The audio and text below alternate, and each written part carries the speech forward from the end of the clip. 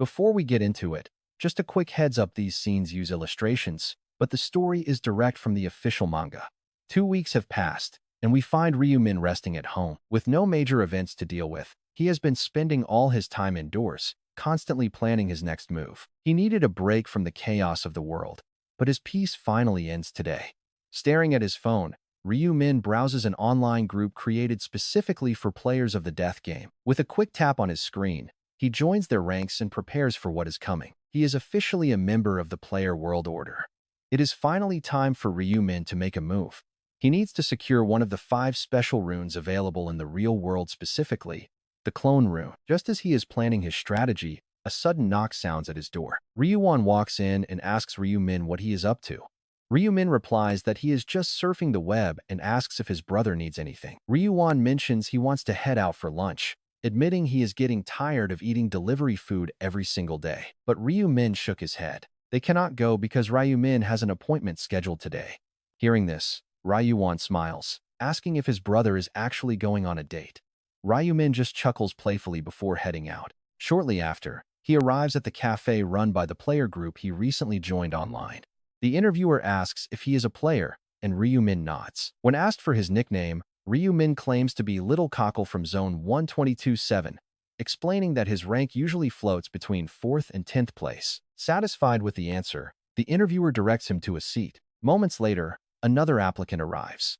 It is Shim Hyung-taek, the very player Ryumin eliminated in the 4th round. When the interviewer asks for his nickname, Shim Hyung-taek proudly introduces himself as Black Flame Dragon. The interviewer welcomes him and immediately introduces Ryumin. He tells Shim Hyung-taek that this is Little Cockle, who arrived earlier, and suggests they greet each other since they might become colleagues. Shim Hyung-taek looks at Ryumin and scoffs internally, wondering if this kid is really a player. He does not look like much. Still, the two exchange polite hellos. The interviewer invites the Black Flame Dragon to take a seat. As they wait, Shim Hyung-taek grows impatient and asks when the interview will actually start. The interviewer replies that they are still waiting on one final candidate to arrive, and they will begin as soon as everyone is present. But just as they decide to wait a little longer, the door suddenly flies open. Can you believe who walks in? When the interviewer asks for his nickname, the man proudly declares himself to be Black Scythe. The entire room instantly goes dead silent. The only person in the room who does not look shocked is the interviewer. He had actually been tipped off about Black Scythe's arrival beforehand. He smiles warmly, saying he suspected as much, and extends his hand for a handshake, thrilled to meet the top-ranked player in person. After some small talk, the interviewer turns to the group, introducing Ryumin and Shim Hyung-taek as the other candidates. Ryumin politely introduces himself as Little Cockle, but when it is Shim Hyung-taek's turn to speak, he completely freezes up and cannot utter a single word. Shim Hyung-taek is sweating through his shirt. His mind is racing. This is the absolute monster who brutally killed him 5 times in the game. Because of Black Scythe's relentless hunting in the 4th round, Shim Hyung-taek had almost failed to qualify as a top-ranked player. He had wasted 50 precious minutes in the game that could have been spent farming stats and eliminating targets. He had always dreamed of meeting Black Scythe in real life to ask why he targeted him so mercilessly. Now, they are face to face, but a voice suddenly cuts through his panic. The interviewer asks if something is wrong and prompts him to say hello. Shim Hyung-taek nervously stammers out a greeting, introducing himself as Black Flame Dragon. The fake Black Scythe just crosses his arms and nods, coldly stating his alias. Nobody dares to interrupt his arrogant display. Given his legendary status as the region's #1 player, his attitude is expected. However, Shim Hyung-taek is deeply confused. He wonders why the man does not recognize him. He expected Black Scythe to instantly remember the player he had ruthlessly hunted down back in the 4th round. He steals another glance, but the man's face is completely blank, showing no sign of recognition. That is when a sudden realization hits Shim Hyung-taek. This guy is a total fake. There is no way the real Black Scythe would ever forget the nickname of someone he killed 5 times. Meanwhile, Ryumin secretly smiles to himself. The imposter must have put a lot of effort into copying his style so perfectly. But this fake holds the ultimate key to unlocking the doppelganger rune. That is exactly why Ryumin disguised himself as a low-tier player today. The requirements to unlock the doppelganger rune are simple but incredibly dark. You have to commit murder while masquerading as someone else, specifically in the hidden location where the rune lies buried. And today is the day this terrifying condition will finally be met. Now, Here is the crazy part. The guy pretending to be Black Scythe is about to commit a horrific crime to steal that rune. Reading his mind, Ryu-min hears him laughing at how easily everyone fell for his disguise. The fake is absolutely thrilled. This fraud goes by the gaming nickname Kukuru.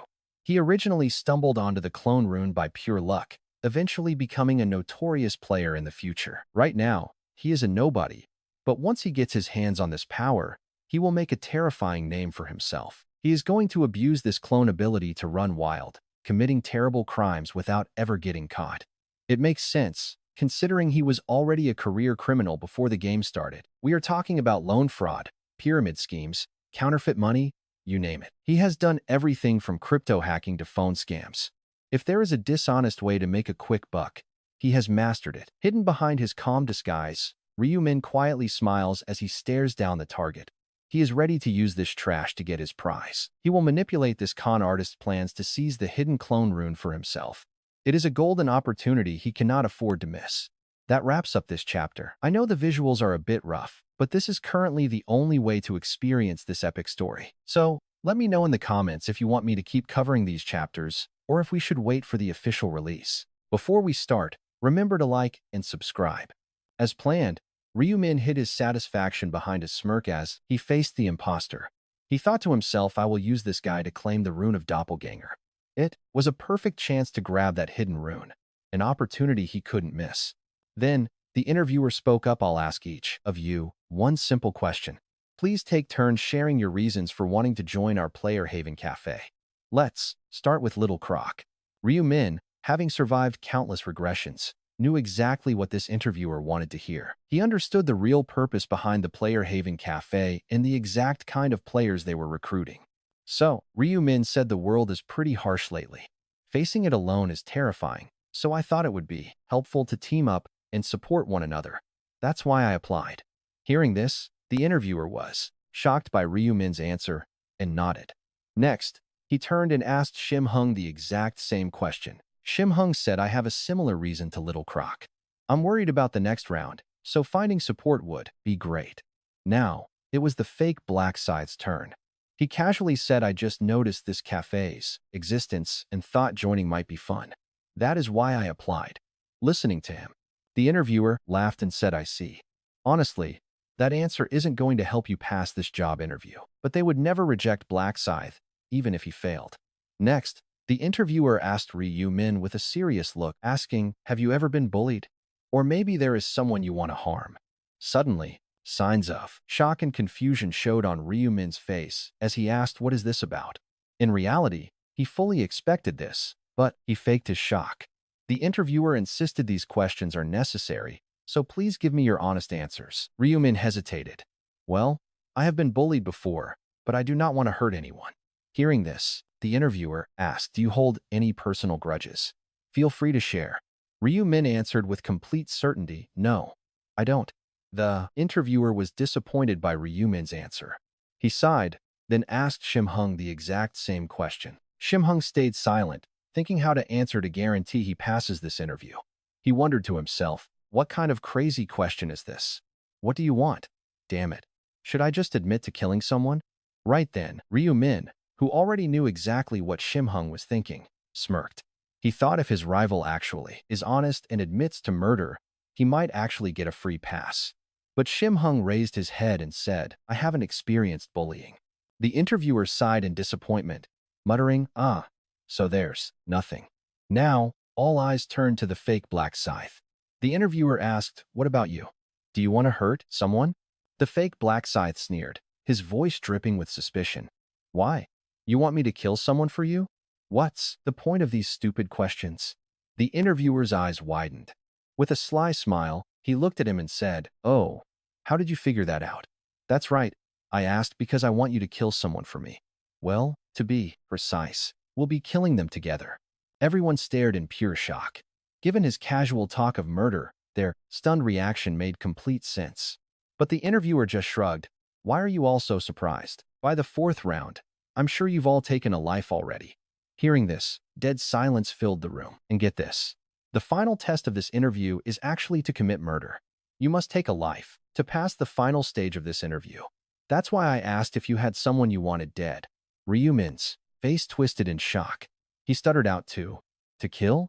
Why would you even do something like that? The interviewer sighed and said, Little Croc, you really don't get the situation, do you? Then he nodded and continued, Very well. I'll explain. I am sure some of you have seen the news and know that the government is starting to crack down and distance themselves from players like us. They absolutely fear our power, which goes far beyond normal humans. Honestly, this claim wasn't completely wrong. Faced with the players' chaotic behavior, the government was drafting countless laws. But in reality, those rules have zero power over players who simply ignore them. These policies only breed deep resentment. That's why we don't need to bind ourselves by their stupid laws. We have to stand up and fight the government's rules. It's crucial to show that players themselves are the law. Murder is our rebellion, our statement against their rules. It is how we prove our will against their oppressive laws. It proves to everyone that we cannot be chained down by paper rules. Heavy silence filled the room. Do you understand now, Little Croc? Ryumin nodded. Black Flame Dragon asks a pretty fair question. What if they do not have anyone they want to kill? The interviewer flashes a cold, chilling smile. Do not worry. We already have targets lined up. Ryumin hesitates. Still, taking the lives of innocent civilians feels kind of wrong to him, but he stops. The interviewer just chuckles. There is really no need to worry. He explains that these pre-selected targets are all terrible criminals, so there is no reason to feel any guilt. He adds that future leaders of the world need a truly cold, resolute heart, just like Black Scythe. Right then, Black Flame Dragon speaks up. Exactly who are we supposed to be putting down? The interviewer grins slyly. He originally planned to let them target their own personal enemies for this, but since they have nobody in mind, they have to grab one of his pre-selected targets instead. Black Flame Dragon gasps in shock. Kidnap them? The interviewer calmly nods, explaining the plan. They will find a quiet spot, work together like a team, and literally tear the victim to pieces. Passing that test means passing the interview. Now, watch this. Things are about to get really dark. The interviewer smiles wickedly, pointing at her and declaring that this helpless lady is their official target. The recruits stare at her in complete confusion. She seems to be in a deep, peaceful sleep. Ryumin speaks up, reminding him that he promised their target would be a real criminal. The interviewer quickly agrees. He claims she is a vile snake who laundered her identity after prison. Black Flame Dragon and fake Black Scythe pretend to act surprised, playing along like they actually believe him. But Ryumin sees right through their little performance. He knows. He knows the truth. This woman is completely innocent. The manager is just framing regular citizens to make murder feel justified. By forcing them to share the guilt of this crime, they will never be able to back out later. While Ryumin is plotting his next move, the interviewer grins creepily. Does anyone want some fun? He suggests it would be a total waste to just kill her straight away, sparking fake Black Scythe's interest. The interviewer gives a sick smirk. If she is going to die anyway, why not enjoy themselves first? He decides to be generous. He offers the first turn to the fake Black Scythe as a special reward. The imposter steps forward without a single shred of hesitation, clearly excited to take her life and violate her. Ryumin reads his mind and realizes this sick bastard actually finds the whole horrific idea quite exciting. Right as the guy moves in, Ryumin steps forward, while a visibly disgusted Black Flame Dragon backs away. Ryumin calmly asks if he can go first, which immediately bursts the interviewer into loud laughter. He finds it hilarious that the quiet kid is so eager. He figures it is just his 20-year-old hormones. Asking if it is his first time, Ryumin nods yes. The interviewer then asks the imposter to yield. He tells him to let the rookie have a shot. The imposter agrees, telling Ryumin to do his best. Ryumin smiles and thanks him, casually mentioning he will put his rune of the doppelganger to good use. Ryumin smiles. He thanks him, mentioning he will put his rune of the doppelganger to use. The F-rank Black Scythe freezes in shock. Then Ryumin exerts just a little force, strikes, and sends the fighter crashing down. He drops lifeless to the ground. That wraps up this part. Like, subscribe, and comment if you want the next one. Hey everyone.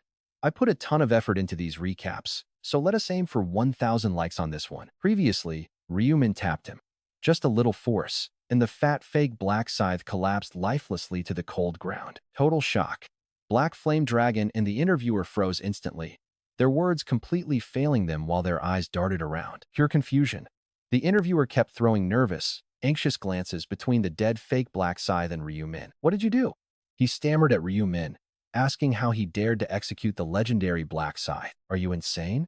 He never expected the revered leader to die so easily, screaming to ask if Ryu Min lost his mind. Ryu Min just glared back. His voice dropped to a cold growl. Stop babbling complete nonsense. The interviewer shivered. What on earth was behind that stare? It felt like looking directly at a monster, a wild beast. His spirit was totally crushed. Leaving the panicked manager trembling, Ryu Min redirected his sharp gaze upward. He stared into empty space. Suddenly, a bright system message flashed right in front of him. You committed murder while posing as another player. Activation conditions met. You discovered a hidden rune here, the rune of doppelganger. Now watch this. The newly acquired rune automatically engraves itself onto his skin. A smug smile. Ryumin grinned as the notification faded. This was exactly what he came for. No sympathy. Given the guy's future destiny as a villain, Ryumin harbored zero pity for him. The interviewer demanded answers, asking why Little Croc killed Black Scythe. Ryumin calmly replied he was a fake. A fake? The interviewer gasped in pure disbelief, staring with intense suspicion before shouting his question aloud. You should have targeted the woman. Why kill him? Ryumin scoffed, calling the fat fake complete garbage. He added that the manager was also trash. Furious, the interviewer growled, demanding to know what he just said. With a sharp click, a dark sickle appeared in his hand. But Ryumin just calmly drew his massive weapon. I called you trash. Do you have a problem? The interviewer froze, staring in shock at Ryumin's scythe. What is this? This was definitely not Little Croc's weak weapon. He felt a wave of embarrassment comparing their blades. It looked completely feeble. He whispered to himself that he had never seen anyone carrying such a massive blade. Then, a rumor clicked. He remembered stories of a legendary player who used a giant scythe as their primary. He yelled, asking if he was the real Black Scythe. Ryumin sneered, asking if he finally understood the situation. Do you know who the real leader is now? Shaking, the interviewer recognized the truth and did not hesitate. He collapsed heavily onto his knees, begging for mercy. Ryumin looked down, asking why he was suddenly kneeling. Hearing that, he babbled about having profound respect for Black Scythe. A cold, cynical smirk crossed Ryumin's face. You did not bother kneeling for the fake who tricked you, but now you bow? Ryumin growled in disgust. Do not play games. Beg honestly for your life. Shaking in pure terror, the manager stammered out a plea. Spare me. Ryumin just smiled, saying he forgot to mention that he was never good at saving people. Instantly, the manager knew his plea was rejected. And here is where it gets crazy. His head suddenly popped off. It bounced like a cluster of rolling grapes, finally stopping right at the feet of the terrified Black Flame Dragon. Staring down, Black Flame Dragon shivered in raw terror. Realizing this monster before him was indeed the true Black Scythe, a whole different level. Black Flame Dragon had not even registered the swift attack that took the manager's life. He only saw the head drop after that giant weapon swung. Ryumin turned, noting they were the only ones left. Any last words? Speak up now if you do. Black Flame Dragon desperately tried to muster up his remaining courage. He managed to control his shaking, stating he would not waste time begging for mercy like the other guy. Ryumin smiled, amused. Black Flame Dragon looked at him seriously, admitting he had a question he wanted to ask. Why did you kill me 5 times in round 4? Ryumin smiled, explaining he simply wanted to keep him in check. Keep him in check? But why? Ryumin explained that of everyone he saw back then, he actually showed some skill. He had to eliminate any competitive threats. Hearing that, a sudden wave of deep relief washed over Black Flame Dragon. It felt like a massive, lingering weight was finally lifted from his shoulders. All his deep doubts were gone. Ryumin asked if he had other questions, wondering if he would die without regrets now. Black Flame Dragon hesitated. He desperately wanted to beg for his life. But watching the interviewer die after begging made him realize it was useless. Instead, he asked for just one last thing before his death. Ryumin agreed, prompting Black Flame Dragon to ask why. Why do you want to kill me? What did I even do? Ryumin replies simply because you are trash, leaving the Black Flame Dragon completely stunned. What did I do? The dragon stammers, asking if Ryumin is here to kill that woman. Ryumin says yes, but the dragon protests he has not done anything yet. Ryumin snaps back, furious. You call spectating doing nothing? Standing by and doing nothing is a massive sin. Now do you finally get why you deserve to die? The Black Flame Dragon stays quiet, but his face shows he still does not understand. Let's see if this guy actually survives Ryumin's size, giving him a rare chance to live. since his only crime was just standing around watching. The black flame dragon gasps in joy, asking if it is true, but Ryu-min cuts him off. Ryu-min taps his scythe on the ground, demanding he hand over everything. His exact words might be vague, but the message is obvious. The dragon quickly dumps his items. Terrified. Naturally, keeping his life matters way more than some digital gear. Ryu-min's eyes light up as he inspects the pile, noting that the dragon actually has some pretty good loot. There are orange and yellow marrow stones, some decent sellable gear, and a bunch of other handy items. Even though there is no ultra-rare black gold ore, these treasures easily beat expectations. Meanwhile, the black flame dragon watches nervously, carefully reading Ryu-min's reaction. The dragon stammers that he has dropped all his gear and his main axe, leaving literally nothing left. He swears that is everything. Nothing left. The dragon worries Ryu-min is unhappy, but in reality, Ryu-min is almost fully satisfied. In fact, Ryu-min is 99% satisfied, calculating that selling these shop items will net him a clean 2,000 gold. Ryu-min only grabs a few marrow stones and some choice gear pieces, tossing them into his inventory.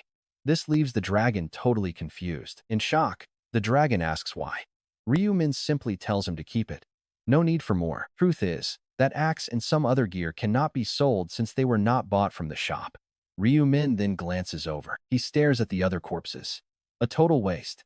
Searching them from past rounds is useless. They had zero valuable items. None. That is why he slaughtered them without a second thought. But this dragon is different. Sure, he could have looted their loose change, but wasting time taking their trash before ending them just was not worth it. Besides, stripping those corpses first would have made the black flame dragon play defensively. Now, the dragon looks at him with pure anxiety. With a mix of hope and terror, he asks if his life is truly spared. Ryu-min simply replies that he is letting him go. A deal is a deal, after all. Overjoyed, the black flame dragon bows down, thanking him repeatedly as this intense chapter finally wraps up. Want the next part? Tell us in the comments, and do not forget to subscribe. Before we jump into the action, hit that like button and subscribe to the channel. Last time we left off, Ryu-min decided to let Shim Hyung-tak live, telling him that a promise is a promise. Hearing this, Shim Hyung-tak was overjoyed. Shim Hyung-tak repeatedly thanked him, but Ryu-min just told him to live decently from now on and clean up the bodies. Leaving the cleanup to him, Ryu-min turned his attention to the injured woman to make sure she was safe. Shim Hyung-tak tried to offer his help, but Ryu-min quickly brushed him off and told him to forget about it. Ryu-min asked how he could ever trust someone like him, ordering him to leave. Shim Hyung-tak agreed, feeling immensely relieved. He gasped in relief, thinking he was a goner but somehow survived. He could not believe Black Scythe actually spared him. Black Scythe seemed far more merciful than rumored. Shim Hyung-tak fully expected to lose all his gear, but that did not happen. Ryu-min only took a couple of unidentified stones and some shop-bought gear, letting him keep the rest of his items. He kept telling himself how lucky he was. Trading a handful of gear for his life was a massive win. He exhaled again, incredibly grateful for his survival. But as the relief faded, a strange hollow feeling began to creep in. That emptiness quickly warped into frustration, and then a spark of pure anger. He started questioning if he deserved this treatment. Why did he have to lose his gear just for watching them attack that woman? To him, it felt completely unfair. Glancing at Ryu-min, he realized the legendary player looked completely defenseless from behind. An opportunity was staring him in the face. Even if he is the powerful Black Scythe, wouldn't a heavy axe strike to the head end him? He gripped his weapon tightly. He debated his next move. Should he risk everything and ambush the legendary Black Scythe? Now watch what he does next. The hesitation did not last long. Shim Hyung-tak tightened his iron grip on the heavy battle axe, preparing to strike. Feeling a sudden surge of adrenaline, he imagined the massive stat boost he would receive from taking down a top-tier ranker. Creeping up behind Ryu-min, he desperately prayed that his target would not notice him. In an instant, Shim Hyung-tak raised his massive axe high and screamed at his enemy to die. With a brutal swing, the weapon slammed down, sending Ryu-min crashing to the floor. Shim Hyung-tak cheered, realizing he had actually killed the famous Black Scythe. He burst into a crazed, ecstatic laughter, completely drunk on the thrill of his victory, wondering if this was actually real life. The great Black Scythe, defeated by a level 10 player. He mocked his fallen opponent for being foolish enough to trust him. Even a child would not make such a stupid mistake. But suddenly, panic set in, as he realized something was very wrong. No system message appeared to confirm his stat increase. Usually, the notification popped up the exact moment a target died. Before he could process the confusion, a cold voice echoed from behind. Shim Hyung-tak spun around, his jaw dropping in complete disbelief. It was Ryu Min, alive and well, smiling as he asked if his attacker had just seen a terrifying ghost. Shim Hyung-tak could only stutter in shock, insisting that he was totally certain his axe had sliced clean through his target. He wondered if Black Scythe possessed some legendary resurrection skill, or if he was literally standing face to face with a specter. His eyes darted to where the corpse should have been, but it was gone, leaving behind no blood at all. The brutal murder felt like nothing more than a bad dream. Ryumin calmly explained that he had only killed a clone. Shim Hyung-taek stared in complete amazement at the revelation. Ryumin confirmed it, mentioning his newly acquired doppelganger rune. This special rune allowed him to summon a perfect decoy of himself, even if it lacked any actual combat power. Even without offensive capabilities, the decoy proved to be an incredibly effective tool, making this a highly successful test run. Shim Hyung-tak ground his teeth in frustration, screaming that he had been tricked. Ryu Min's expression quickly turned cold. Seeing his enemy play the victim, Ryu Min scoffed and asked why he was acting like the one who got hurt. Ryu Min pointed out that his own head was almost smashed to pieces. Shim Hyung-tak angrily snapped back, denying his words. He argued that Ryu Min had threatened him first and stolen his gear, but suddenly, his head detached and rolled across the ground. He never got to finish his sentence. Ryu Min casually remarked that listening to his garbage was a complete waste of time. After cleaning up, Ryu Min opened his interface to carefully review the detailed information of his newly acquired doppelganger rune. By speaking the activation phrase, a perfect clone is summoned, while the caster turns invisible and ghost-like for 10 seconds. This window allows the caster to safely hide their real body. The clone shares a direct telepathic link with its creator. It obeys every command perfectly, though it cannot attack, use active skills, or open the player's personal inventory screen. Only one decoy can exist at any given moment, and the ability has a standard cooldown period of 10 minutes. Despite having zero combat power, this rune is an incredible trick tool. Honestly, I can't wait to see how he uses it next. The short cooldown is an extra perk. This doppelganger rune is without a doubt a masterclass in trickery, making it the perfect weapon for deception. Quite satisfied, Ryu Min unleashes his trace eraser skill across the entire area. In the blink of an eye, every trace of violence from the 3 dead bodies to the spilled blood vanishes completely. No trace is left. To any unsuspecting passerby, it is pretty much impossible to even imagine this place as a bloody battleground.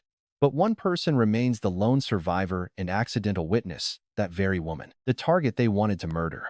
Ryu Min asks for her attention, but gets nothing, just dead silence. Sighing, he tells her to quit playing dead. The woman stutters, asking how he knew she was faking. He warns her that trying to trick a player is pretty foolish. She quickly apologizes, and Ryu Min asks if she truly understands the danger she was in. She nods, her voice trembling as she admits it was so terrifying that she dared not open her eyes. Ryu Min asks when she woke up, and she replies it was when they started talking about offering her up. She trails off, but we already know exactly what she means. She woke up right when the interviewer and the fake Black Scythe were about to assault her. Ryu Min tells her those scumbags are gone, and she can finally relax. Astonished, she asks if he did that, and he calmly confirms it. He points out she must have heard the commotion and guessed what happened. They were silenced so incredibly fast, they couldn't even scream. Not once. She asks if she is finally safe, if everything is truly over. In response, Ryu Min gently reassures her, telling her she can go home. It might be hard to cope, but she needs to forget everything and avoid making things worse by needlessly running to the police. He warns her about the risk of retaliation. Overwhelmed with relief, she tearfully thanks him for saving her life. Afterward, Ryu Min heads back home to prepare for the 5th round. He opens up his system interface. Drop a like if you're enjoying, and subscribe. Let me know in the comments below what you think is coming next. Hey everyone, help us hit 1,000 likes on this video, because the faster we get there, the quicker I will drop the next part. After Ryu Min returned home, he began preparing for the 5th round and opened up his system window. Name, Ryu Min. Alias, Black Scythe. Rank, regular. Titles, last time reverser. Hidden, first slayer of an angel. Hidden, and the one who defies divine punishment. Hidden. Level 30. Class, Grim Reaper. Strength 35, Intelligence 39, Agility 39, Luck 34. Next, Ryumin pulled out the pre-installed orange and yellow magical stones to combine them with the one harvested from the Black Flame Dragon. After upgrading these to lower-tier magical stones and slotting them into his equipment, both his strength and luck shot up by 4 points. This created a remarkably balanced set of stats, leaving all his stats averaging well over 30. For his current level, these stats are remarkably high, meaning even if he faces an opponent of the exact same level, he wouldn't be at any disadvantage. But that doesn't mean there is anyone actually at his level. The runner-up in the rankings is barely level 13. There is zero debate. Ryumin tells himself that being strong for his level is quite satisfying, but his ultimate target is the balance rune and hitting level 40. Ryumin feels pretty confident this round is within reach, especially with Minjuri's buffs. But while he is waiting to be pulled into the parallel world, a sudden message pops up from Minjuri. She writes, "Ryumin, it's almost midnight, right? I'm feeling quite nervous, but I feel like everything will go smoothly this time. No worries. Let us give it our all and meet up alive and victorious." Reading this long, supportive message brings an involuntary chuckle to Ryumin's lips. But he is not worried about her safety because starting from the 5th round, the zones will merge, and Ryumin is bound to run into Minjuri. Even if he only stays close to her to get those valuable buffs, keeping her safe is a task he willingly takes on. He tells himself that since he told her to find the Black Scythe, there is no need for her to panic. Of course, she has no idea that Ryumin himself is the Black Scythe. Right after, the clock strikes midnight. Ryumin's eyes drift shut, and his consciousness is instantly pulled away to the parallel world. He opens his eyes. The grassland is starkly familiar, a sweeping open landscape just like the setting of the first round. But the crowd is noticeably small, the total numbers severely reduced to a mere fraction of what they expected. Someone asks, "Is this it? Is this seriously all of us?" "No way, more must be on the way." Another player snaps back, "Don't be naive. The last round only had 500 survivors, so this headcount is pretty accurate. Compared to the first round with its staggering 10,000 competitors, the current crowd feels depressingly light. But here is the thing. This is just their designated zone." Suddenly, a system message pops up that makes Ryumin smile. "Your stats have increased by 50% for the 5th round, and this buff will end automatically when it's over." This was the exact reward he had won earlier. Now, with the Slaughter rune boosting his stats by a full 100%, plus Minjuri's extra 50%, brace yourselves. He is looking at a massive 4.5 times boost, preparing to launch beyond 130. Ryumin tells himself that with this massive power, smashing his previous record is easy. Right after that, the angel appears, laughing. "Good to see you, humans. A big congratulations on your survival to the 5th round." But not a single player smiles at this celebration. After all, everyone holds the angels responsible for the living hell they are stuck in. The angel pouts, "Oh, why the sour faces? Come on, lighten up. You all had quite a blast in the previous round, relentlessly slaughtering your own kind with such enthusiasm." It giggles again, but the players remain completely silent. The angel sighs, "All right, I get it, no more teasing. It is no fun without a reaction." Suddenly, the angel's cheerful face is replaced by a stern look. "Currently, we have 442 survivors. We were supposed to start with 521, but we are short by nearly 80. Well, whatever you do back home is none of my business. But a fun game is tough with barely 400 players. So, I planned something." The angel calls it territorial integration. Honestly, that sounds super sketchy, and everyone stands there looking incredibly confused by the concept. One player nervously raises a hand, asking the angel to explain what it actually means. The angel snaps back with irritation, saying, "You will get it once I explain, so stop making things complicated." It continues, explaining that in basic terms, it simply means merging your territories. You probably do not know this, but your country has hundreds, 875 to be exact. Everyone gasped, shocked that their country had that many territories. The angel chuckled, brushing it off. "Seriously, it is nothing compared to some others. China, for example, has over 26,000. The players quickly accepted that, considering its massive population. But get this, something else completely blows their minds. The insane total number of angels. If each territory gets one, there are tens of thousands of them. Hearing their whispers, the angel smirked. Your guess is spot on, we each get one territory. Did it seriously take you this long, silly humans? They could only silently take the teasing. Arguing with such a powerful being was completely useless. But suddenly, someone asked a really good question. Angel, if you were assigned, does that mean you didn't build this game? A brief flash of embarrassment. It crossed the angel's face, but vanished instantly as composure returned. Keeping a perfect poker face, the angel asked, why think that? The player stammered that it was hard to believe. It's hard to believe so many angels worked together on this game. Someone must be pulling your strings. The angel went dead silent for a moment, then shrugged. And what if we did? Would you praise us then? Then, the angel coldly added, drop the useless doubts. Humans, or you might end up with a massive headache. I apologize. The player stammered. Faced with that terrifying threat, everyone could only bow their heads in submission. Everyone except Ryumin, of course. Ryumin noticed the angel was likely trying to dodge the topic here. It was likely a strict policy of keeping information hidden. A mere angel crafting this massive game seemed totally improbable, especially considering that angels are naturally selfish and highly competitive. Grumbling, the angel snapped, enough of that. Stop with the annoying questions. You pests need to focus on surviving. Now, let's stop wasting valuable time. We are starting the promised territory integration. And don't make wild assumptions just because your numbers are low. With a sharp snap of the angel's fingers, the ground began to shake.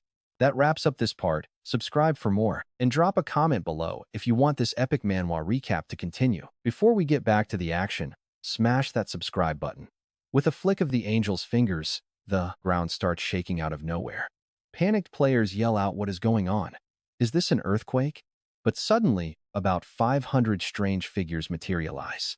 They are players from other territories, and everyone just stands there, frozen, eyeing each other with intense caution. They keep asking themselves, is it over? And who are these people? Then, a new angel appears and calls out, well, the territory integration is complete. Huh? Why the strange looks? You are all humans, so at least say hello. How long do you plan to stand there like statues? It is not just one angel either, but a whole group gathered together. One of them asks Olive how many players are in her territory. Olive is the angel from Ryu Min's territory, and she replies 442. The other angel laughs, saying that is pretty close to ours, then wonders aloud, who is going to explain the rules to these humans? Olive immediately raises her hand, volunteering to take charge. But another angel stops her, asking if she is just trying to kiss up to the leader. Olive instantly panics. Who? Me? Why would I? If someone else wants to do it, I do not mind. Another angel steps in to stop the bickering, suggesting Olive do it simply because her voice is incredibly beautiful. With that, Olive flutters her wings, flies right to the center of the area, and announces, hello everyone. Your assigned angels already told you, right? Because the player count got so low, your territories have officially been merged. She explains that 10 territories have now been combined, leaving them with exactly 4,444 players. Everyone gasps. 10 territories merged. That is almost 5,000 people. No wonder it is so crowded. The angel explains that they integrated other regions to keep the player counts high, and naturally, with this merge, the territory names are changing. For your information, this region is now called C007, made up entirely of players from South Korea. Relief washes over the crowd. Ah, so everyone is from South Korea. At least we can all communicate. Right now, they assume that eventually, they might have to face players from other nations. And they are completely right, because this integration is not a one-time thing. Once a territory falls below 500 players, the angels will keep merging them. Eventually, they will have to clash with foreign players, exactly as predicted. It is bound to happen when there are fewer than 500 South Korean players left. Ryu Min knows exactly when that will go down. By round 11, the fourth integration will hit, forcing them to compete directly against foreign players. But Ryu Min's future knowledge goes way deeper. Get ready, because the angels are holding a surprise mini-game ready for this round. And he is spot on, because a moment later, the angels announce before the main quest, let us celebrate this big merger with a quick side game. She continues, explaining that since each territory had its own representative, But now that you are all together, what should we do? Well, obviously, we need a brand new representative for this unified territory. The shocked players whisper a new leader. The angel smiles, stating the rules are simple. The 10 existing territory representatives will step forward and fight it out until only one is left. That sole survivor becomes the official leader for this newly merged zone. In other words, a brutal deathmatch where only one walks away. One player mutters, "So to get the top spot of this entire integrated territory, we have to slaughter each other?" The crowd acts shocked, but honestly, nobody actually seems worried at all. In fact, they are pretty amused watching someone else's nightmare play out. Someone laughs, "This is going to be incredibly fun, right? I wonder who will win." Meanwhile, the other 9 representatives are sweating bullets, but Ryumin keeps a perfect poker face. He is actually thrilled, knowing exactly how overpowered this leader position really is. He knows just how incredibly prestigious this unified leader title actually is. But the angel reassures them, saying, "Representatives, there is no need to make such worried faces. It is called a death match, but do not worry. No one will actually die. Once the match ends, all deceased representatives will be resurrected." But that promise of resurrection does not change the blank stares on the representatives' faces. After all, this dangerous game offers no immediate rewards, making it a completely unappealing hassle. However, the angels still have cards to play. Catching their unbothered looks, the angel laughs, judging by those faces. "You are not very excited about becoming the unified representative, but do you seriously believe we would make you fight for nothing at all?" One of the players eagerly ask if there are any special benefits exclusive to the unified territory representative. The angel answers that the chosen leader gains the power of domination, which goes way beyond basic command authority. That means they can forcefully control any player with a lower level, no matter what class they are. They can freely manipulate everyone in their territory, basically a heavily upgraded version of command authority. Hearing this, the current representatives look stunned and highly intrigued. Most players already changed their classes, making their previous command authority completely useless. But now, those annoying restrictions are entirely gone. They are looking at almost godlike power with zero drawbacks. Then, the angel drops a catch. Of course, the limit still stands. You can only use it 10 times, and if the leader is killed, the power passes directly to their killer. But isn't it tempting to dominate other human beings? No one speaks, but the sudden fire in their eyes says it all. They are completely determined to fight. They will give everything to grab that top spot. Ryumin feels the exact same way. He tells himself that while being a representative didn't mean much before, everything changes starting this round. This round is different. I must win the death match and become the united representative. His decision to eliminate Huang Yangmin to grab a representative spot last round was driven by these exact upcoming changes. Starting from the 5th round, this leader authority becomes extremely valuable. Plus, there is a hidden subquest. Ryumin is ready. With his level, even a 9-to-1 battle is winnable. He feels completely prepared to take this on. But here is the thing, Ryumin, a regressor who relived this round countless times, has no idea about the secret. Behind the scenes, the angels are betting on this unified representative spot, throwing a crazy twist into the entire match. That wraps up this chapter. Bringing these insane stories to life takes a ton of work. So go ahead and hit that subscribe button for me. See you in part 29. Before we jump into it, please hit that like button and subscribe to support the channel, it really helps. Previously, we watched Ryumin steal his resolve. Armed with serious levels, he is ready. Ready for anything. He feels completely set to face an insane 9-to-1 handicap fight.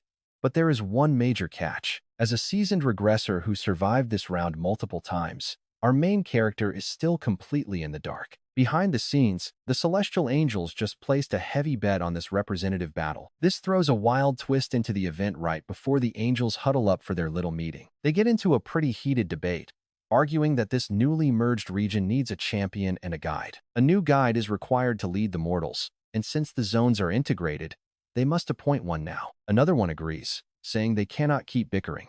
But check this out, not a single angel wants the job. Whether you are a mortal human or a shining deity, nobody likes taking on extra responsibilities. An angel named Elu looks around with some hope, asking if any brave soul is willing to volunteer. Not a single hand goes up. Complete silence. That is when another angel named Priscilla speaks up. She throws out a pretty sharp insult, anyone volunteering for this, Must be a complete weirdo. Olive's eyes go wide with rage as she snaps, asking if Priscilla was talking about her just now. Priscilla tries to play it cool, claiming she did not even think of her. But Olive is not buying it. She recalls how Priscilla mocked her when she offered help earlier. Priscilla just giggles at the accusation. She jokes that Olive is not completely brainless. Another angel yells at them to stop bickering immediately. They warn that the mortals are watching, and if they keep fighting, the angel master himself will notice. Mentioning the boss shuts them up instantly. Priscilla keeps quiet for a second before pitching a pretty wild idea. She suggests that instead of letting some random game of luck decide, they should use this bonus round. Since the human representatives are about to clash anyway, they should link the results to their little bet. She proposes that the angel whose champion dies first has to take the guide job as a penalty. The others think it is a pretty solid plan, but Olive objects and offers a highly competitive alternative. Instead of punishing the loser, she wants the angel of the last standing player to win, becoming a king. The others gasp at the mention of a king. Olive explains that everyone must obey the winner's absolute orders. For instance, if the new king appoints a guide, that chosen angel must accept the role without any complaints. Now this gets them incredibly hyped up. Another angel yells that this sounds way more entertaining than the original plan. Everyone is praising Olive, leaving Priscilla pretty annoyed. But she quickly masks her frustration with a sly grin. She remarks that Olive must be feeling insanely confident to propose such high stakes for this match.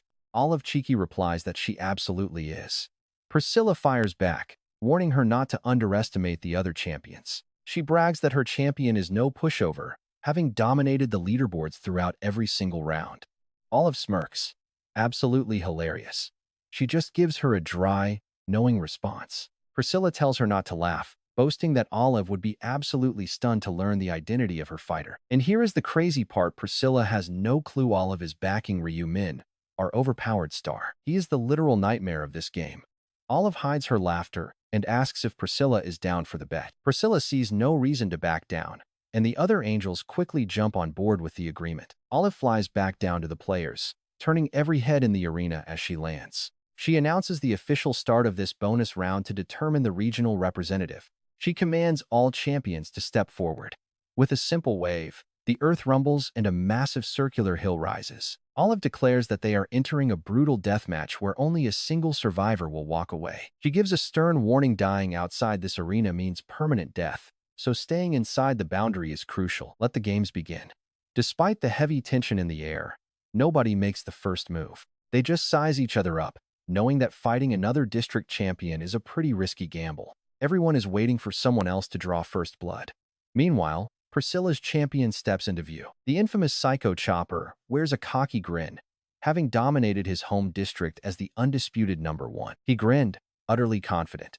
I am totally unbeatable at dismantling things, be it humans, animals, or monsters. His pride came from the dismantling rune, a sneaky, incredibly powerful ability that he possessed. One tiny stab with his sword, and his target instantly falls apart. No other power is this underhanded. He proved its terror in the 4th round, single-handedly butchering 312 players. An insane, lethal record. And get this right now, everyone was dead silent, too scared to make the first move, just eyeing each other. Nobody wanted to become the primary target. That is when the impatient angels began screaming down, sounding like greedy gamblers at a vicious dogfight. Why are you just staring? Start killing each other. Fight, humans. Right then, Psycho Chopper slowly walked into the very center of the arena, filled with confidence. His plan? Make a terrifying first impression and crush his enemies with pure, unyielding dread. He muttered, I will show them true brutality. I will leave a permanent scar. Whoever dares to challenge me first is dead meat. But then, a dark challenger stepped out from the shadows. Psycho Chopper locked eyes, spotting a fighter holding a giant scythe. Perfect. My very first sacrifice. As they closed the gap, Psycho Chopper was genuinely taken aback by the massive weapon. Quite surprised, he quietly said to himself, I have faced swords and spears, but a scythe is incredibly rare. A scythe? Huh? I have seen usernames like that before, but meeting an actual scythe wielder in person is a total first. Then, Psycho, and oh man, watch this. The exact moment he looked up to read that player's username, his heart stopped beating out of pure shock. He stuttered in disbelief. Black Scythe? Your username is Black Scythe? That name was legendary.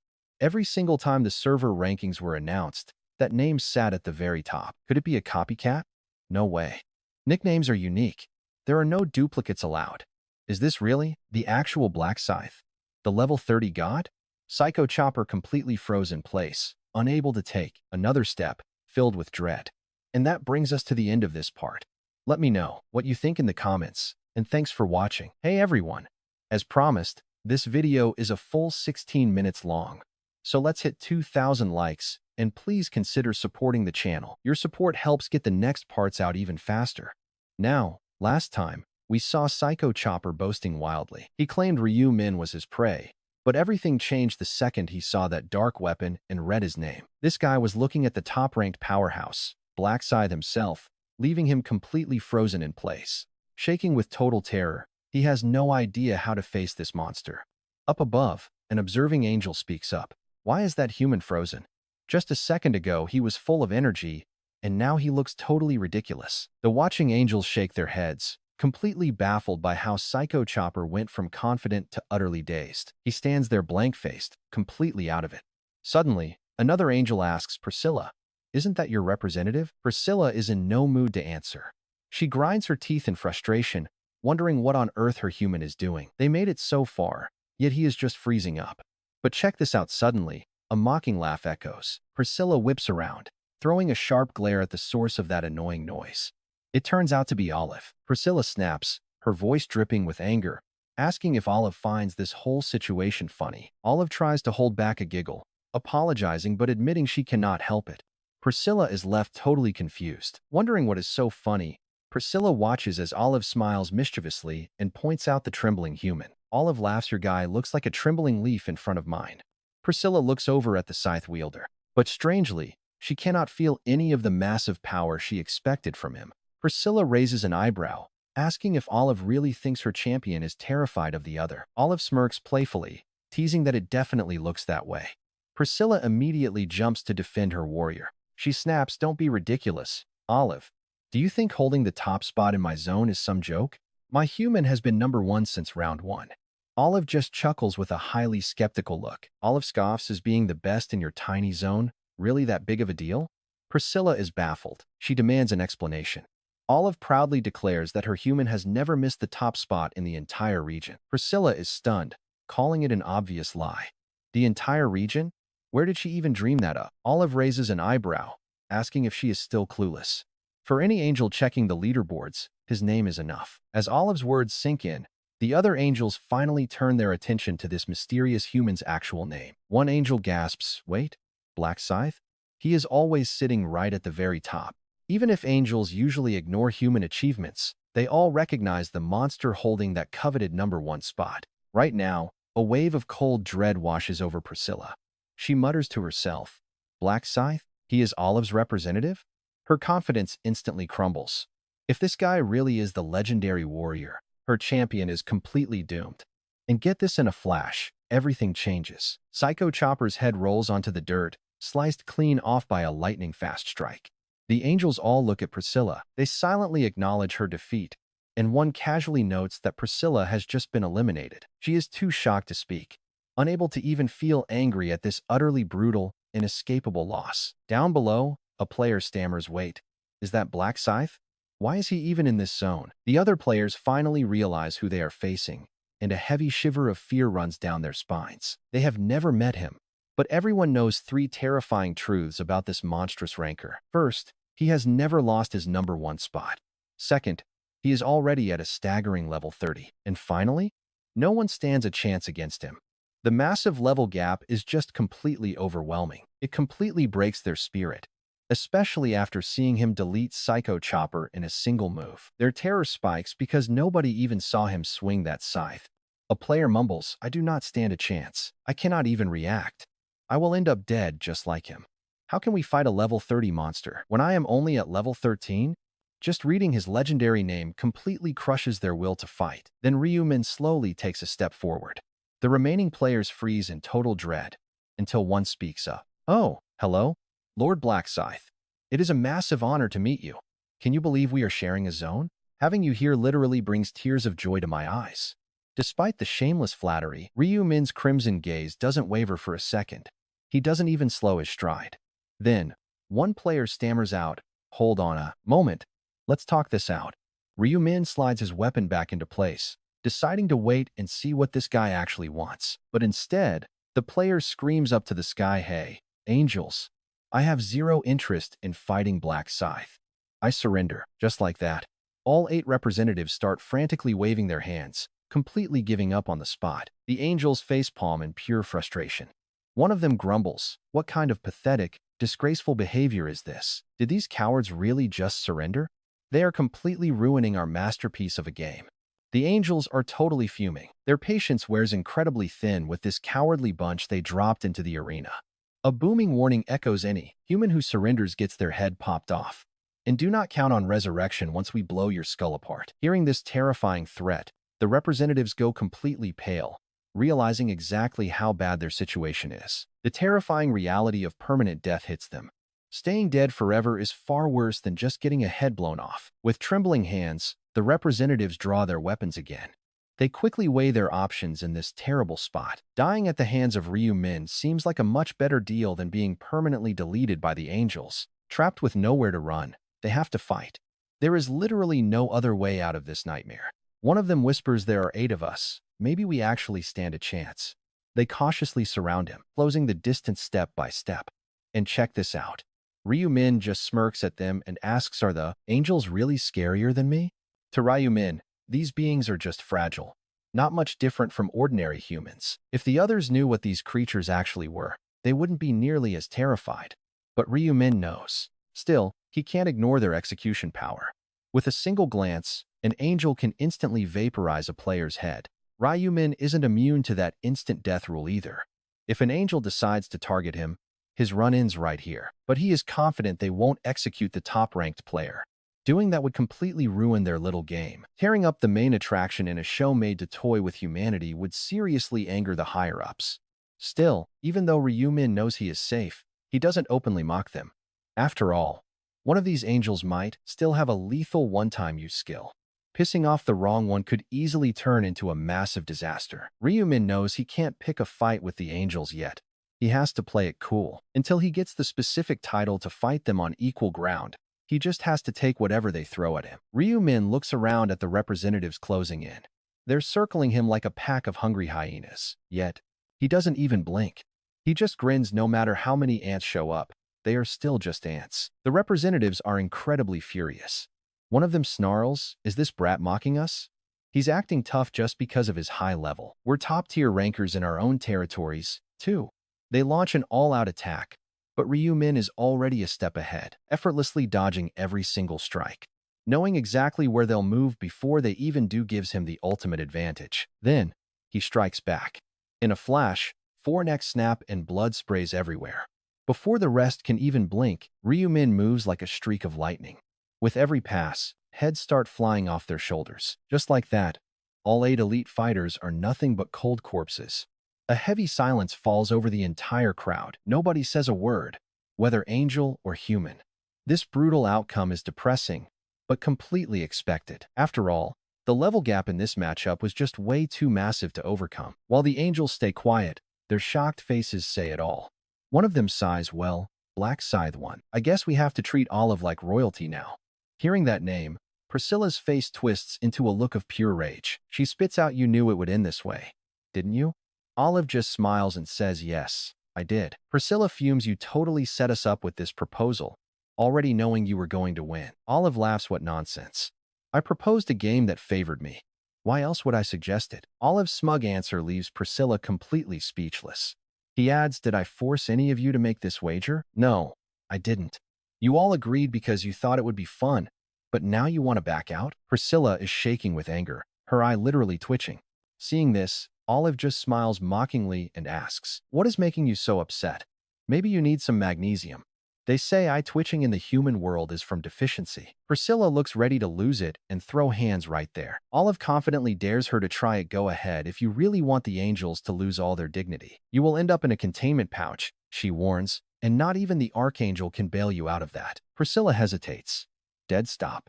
The mere mention of the pouch drags her back to her senses. The pouch is a humiliating punishment where proud angels are crammed into a tiny space of zero point 0.5 square meters. It is incredibly degrading for a proud being. Priscilla shivers to herself. She really hates those containment pouches. Just picturing it makes her whole body tremble, so she reluctantly backs down, swallowing her rage with a heavy sigh. Olive smirks and asks what's wrong. Got cold feet? You should actually be thanking me for saving your skin. Without my warning, you would be in that pouch. Priscilla snaps back, thank you for what? Even though she yells in frustration, Priscilla secretly knows Olive is right, and she feels a weird surge of gratitude. Olive arrogantly reminds her of their bet.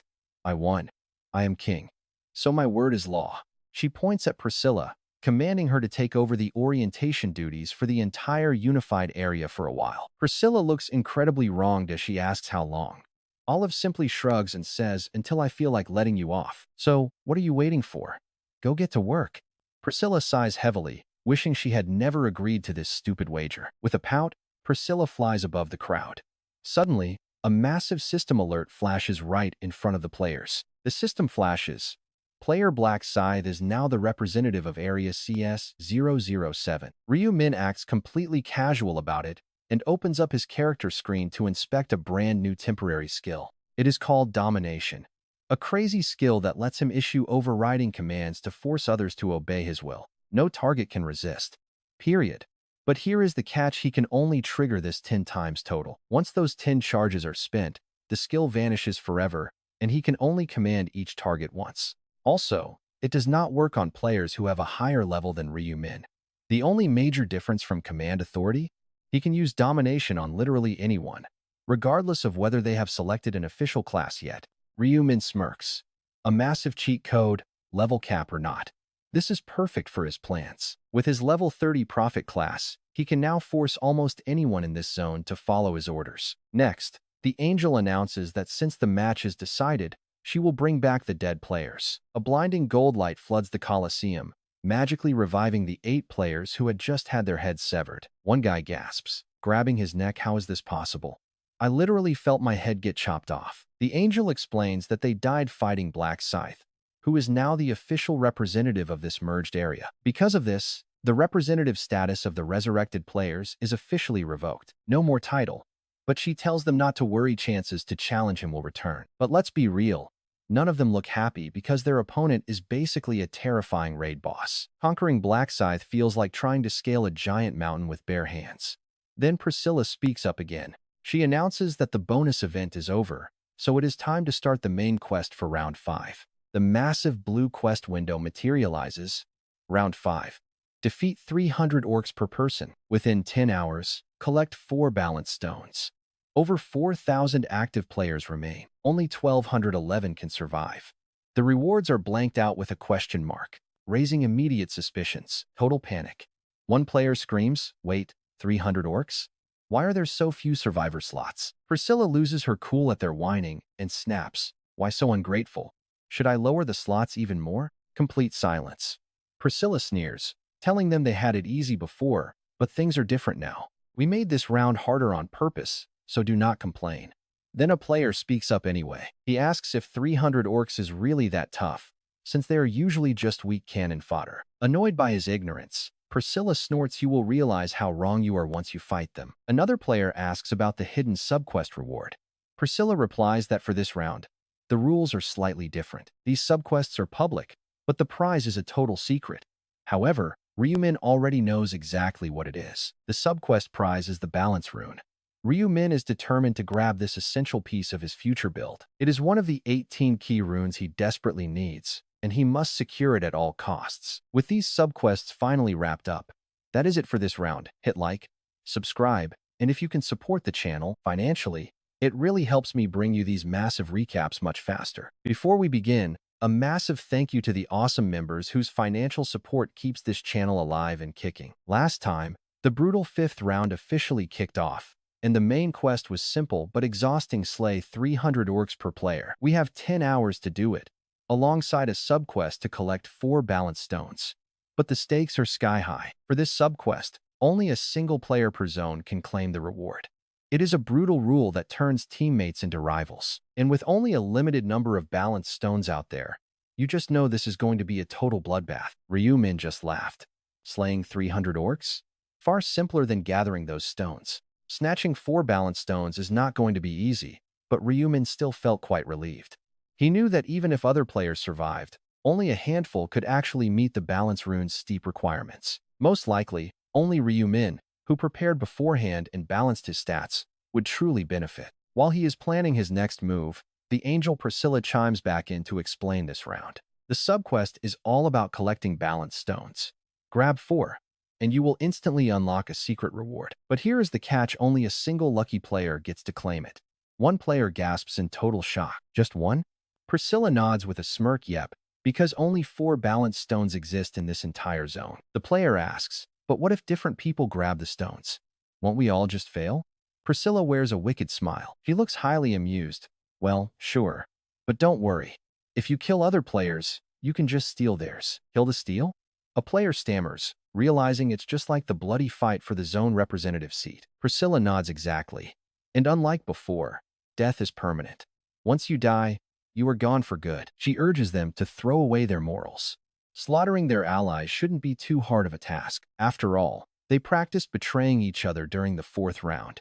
Hearing this, several players look quite determined. Their eyes glint with a dark resolve. They will murder anyone in their way just to get those stones. But Priscilla reminds them that while subquests are tempting, they can't quite overshadow the main quest. If you fail to eliminate 300 orcs within 10 hours, you will die. There are simply no exceptions. And if you run out of time and miss the leaderboard, the result is exactly the same. The players nod in agreement. Slaying 300 orcs is definitely quite doable since they have 10 hours to finish. Before Priscilla and her fellow angels vanish completely, she leaves them with one final warning. She tells them to struggle hard. Right after, the system alert pops up with a ticking clock. 9 hours. 59 minutes left. Let's see how fast Ryumin can get this done. He tells himself that while subquests are nice, the main quest takes priority. Speed is everything right now. The faster he clears this, the better. Helping Minjuri is important, but that can wait a bit. Ryumin isn't too worried about Minjuri anyway, since he already warned her about the orc threats beforehand. Ryumin goes solo. Setting a record is faster without a team dragging you down. Killing 300 orcs is incredibly easy for him. Ryumin quickens his pace, focused entirely on the clock. As Ryumin glides past the other players without touching them, everyone lets out a collective sigh of relief, just passing through. Thank goodness, one player sighs in relief. Another feels his heart skip a beat. But where is Black Scythe heading in such a hurry? He looks like he is on a mission. One player excitedly suggests tagging along, but the others immediately jump up in total panic. Are you insane? They yell. Following Black Scythe means putting your life in the hands of a monster. He will probably enslave you. Remembering Black Scythe's brutal, swift beheadings, everyone is terrified to even get close. Still, one player gathers his courage. Is it really better to just sit here and do nothing? He asks. Whatever Black Scythe is chasing must be incredibly valuable. He always knows exactly what to do to win. That is how he always takes first place. Another player asks in fear, what if he catches us? We will just follow him from a very safe distance. If you guys are too scared, stay behind. I am going. After hesitating for a moment, the others decide to follow him, taking the same path Ryumin took. As they travel, they stumble upon a settlement. It is a small village surrounded by messy wooden stakes. One player wonders what kind of place it is, and another answers that is the orc stronghold. Over in the village, a lone orc stands on guard duty, scanning the area. Suddenly, he catches a faint rustling noise in the air. Ryumin swings his black scythe. One strike. Dead. He easily clears the path and slips into the orc stronghold. Inside, the other orcs patrolling the village immediately spot the intruder. They reach for the heavy axes strapped to their waists, growling in fury, roaring a bunch of wild, unintelligible battle cries. They charge headfirst toward Ryumin, completely determined to rip him to shreds, but they only find death. Swift and brutal. Bodies pile onto the dirt, and keeping his momentum, Ryumin charges forward. Eerie noises echo from inside before Ryumin steps back out. Seeing Black Scythe return, the observing players feel a wave of relief. One guy smugly scoffs, just as I thought. These monsters are total weaklings. Honestly, what is the big deal? They are just orcs. A more cautious player mutters maybe Black Scythe just makes it look easy. But the first guy shrugs and brushes it off. Sure, he says, Black Scythe is powerful, but we can totally handle this too, right? In most games, orcs are just basic fodder. They are usually easy to beat. Honestly, The terrifying strength of Black Scythe is the only reason they look like complete pushovers. Don't let your guard down, another warns. It is too early to celebrate. We won't know their strength until we fight. So, instead of just standing here watching, let's raid a village ourselves, just like Black Scythe did. Soon, a group of 20 players head out to find their own targets. Even though this quest doesn't strictly force them to cooperate, a shared fear unites them. Since they are still pretty unsure of how strong these orcs actually are, they stick together. Cooperation is the smartest play, giving them a much-needed safety net. Watching the group form, one player silently plots his move. I will play nice with these newbies for now, he tells himself. And once I see how easy it is, I will go solo. He plans to strike out solo later. But suddenly, another player points. Look, there is a village right over there. The group rushes toward the newly discovered monster nest, their eyes wide. Wow, someone gasps. This place looks way bigger than the last. This place is 3 times larger than Black Scythe's target. Suddenly, an orc sentry raises a horn and blows a loud blast. What is that? Why does he have a horn? Is he calling for help? And get this, suddenly, a massive swarm of monsters starts pouring out. They spill out of the huts in an endless wave. Over 50 armed beasts stand before them, leaving the players utterly frozen in dread. Pure shock and terror wash over the group. Nobody expected to face a massive crowd like this, completely throwing off their plans. Are you kidding me? A player stammers. No way. I never imagined there would be this many of them. As the green tide charges forward, another player yells, "Damn it, get ready to fight for your lives. They are just regular orcs. We have nothing to fear." With that, they clash head-on with the stampeding horde, weapons drawing blood as the battle erupts. Metal slams against metal. After exchanging a few fast strikes, a player realizes something strange. Wait, what is up with these guys? They are not actually that fast or skilled. Though their heavy axes carry serious weight, their swings are pretty easy to read. The players block the strikes easily. Sensing a real opening, they start pushing back, burying their weapons into the green flesh. But then, disaster strikes. Those thick muscles clamp down on the steel like a vice. The sword is totally trapped. You can practically feel their panic. No matter how hard they pull, the blades are stuck, leaving them wide open to a counterattack. The orc swings its massive axe. A sharp crash. One player drops dead, and the others quickly raise their weapons. More axes fall, and the human casualties start piling up fast. Sure, these monsters are slow and have zero actual fighting skills, but their raw physical power is more than enough to crush an ordinary human. One struggling player spits out blood in disbelief. To die to mere orcs like this, he groans, I never thought they could be this organized. Meanwhile, the monsters roar in victory. They cheer, celebrating their victory. It is over. In minutes, the entire group of 20 players is completely wiped out. Elsewhere, Ryu Min, who was leading the way, looks back over his shoulder. Wait, he thinks. There were about 20 people behind me. Now they are totally gone. Ryu Min is not exactly empathetic, but he is still slightly curious where they went. Those little tag-along puppies have completely vanished from sight. Shrugging it off, he continues walking and talks to himself. Oh well, no need to worry. As long as they do not pick a fight with those massive camps, they should be fine. Normally, smart players avoid those strongholds entirely. They are huge, and a single alarm blast from that horn instantly summons over 50 angry beasts. On top of that, main nests hold over 200 monsters. 20 players stand zero chance. That is why fighting them is so incredibly tricky. And their overwhelming numbers are actually not even the biggest issue here. Because of their crazy muscle density, pulling a weapon back out is nearly impossible for average players. Just then, a system notification pops up showing 8 hours 59 minutes left. Ryu Min murmurs that about an hour has flown by. He has already made great progress, and things are looking pretty good. Ryu Min smiles, feeling quite relieved about his current haul. With the main quest already wrapped up, Ryu Min took another close look at the system messages. 300 orcs down. The zone's lone achiever? Just one. Seeing those stats, he realized he was the absolute only player to complete the quest around here. Not just in his zone, but across the entire region. Honestly, with first place locked down, Ryu Min activated his tracking skill to head over and support Minjuri. Actually, tracking her was a complete breeze since he already knew her face and her nickname. Target located. 169 meters away. Follow the arrow. Ryu Min set off without a single second thought, but as he headed toward her, a horde of orcs jumped him. Seriously, What a terrible mistake. Heads rolled instantly, bodies dropped, and the system immediately started flashing with endless victory notifications. Experience gained. Plus 0.41%, 40 gold, and all stats doubled by his Rune of Slaughter. His skull necklace boosted his attack speed by 25%. He simply swatted them like passing bugs. But looking closely at the experience gained, Ryumin squinted.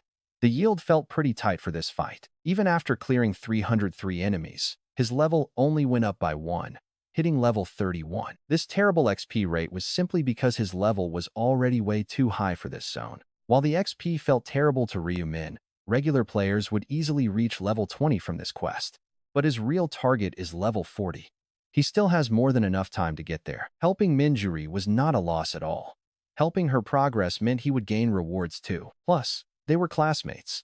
He genuinely regretted not paying more attention to her in the previous regression. Starting from round 5, they would finally be working together to survive this crazy game. Ryumin checked his inventory, noticing his gold pile had grown beautifully. This was looking pretty solid. Adding his current stash, he had 14,000 gold.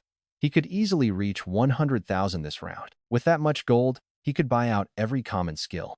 Ryumin quickly resumed his hunt, but out of nowhere, a brand new system alert popped up. A mission to defeat the mid-boss. The mid-boss awaits. If you want to support the channel, drop a like and hit that subscribe button. Your support keeps this series going strong. See you guys in the very next video. Hey, everyone. Sorry this part is on the shorter side due to a packed schedule, but I really want to thank you all for the support, especially these awesome friends. While Ryumin was making his way toward Minjuri's place, a sudden system alert flashed before him. A brand new quest eliminate the mid-boss of this round, the fierce orc warrior. Ryumin figured since it was directly on his path anyway, he might as well clear it now, and he picked up his pace. Meanwhile, a trembling group of players was hunkered down in the orc groves, trying to catch their breath after barely surviving a clash. They lay low, desperately waiting for a single chance to escape from this hostile village. One guy crept forward to scout the area. The entire clearing was dead quiet, making him wonder where the monsters could have possibly gone. Not a single beast in sight. Then, a strange, metallic scent hit him, and he muttered, "What is that awful smell?" Hearing through the brush, he let out a sudden gasp of pure disbelief. He quickly clamped a hand over his mouth, staring at a gruesome scene that defied all logic. Nearly 200 orc corpses lay scattered across the blood-soaked ground, and standing right in the middle of this horror was a lone figure labeled Black Scythe. The scouting player froze, thinking to himself that walking right into an orc stronghold was pure suicide. And he was totally right, especially given the massive fortifications and tall guard towers. Trying this was straight up insane. If a patrol spots you, they blow their warning horns, instantly summoning every beast in the area. Once more than 50 of them answer that call, ordinary players have virtually zero chance of making it out alive. But that rule only applies to normal players. But get this, Ryumin actually sees things in a pretty different light. To him, there is zero need to waste precious time searching every single hut when those warning horns conveniently gather his targets right in one spot, which explains why some 200 monster corpses now littered the dirt. No matter how violently those monsters rushed him, they could never break past a level 30 power level. Ryumin thought, dealing with these guys gets simple around level 20. Once you are past level 30, they are basically weak goblins to me. But for players still stuck at level 10, this stage is a total nightmare. So yeah, Round 5 is a massive wall. The monster levels are high, and their numbers are overwhelming. Just then, Ryumin spotted someone hiding nearby, wondering if this was the survivor who was being cornered by the monsters earlier. Stepping closer, Ryumin froze in shock as he realized this guy was actually the famed mercenary king, Jo Young-ho. He stared at Jo Young-ho, who was the exclusive owner of that incredibly unique mercenary king class. Talk about a crazy coincidence, running into a legendary powerhouse out here is just unreal. Masking his shock, Ryumin watched Jo Young-ho, who suddenly called out, "Black Scythe, literally everyone in this game knows your name." Seriously, is there anyone who does not know the top-ranked Black Scythe? Jo Young-ho glanced at Ryumin, thinking to himself that he never expected to cross paths with the #1 ranker of their district. He wondered if offering a handshake would just annoy the guy. But as Ryumin read those thoughts, he could sense the man's genuine respect for strength. Ryumin could immediately tell this guy would never stab an ally in the back. That solid character is probably why he earned his unique class. He is a stranger, but clearly a good guy. Ryu-min had only heard his name before their very first meeting. Since Ryu-min always preferred playing solo, their paths never crossed. Plus, he had absolutely no need to hire any extra help. Gossip says he eventually managed to survive way past round 10 after that. Whether he actually made it remains a mystery, but then Jo Young-ho asked if Black Scythe took them all down. A quiet nod from Ryu-min was all the answer Jo Young-ho needed to be totally blown away. He added that it was exactly what he expected from the top-tier ranker, offering his heartfelt thanks. Apparently, drawing the aggression was the only reason he survived, though Ryu-min admitted he had no idea he was even there. Still, Jo Young-ho insisted on showing gratitude, saying that even if it was unintentional, he still owed his life to him. Reading his mind, Ryu-min felt his truly genuine thanks and simply told him he understood. He advised him to gather his team and get out quickly, assuring him the threat was gone, which left Jo Young-ho utterly stunned. Jo Young-ho asked how Ryu-min knew he had allies, but the ranker simply pointed right behind him. Turning around, Jo Young-ho froze in shock as his hidden teammates slowly stepped out into the open. He asks why they came out when he told them to wait, and they admit they were just worried he would leave them behind. Hyungnim. Jo Young sighs, telling them to stop joking because he would never abandon them. But then one of his men looks around and freezes. Why are there so many dead orcs here? Has our Hyungnim been hiding his insane strength this entire time? Jo Young tells his crew to cut the jokes, then turns his gaze toward the shadows. Finally, the other mercenaries notice Ryu-min standing there. Shaken to their core, they gasp out at the legendary Black Scythe, while Ryu-min casually asks what all the fuss is about. He says he just came by for some light hunting, leaving the mercenaries to let out a wave of pretty awkward laughter. After all, he already slaughtered around 200 of them. They do not hate Black Scythe. They are just utterly terrified and awestruck by his godlike power. One of them pipes up, mentioning they all watched his legendary death match. He ended it in the blink of an eye, but Ryu-min shuts down the praise with a cold look, telling them to skip the chit-chat. He orders them to leave immediately if they are finished, keeping his guard up to protect them from any sudden danger. Now that the standard orcs are dead, the powerful mid-boss is bound to show up any second. Accepting the warning, Jo Young and his squad nod in farewell and stroll away, chatting casually as if the danger has completely passed. But right as Ryu-min opens his mouth to urge them to move faster, suddenly, the ground starts to violently tremble. Watch out because the massive orc warrior is about to make its grand entrance. This beast towers over the regular orcs, leaving everyone completely frozen in shock. But Ryu-min does not even flinch since he expected this. Slaying this monster is the only way to obtain the balance stone, a crucial item for his subquest. However, he needs more than just this stone. To fully complete the subquest, he must hunt down and defeat all 4 distinct bastion bosses. That is no easy task. Clearly, these brutal bosses are on a completely different level than standard orcs. That is why Ryu-min remains quite calm. Even with hundreds of players, taking down these bosses requires real quality, not just quantity. The reason Ryu-min died 4 times during his 5th round is actually directly tied to this exact challenge. But those deaths were not in vain. Without the incredibly powerful balance rune, Ryu-min knows he would not be anywhere near this strong. Finishing this difficult sub-quest is the only way to claim it. Besides, he can easily handle this orc warrior even without Mir's buffs. Meanwhile, the monster looks at its dead allies and seethes with pure rage. Its bloodshot eyes wildly dart around the battlefield. Searching for the killer, the monster does not waste any time. Its murderous gaze locks onto its first target, and unfortunately, it is Jo Young. The beast suddenly charges forward, leaving Jo Young completely paralyzed with fear. Before he can even move, a massive blade crashes down toward his head, sending a violent shockwave ripping through the dirt. Just in the nick of time, Ryu-min uses his staff to shove Jo Young out of the way, who gasps out a breathless thank you to Black Scythe. If Ryu-min had not stepped in, he would be dead. Ryu-min tells Jo Young to get back unless he wants to be flattened. Terrified, Jo Young quickly backs away, obeying Ryu-min's orders. Ryu-min's scythe slashes deep into the orc's foot, making the beast howl in pure agony. Fueled by rage, the monster swings its massive axe, cutting through the air with a series of heavy, deafening swings. Yet it is useless, as Ryu-min smoothly dodges every single attack. His movements are not incredibly flashy, but they are highly efficient. Honestly, what is the point of raw power if you cannot even land a single hit? Mocking its loud grunts, Ryu-min leaps up like a crescent moon, bringing his deadly scythe slicing down. The beast's thick neck prevents an instant kill, forcing Ryu-min to strike again and again. With one final slice, The orc warrior's head drops heavily to the ground. Zhou Yang and his crew stare at Ryu Min in absolute disbelief, shocked at how easily he took it down. Such a terrifying monster. But Ryu Min's focus is already somewhere else. Countless reward notifications are flooding his vision. And that is exactly where this chapter ends. Do not forget to like, subscribe, and help support the channel. A massive shout out to all our supporters, especially our channel members. Let's aim for 2,000 likes now that Ryu has taken down the orc warrior. Zhou Yang and his crew stared at Ryu Min, completely stunned. He actually killed that beast. But Ryu Min is focused elsewhere. Look at this massive wave of system rewards popping up right now. Unbelievable. Experience plus 3,700. Gold plus 4,000. And on top of that, a massive bonus of 2,000 gold.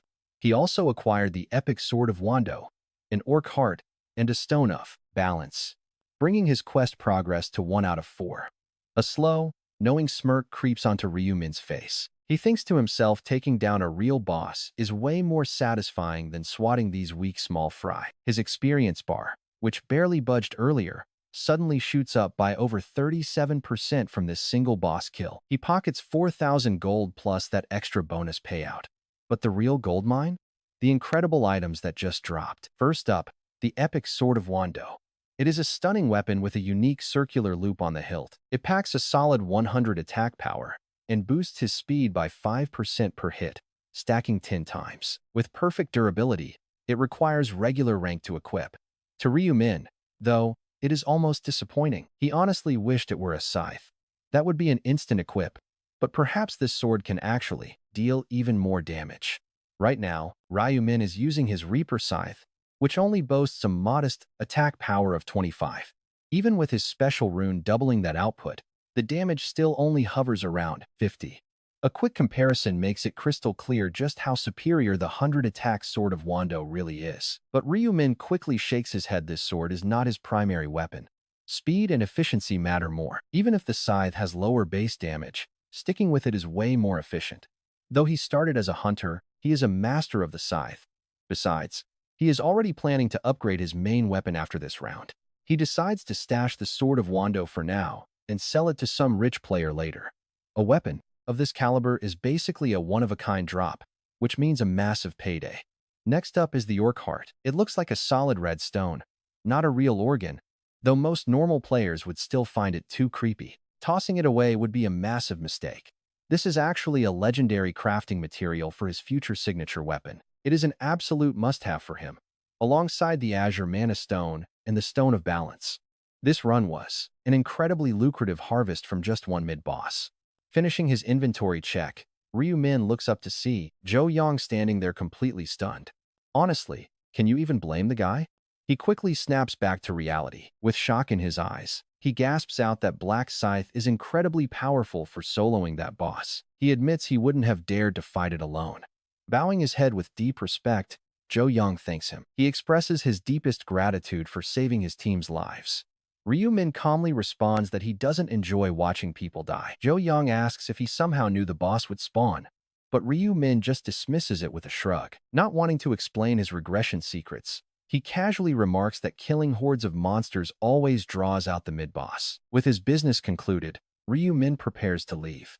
Zhou Yang bids him a polite farewell, thanking him once again. As Ryu Min turns his back, he hears the excited voices of Zhou Yang's crew talking right behind him. They are fired up, eager to start hunting after witnessing Black Scythe's legendary display of pure power. But their excitement is cut short as a wounded hunter suddenly collapses, groaning in pain. Zhou Yang anxiously asks if Manji is doing okay. Manji weakly whispers back that he can no longer go on. Watching the sudden commotion, Ryu Min stops and turns back. Zhou Yang's panicked voice rings out as he desperately asks Manji what he means by that. Manji admits he only claimed to be fine earlier because he didn't want to worry his brother, but now it's beyond his limit. Zhou Yang tries to motivate him anyway, urging him to hold on so they can get back to the real world and get healed. But Manji weakly shakes his head, reminding his leader of the harsh survival rules. If they cannot secure 300 kills, everything is pointless. Zhou Yang falls into a stunned silence, realizing what he had overlooked. Failing the main quest means vanishing forever, and begging the system angels for mercy would be entirely useless. Manji has completely lost hope. He knows his broken body cannot survive another fight, urging his team to leave him behind. He refuses to burden them any longer. Jo Young, usually a calm and composed leader, is now visibly panicking. He desperately begs Manji to just hold a weapon, promising they will weaken the orcs so he can deliver final blows. Losing all his strength, Mangi sighs and tells his team to leave because he is already holding them back from hunting. Manji begs them to go so he does not ruin their hunt. But Jo Young-ho panics and refuses to abandon him. No, Jo Young-ho protests, you are losing strength. So, how can I just leave you behind? Ryu Min watches in utter surprise, shocked to see the future mercenary King Jo Young-ho look so completely broken. It is wild to see a legendary leader of hundreds show this much raw weakness for just one single ally. Ryu Min could only understand this if it were his own younger brother, since he knows what that kind of desperation feels like. Realizing this might be a golden opportunity to help, Ryumin quickly opens his shop interface and buys a specific utility skill. Ryumin steps forward and casually asks Jo Young-ho if they need a hand, offering to take a quick look. His sudden arrival leaves everyone in Jo Young-ho's party deeply confused as they wonder why this stranger is offering help. With things looking so grim, they can only assume the worst. But Jo Young-ho desperately asks if there is a cure. Ryumin simply nods, yes, then steps right up to Mangi to carefully inspect the warrior's terrible injuries. The damage is pretty severe, Ryumin tells them, but it is not completely beyond saving. Muttering some quiet words, Ryumin places his hand on the wound, leaving the confused group completely puzzled. Suddenly, a bright green light glows from Ryumin's palm, and a comforting warm energy washes over the room. The sluggishly oozing blood instantly starts to clot, and the massive wound begins to stitch itself back together. Everyone stands there completely speechless with their mouths wide open, while even Manji looks down at his body in total shock. He gasps in astonishment the wound is gone, and even the agonizing pain has completely vanished. Ryumin just gives a calm nod. This incredible, instant healing leaves the entire party staring in total awe. But get this, the skill itself is pretty basic, only meant to stop bleeding and heal minor cuts. It should never be able to fix a shattered shoulder. Yet Ryumin somehow makes it look incredibly easy. He completely pushes past the limits of the skill because healing power scales directly with a player's intelligence stat. That intelligence stat is the real force, and since Ryumin has boosted his own stat to 123, plus a 32% rune boost, healing this is easy, even though first aid is basic. Even though it's technically a common tier skill, his massive rune boosts its effect to an insane degree. Ryumin calmly tells him to test his shoulder, warning that some scarring might remain, but it will move normally. Manji rolls his shoulder, his face instantly switching from complete shock to pure, unbridled joy in a split second. He stammers happily that it is moving perfectly, but Ryumin reminds him that he is not fully healed yet. This was only emergency treatment, so if he pushes too hard it might reopen, though normal hunting should be fine. Manji bows deeply in gratitude, thanking Black Scythe for saving his life, completely overwhelmed by the help. Deep relief washes over Jo Young-ho's face as he steps forward to express his sincere gratitude to Black Scythe.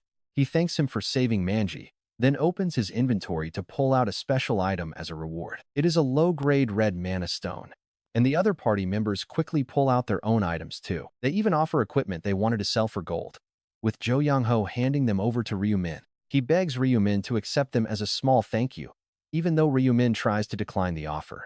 But they refuse to take no for an answer, pressing the gear directly into Ryumin's hands as Jo Young-ho insists. He tells him it is a symbol of gratitude because, thanks to Black Scythe, their friend finally has a future. He promises to fully repay this debt in the future.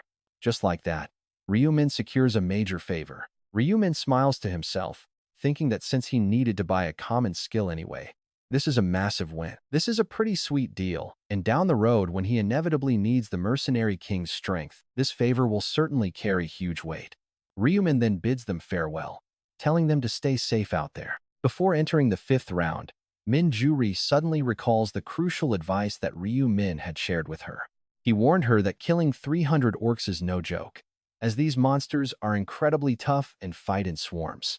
You should never even dream of taking them on alone, he said, causing her to ask a crucial question. So you want me to seek help from Black Scythe? She had asked, and Ryumin told her yes. Once the area integration finishes, find Black Scythe immediately, and even if you somehow cannot get in touch with him. Ryumin warned her to wait an hour before moving, and Min Juri gladly agreed, thanking him for the heads up. Following his advice, Minjuri patiently waited for the territory integration to begin, placing her faith in Ryumin. Once the integration finally occurred, she immediately tried to spot Black Scythe, wondering how she should even approach him. But here is the thing, she did not even have to search for him among the 10 representatives. He was standing right there for the bonus game, making her decide she would talk to him after it ended.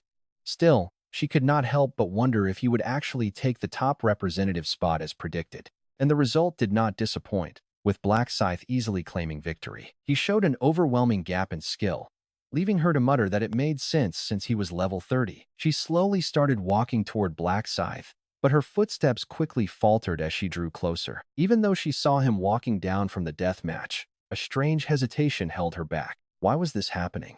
She was completely paralyzed by a fear she simply could not understand. The reason was simple, a natural fear of an overwhelmingly strong monster that froze her in her tracks. Especially after watching him brutally severing heads, she had to remind herself that Ryumin told her to cooperate. Surely Black Scythe would need her help and would not hurt her. But by the time she snapped out of it, Black Scythe had already vanished, leaving her to realize she had completely missed her chance to talk to him. She panicked, knowing Ryumin warned her that fighting orcs alone was suicide, yet she could not just stand there. With no other options, Minjuri chose to follow Ryumin's advice and wait out the hour. Checking her screen, the timer showed 8 hours, 55 minutes, and 15 seconds left. Her orc kill count was still at 0 out of 300, making her sigh as anxiety crept in. She worried if she would die without meeting the quota, wondering why she could not even find Black Scythe. Unnecessary panic had caused her to lose him, and now she had to force herself to move. Knowing he might not return to the start, she took a deep breath and began searching the area. Her eyes darted around, looking for any trace of Black Scythe while keeping her guard up. Guessing he went in one specific direction, she carefully started heading toward where he had disappeared. About 10 minutes later, she spotted the faint outline of a village nestled in the distance. It was clearly an orc settlement, and she hesitated, realizing it was far too dangerous to go inside. But just as she decided to turn back and avoid trouble, she bumped right into a terrifying presence. This monstrous orc looked exactly like the creatures from her video games, and she recognized it instantly. Now watch this. The monster charged straight at her, giving her no choice but to engage in battle. Minjuri quickly cast a powerful buff, instantly boosting all of her stats by 50%. Thanks to her blessed skill, her agility jumped from 24 to 36, and her strength rose as well. Her strength increased from 12 to 18, and she tightly gripped the rapier given to her for her class upgrade. She realized she had two major advantages here. First, she was only facing a single opponent. Second, she remembered Ryumin's advice about targeting their necks, since their other muscles were far too thick. Armed with this knowledge, a sudden surge of confidence washed over her in this one-on-one fight. Right at that moment, the orc's heavy axe came swinging down with terrifying force, aiming directly for her shoulder. Will Minjuri actually survive this clash and find Black Scythe in time? Look, this is not the original manhwa. I was trying to finish it after it got dropped, but lately, I saw some pretty harsh feedback. With all those bad reviews, I might actually stop translating it. Drop a comment to let me know what you think. Now, Minjuri. She suddenly runs into the one monster she truly dreaded. It is an orc, looking exactly like the ones from her games. Recognizing it instantly, she panics as the beast swings its heavy axe blade straight for her shoulder. Luckily, she dodge rolls. Dodging is actually pretty easy, she thinks. And Ryumin told me their accuracy is total trash. She immediately looks for an opening. She wants to pierce its neck. But hitting a constantly moving target is incredibly hard. There is no auto-aim in this real world. If she misses her target even by an inch, she knows she will face a brutal counterattack. Instant death, basically. Slipping past another swing of the axe, Minjuri seizes her moment, thrusting her sharp sword right at its thick throat. But the beast shifts suddenly. Her blade misses the neck, sinking deep into its muscular chest instead. Luckily, she pulls her rapier free easily. Usually, weapons get stuck in their dense bodies, causing players to panic and die. But Minjuri gets incredibly lucky. Thank goodness it did not get caught in the muscles like I feared, she sighs. She refocuses, relentlessly aiming for its throat with every single strike. Finally, on her sixth desperate attempt, with one clean strike, she drives her blade through the neck, panting heavily as the massive body collapses. But she did it. She actually beat a massive orc in a one-on-one fight. Then, she blinks her eyes in total disbelief. You can bet her jaw hit the floor here. The exact guy she has been desperately searching for is walking right over. She can barely believe her own eyes. Is the person standing right in front of me seriously the legendary Black Scythe? Her shock quickly turns into a massive sigh of relief. The powerful hunter she needed so badly is finally standing here. But then, Ryu Min just walks straight past her without saying a single word. "Excuse me," Min Juri quickly calls out. She cannot let this golden opportunity slip away like before. Ryu Min spins around casually, asking her what she wants. Her throat feels completely tight with anxiety. Pushing through her fear, she forces the words out like a rehearsed speech. Stuttering nervously, she blurts out for Black Scythe to team up with her. Ryumin just raises an eyebrow, asking why he should. Knowing that showing him is way faster than talking, Minju-ri suddenly reaches her hand out. A bright light erupts. As the magical glow washes over him, Ryumin acts completely surprised. But it is totally fake, since he already knows everything. "What is this?" he but asks, playing along. Minju-ri puffs her chest out, answering him with total confidence. "This is my Bless Buff skill," she says. "It lasts for 3 hours, boosting all of your stats by 50%. To keep up the act, Ryu Min checks his system window, muttering that it seems legit. Minjuri smiles, asking if that is enough. "My spells can be a massive help during your battles," she explains. Ryu Min nods, asking if she wants a team-up in exchange. "Exactly," she replies. "To be specific, I need you to help me hunt." Ryu Min rubs his chin thoughtfully. Pretending to think it over, he gives her a cold, calculated look. "I hold all the cards here," he warns her. Talk about a massive plot twist. Minjuri freezes, completely caught off guard by his brutally cold terms. "Can you promise you won't stab me in the back?" he asks. She quickly nods yes, and Ryu Min agrees to give it a shot. "Since we are partners now, let's introduce ourselves," he says. "Black Scythe, level 32, Reaper class." Minju-ri introduces herself next. "I am Democracy, level 13, Buffer class." Ryu Min then asks if she even needs help, since she handled that last orc quite well. "That was actually my very first time," she confesses, and honestly, it was pretty tough. Ryu Min feigns surprise. "It took you an hour and a half just to get one kill?" he asks. Minjuri laughs nervously, making excuses. She cannot exactly tell him she wasted all that precious time waiting for him to show up. Ryumin notes they are running late. "Yeah," she sighs. "I have only killed one, and I need 300 fast." "Well, let me speed things up for you," he offers. "How exactly are you going to help?" she asks, feeling anxious. Ryumin explains that he will weaken the beast for her. "You just need to land the final strike to get all the credit." He is basically offering to let her secure the killing blow. "Absolutely," she says confidently. "You saw me fight earlier. I am definitely strong enough to finish off weakened monsters. Then we have nothing to worry about. Let's move," Ryumin says. But suddenly, Minjuri calls out for him to wait. He turns around casually, asking what is wrong. She looks worried, wondering if carrying her will ruin his own quest. Ryumin tells her not to sweat it, since he already finished the main quest. Minjuri is completely shocked. "Seriously?" she gasps.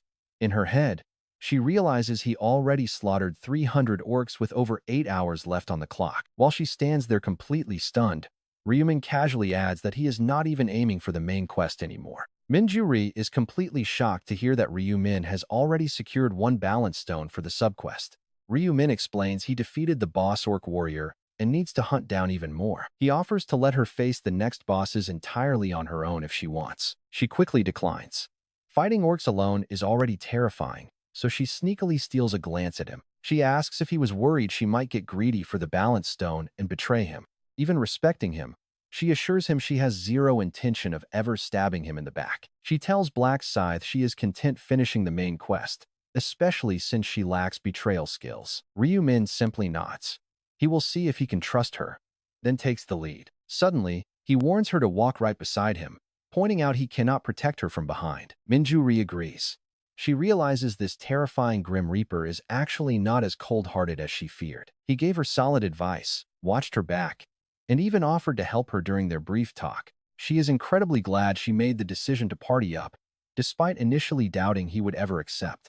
But check this out, she is about to find out how insanely overpowered her partner really is. As they walk, their peaceful silence is shattered when 3 massive orcs suddenly block their path. Minjuri immediately raises her rapier, but Ryu Min calmly tells her to hold on. He steps forward, unleashing a low, sweeping Scythe strike that effortlessly slices through the monster's legs. As the howling monsters crash down, his deadly blade flashes once more, cutting their remaining arms clean off their torsos. With the beasts completely neutralized, Ryumin turns to Minjuri and tells her to finish them. She hesitates at the brutal sight, but after he barks at her, she quickly apologizes and steps forward. Ending these helpless, limbless beasts is an easy task even for a total beginner like her. Once the beasts are dead, the system notification pops up to confirm her experience points and gold rewards. Seriously, look at her face. Her mouth literally drops open as she stares at her ridiculous gains. She stammers that this power leveling is almost ridiculously easy,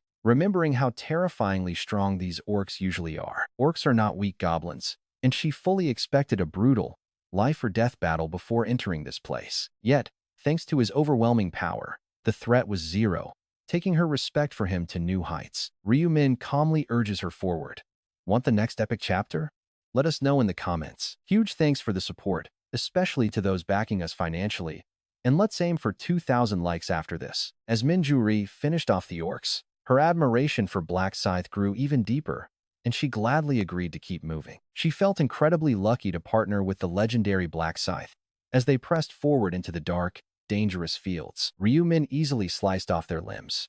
He left only one job for Minjuri, delivering the final fatal blow. She smiled and admitted she never knew leveling up could be this easy, a sight that would make any regular orc practically choke in disbelief. When Ryumin asked how many they had taken down, Minjuri proudly replied that they had already cleared 52, and that was in just 30 minutes, which she found incredibly fast, though Ryumin silently thought it was only basic efficiency. By his high standards, taking down 300 monsters in a single hour was a simple feat that had long become second nature. But the time wasted searching for them was too much, as the monster population in these fields was simply too sparse. But check this out, tracking them down was a major nightmare. It forced him to quickly adapt his strategy. He realized wandering off too far with Minjuri by his side was risky, meaning he had to make his way toward the boss, the dangerous orc shaman, a spellcaster who held the incredibly useful ability to endlessly summon other orcs to his side. Using this, Ryumin could completely skip the annoying chore of tracking down single targets. Plus, the path to the shaman's lair aligned perfectly with their current route, meaning they could make excellent progress. They could easily farm any stray beasts along the way while heading closer to the boss's territory, making Minjuri smile brightly. She happily noted that they could easily hit their 300 target in 3 hours. But Ryumin told her that was too slow. Under a single hour? Minjuri was completely baffled by this, even wondering if she had somehow misheard him. When she asked him to clarify, Ryumin calmly repeated his insane plan to finish the quest in record time. Stunned, Minjuri asked how that was even possible, to which Ryumin revealed his plan to exploit the orc shaman. His strategy was to keep the shaman alive as an infinite mob spawner, milking it for 300 kills without landing the final blow. It was a clever way to maximize their earnings. But Minjuri suddenly asked a serious and highly logical question. She asked how he even knew about the orc shaman when he had never actually run into it before, catching him off guard. Without missing a beat, Ryumin smoothly lied that he had briefly spotted the creature right before they teamed up. This easy explanation completely satisfied Minjuri, and Ryumin quickly assured her that he would handle any potential dangers. Her surprise melted away, replaced by a sweet smile.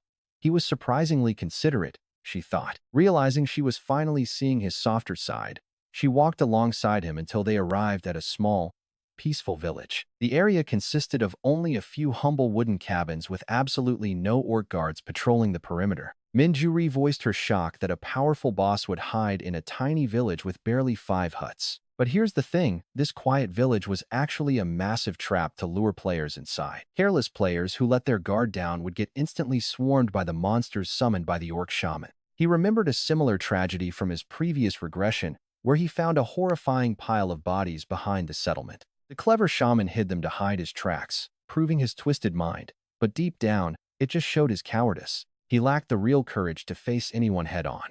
Without his summons, the boss was a complete pushover. While Ryumin could easily wipe him out, he wanted to use him as a perfect tool for their leveling strategy.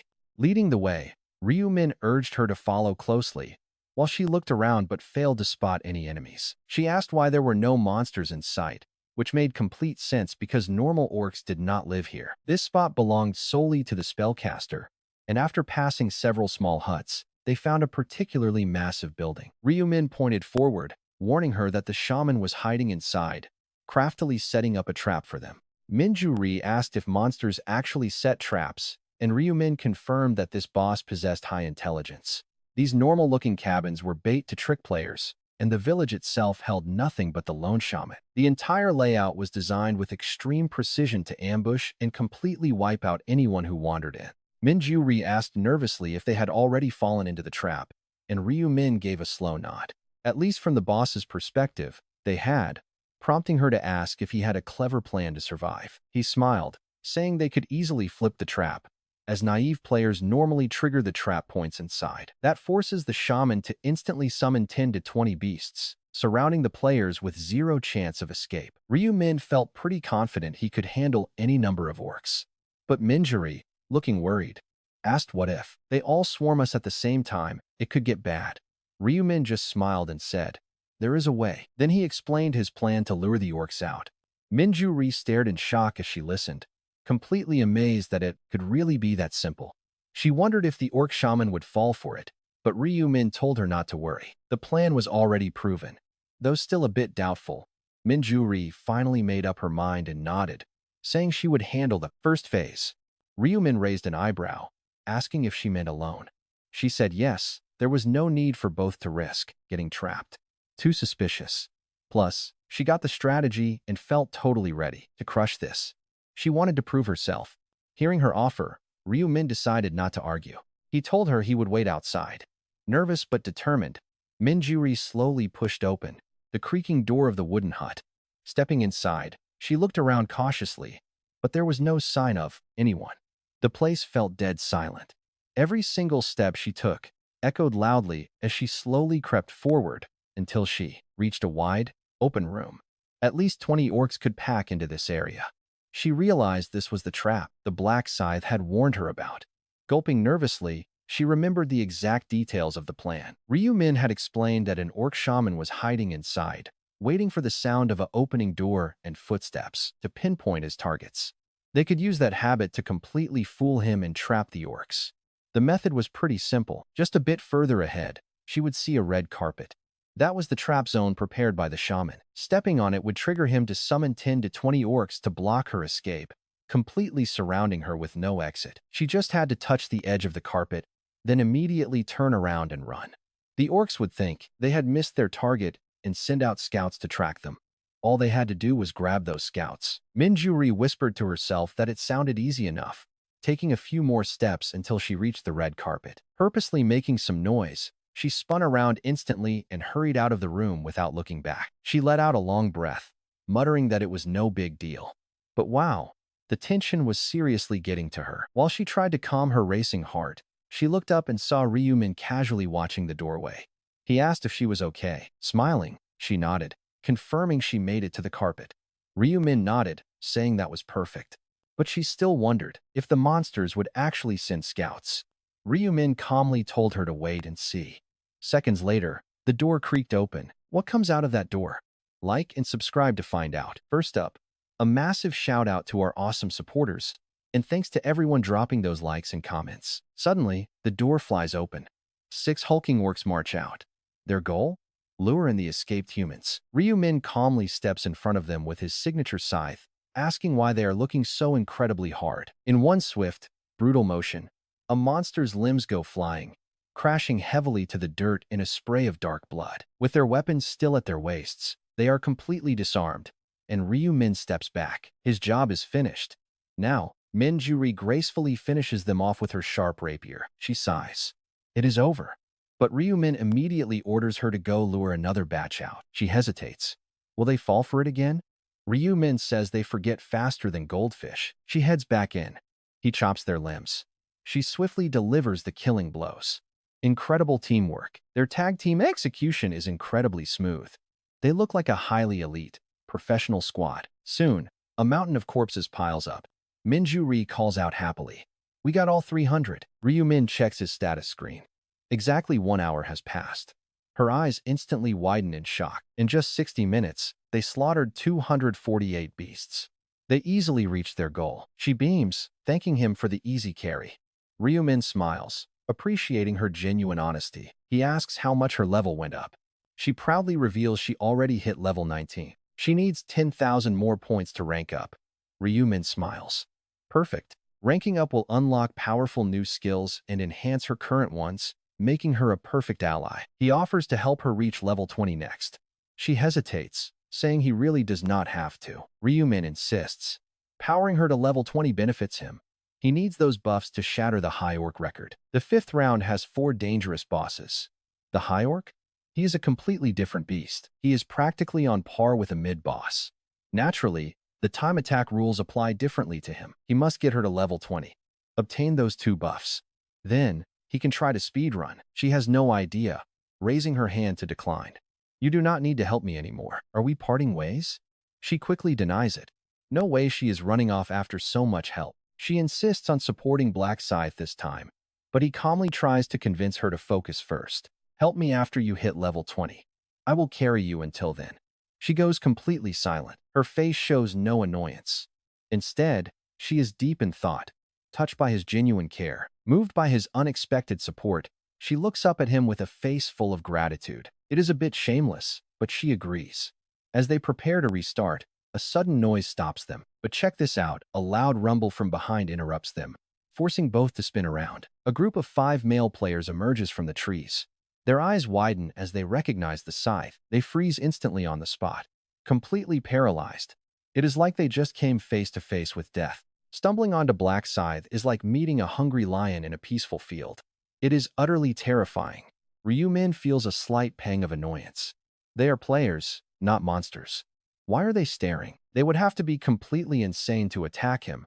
But then one of them speaks. Look, there is a woman with him. Their guard drops slightly. They exchange curious looks. One guy nervously calls out a greeting. Ryumin ignores him like a pesky, annoying fly. He frowns. Silent. The players ask what is going on, their eyes suddenly shifting down. They gasp in shock. How many did they kill?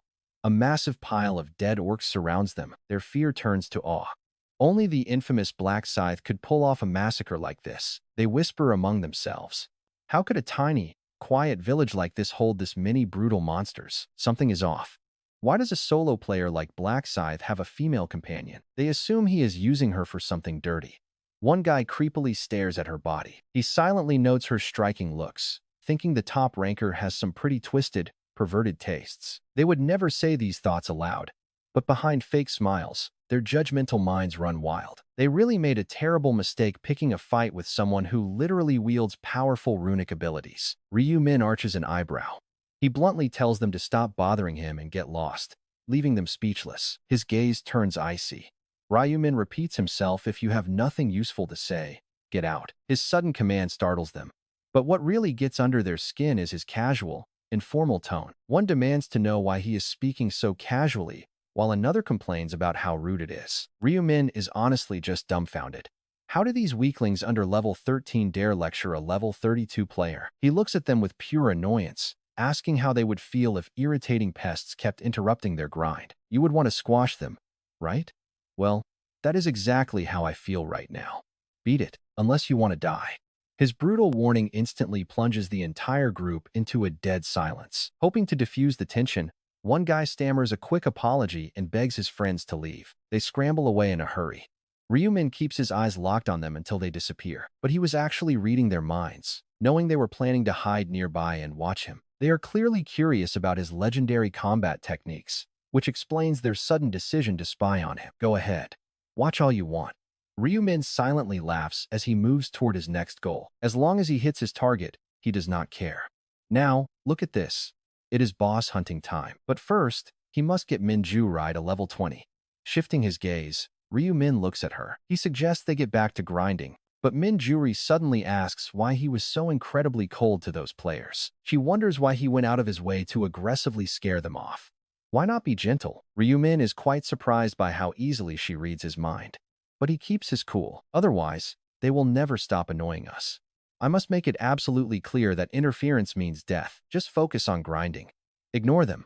Meanwhile, The group of men regroup deep inside the dark forest. Having been thoroughly chased off, one of them gasps that they are probably out of his sight by now. What is our plan?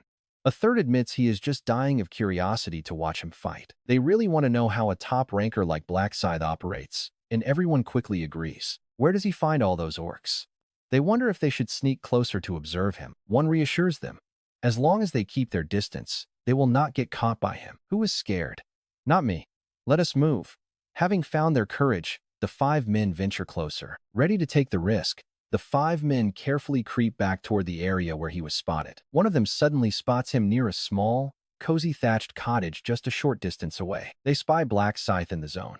But get this, what they witness next completely blows their minds. Ryumin stands outside the hut, instantly slicing off the limbs of every single orc that ambushes him. After piling up a mountain of crippled monsters, he calmly turns his back on them like his job is done. The spies watch in utter confusion. Why is he not dealing the final blow to finish them? Right on cue, Minju-ri steps forward and drives her blade deep into the defenseless monster. They suddenly realize the truth. The top-ranking player in the world is literally boosting this random girl. It makes zero sense to them why he would waste his extremely valuable grinding time carrying someone else. One of them bitterly mutters about what she did to deserve this, watching him dominate so easily. They struggle to defeat a single monster. Seeing someone gather massive experience so effortlessly makes them incredibly jealous. But right as they watch this play out, one of them squinting at the scene notices something pretty strange. He points out that something is off about the girl. If you enjoyed this battle, drop a quick subscribe. Will Ryu Min end up hunting down these spies next? Here is part 37 of the Black Scythe, who returns to the past 100 times to turn everyone into his slaves. Before we start, remember to drop a like and thank our channel supporters. Meanwhile, one of the watching men speaks up. Something feels pretty strange here. Look at that woman. Another whispers. What do you mean? He replies, every single time she steps inside that thatched cottage, orcs come marching out right behind her. This is not some one-off thing. It keeps happening, and those monsters are trailing her like a pack of devoted followers. He tells them she keeps luring monsters out, counting at least 30 so far. Another guy wonders if that seems a bit off. How could a tiny cottage hold so many beasts? Then a third chimes in. If all those dead orcs over there actually came from inside that tiny shack, there must be at least 300 of them. It simply makes no sense. The thatched cottage has to be a respawn point. The others quickly agree.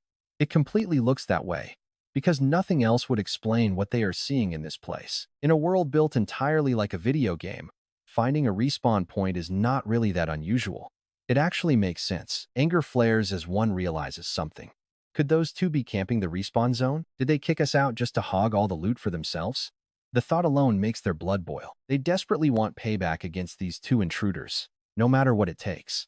But going up against the fearsome Black Scythe, facing the fearsome Black Scythe is a death sentence, so they can only hide and watch. One of them suggests a different plan. Why not just wait until they leave, then jump in and claim the spot? Another agrees. They would love to take it back by force, but they simply do not have the strength for it. They settle in to wait. And let's be real, this is easily the biggest mistake of their lives. Meanwhile, inside, Minju-ri is practically buzzing with excitement. She tells the Black Scythe that she just hit level 20. Reaching this took her a mere 15 minutes. Ryumin offers a simple nod. Congratulations, he says. Minju-ri then reveals she got a new skill called Bless, raising her buff effectiveness to 60%. Ryumin asks her to cast it on him. She tells him to hold on, and a warm, golden light begins glowing from her hands. The light flows into Ryumin as the screen pops up. Stats boost by 60%. This massive stat boost lasts for nearly 3 minutes. Instantly, a deep green light wraps around Ryumin, filling his mind. Minju-ri explains this is Swift, a buff that dramatically increases movement and combat speed. It grants a massive 60% speed boost for 30 minutes. This speed upgrade is a total game changer for them. 30 minutes might seem short to you and me, but the impact of this speed buff is pretty massive. It increases his agility stat by 40 full points. While not quite as insane as Bless, it is still extremely useful. This is bound to speed up his clear times. Ryumin admits Swift is useful. Minju-ri beams, telling him not to worry about the timer because she will gladly refresh it every 30 minutes. Ryumin nods. Let's wrap up our leveling here and focus on the Orc Shaman. Is it still profitable? Ryumin explains they need to hunt other bosses too, and cannot stay here forever. Minju-ri really wants to help him. She asks if there is any way she can assist, but Ryu-min warns her to stay back. Just stay out of danger so you do not get in my way. Even with his harsh tone, she is not offended. Instead, she appreciates his care and promises not to worry. Right before stepping inside to face the orc shaman, Ryu-min hesitates. He casts a quick glance toward the 2 o'clock direction, spotting the 5 newbies. The group he kicked out earlier is spying from afar, completely clueless that they have already been spotted. Ryu-min had actually been reading their minds the entire time, using his rune of inner thoughts to see their exact plans. He notes to himself how they are bad-mouthing him and Minju-ri pretty badly. Luckily, his mind is far too strong. Insults do not easily bother him, but their arrogant attitude still annoys him. Despite the massive level gap, they still dare to scheme against him. Ryu-min lets out a quiet sigh. They clearly have not experienced the Black Scythe's terror yet. He needs to build his reputation. He cannot let anyone look down on him like this. To fix their attitude, Ryu-min cooks up a quick test, a little test of character to see what they are made of. He smiles darkly. He flings the door open and steps inside. Moments later, the wood shatters, and Ryu-min comes running out. Minju-ri wisely keeps her distance to avoid the crossfire, her eyes widening in pure shock. She mutters to herself, why is Black Scythe running? The guy who effortlessly slaughtered hundreds of orcs is fleeing? What could possibly scare him? Her answer arrives when a bizarre, massive orc steps out right behind Ryu-min. The orc shaman roars, summoning 20 more orcs out of thin air. Instantly, Minju-ri panics for Black Scythe. He is surrounded by 20 monsters, she thinks. Should I help? But her hesitation lasts only a brief second. She knows Black Scythe better than anyone. 20 orcs would never scare him. With his insane speed, he can easily outrun them. So why would he let himself get cornered like this when escaping should be a breeze for him? Minju-ri realizes he must have a plan. On the shaman's orders, the surrounding monsters close in on Black Scythe. They launch a relentless, coordinated assault. Watching from afar, Minju-ri can only marvel quietly as he parries every strike. His dodging is unbelievable. But her awe quickly fades when she notices figures creeping up behind the shaman. It is that same group of scavengers from earlier. What are those guys planning to do now? Are they trying to steal the shaman? Look at these opportunists trying to capitalize on his hard work. Seeing them creep forward cautiously with weapons drawn confirms her suspicions. They want the kill. No way. She thinks the shaman is his target. But he is completely occupied, and they might actually steal it. If this keeps up, they will swipe the boss right from under him. Just moments earlier, the 5 scavengers stood watching. They were waiting for him to move. Suddenly, one of them points, why is he heading inside that house? Another whispers, only the girl went in before. Is he trying to bait the monsters inside by himself? A third guy asks, totally baffled, but then why is that woman leaving her post right now? They stare in complete disbelief as the front door suddenly shatters into a million pieces. Out sprints Black Scythe. One of the guys yells, what is going on? Is he actually being chased? This makes zero sense. The legendary Black Scythe is actually running away? They just watched him butcher hordes of them. He is definitely no ordinary player. The idea of him running from 10 measly orcs is just ridiculous. Then someone mutters, wait, what is that monster behind him? That thing has to be over 2 meters tall. Another gasps, he is way bigger than the others. Is that the boss? Could he be summoning them instead? And that is exactly what is happening. The boss summoned a massive mob to trap our main character. 20 orcs relentlessly swing their heavy axes, but Black Scythe just dances nimbly through the chaos like a ghost. Can you even believe this guy? One scavenger screams, this is insane. How is he dodging all that? He says, listen up. We cannot just stand here doing nothing. Another player blinks, asking why. He points that boss monster is wide open. If we sneak past the mob, we can steal the kill. We hit him from behind and take the loot. Someone else asks, so what is the plan? Do we go? Another nods. This is our golden opportunity. Decide fast. But one of them whispers, looking pretty terrified, what if Black Scythe catches us? The leader sneers, he won't notice. He's way too busy fighting right now. And if he complains later, we will just say we were trying to save him because he looked in trouble. They all agree to the scheme and quietly creep up behind the shaman. But suddenly, complete and utter darkness blinds them. Panicked, they let out involuntary gasps of confusion. The men hastily scramble to cover their own mouths, but it is too late. The orc shaman already senses them sneaking up and quickly leaps away. He backs away. Do not forget to like, subscribe, and support the channel. Hey guys, thanks so much for the continuous financial support and for leaving likes on the videos. Your encouraging comments mean the world. but since likes have been a bit low lately, please help me out. If we can reach 2,000 likes, that would be amazing. Meanwhile, those greedy guys creep up on the shaman, then darkness. Pitch black shadows blind them all, and they gasp in pure, helpless terror. Desperately trying to cover their mouths, they realize it is too late. The shaman already feels them behind him. He quickly backs away, furious that someone dared to ambush him. Now, the roaring monster is completely livid. He raises his massive axe high into the air. When the dark shroud finally lifts, a horror scene awaits. The orcs that were surrounding Ryu Min are suddenly summoned right before their eyes. One guy screams in terror, total doom. Following their master's command, the entire pack of beasts swing their axes together. The desperate men scream out for help. They do not have the insane skills Ryu Min has to survive 20 monsters. Instant death. They barely survived fighting 5 of them earlier, and now they face an entire horde. Throughout all this, Ryu Min remains completely unfazed. He predicted this would happen, keeping his eyes locked on them. It is brutally clear who just got slaughtered over there. The 5 men who were suspiciously watching Ryu Min earlier. They were lurking and eyeing Minjuri. Ryu Min whispers to himself that they got exactly what they deserved. They tried to steal the boss monster and paid the price. Honestly, Ryu Min could have easily wiped them out inside. Instead, he put on a little show, acting like he was running away. It was a test of their true character, classic greed. They did not disappoint his low expectations, acting exactly as he predicted they would. He knew they would greedily go after the shaman. They fell squarely into the predicted range of human behavior. Unfortunately, the price for failing his test is death, and that blinding shadow that covered their eyes? Also, Ryu Min. But get this, the exact second they tried to ambush the monster, Ryu Min cast his dark spell, pure carnage. The shaman shifts its rage entirely onto those 5 men, quickly shredding them to pieces. He feels absolutely zero sympathy for them. They were more than willing to sacrifice other lives for their own benefit. Ryu Min mutters that they could have survived if they just kept their greed in check. He gave them a chance. He offered them a way out, but they chose this grave themselves.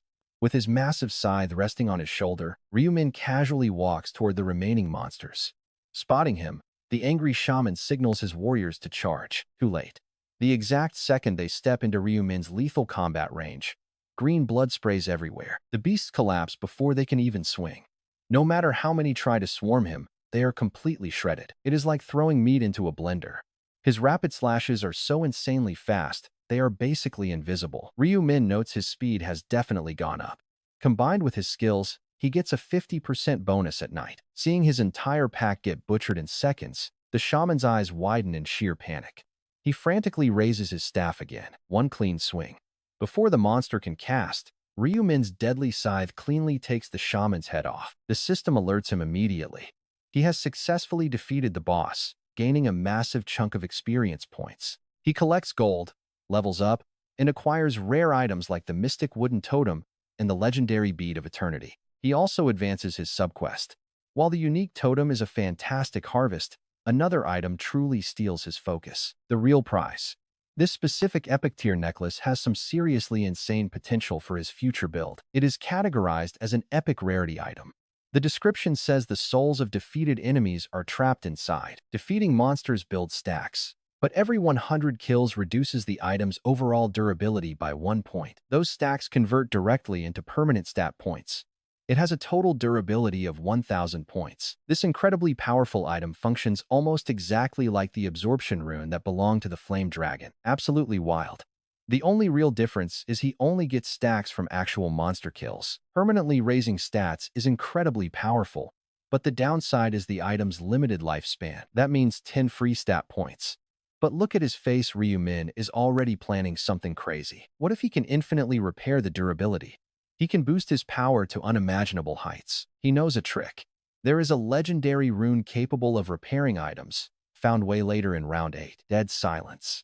Minjuri calls out for him in the mist, but he refuses to answer. The Reaper rune massively cut down his visibility while standing still.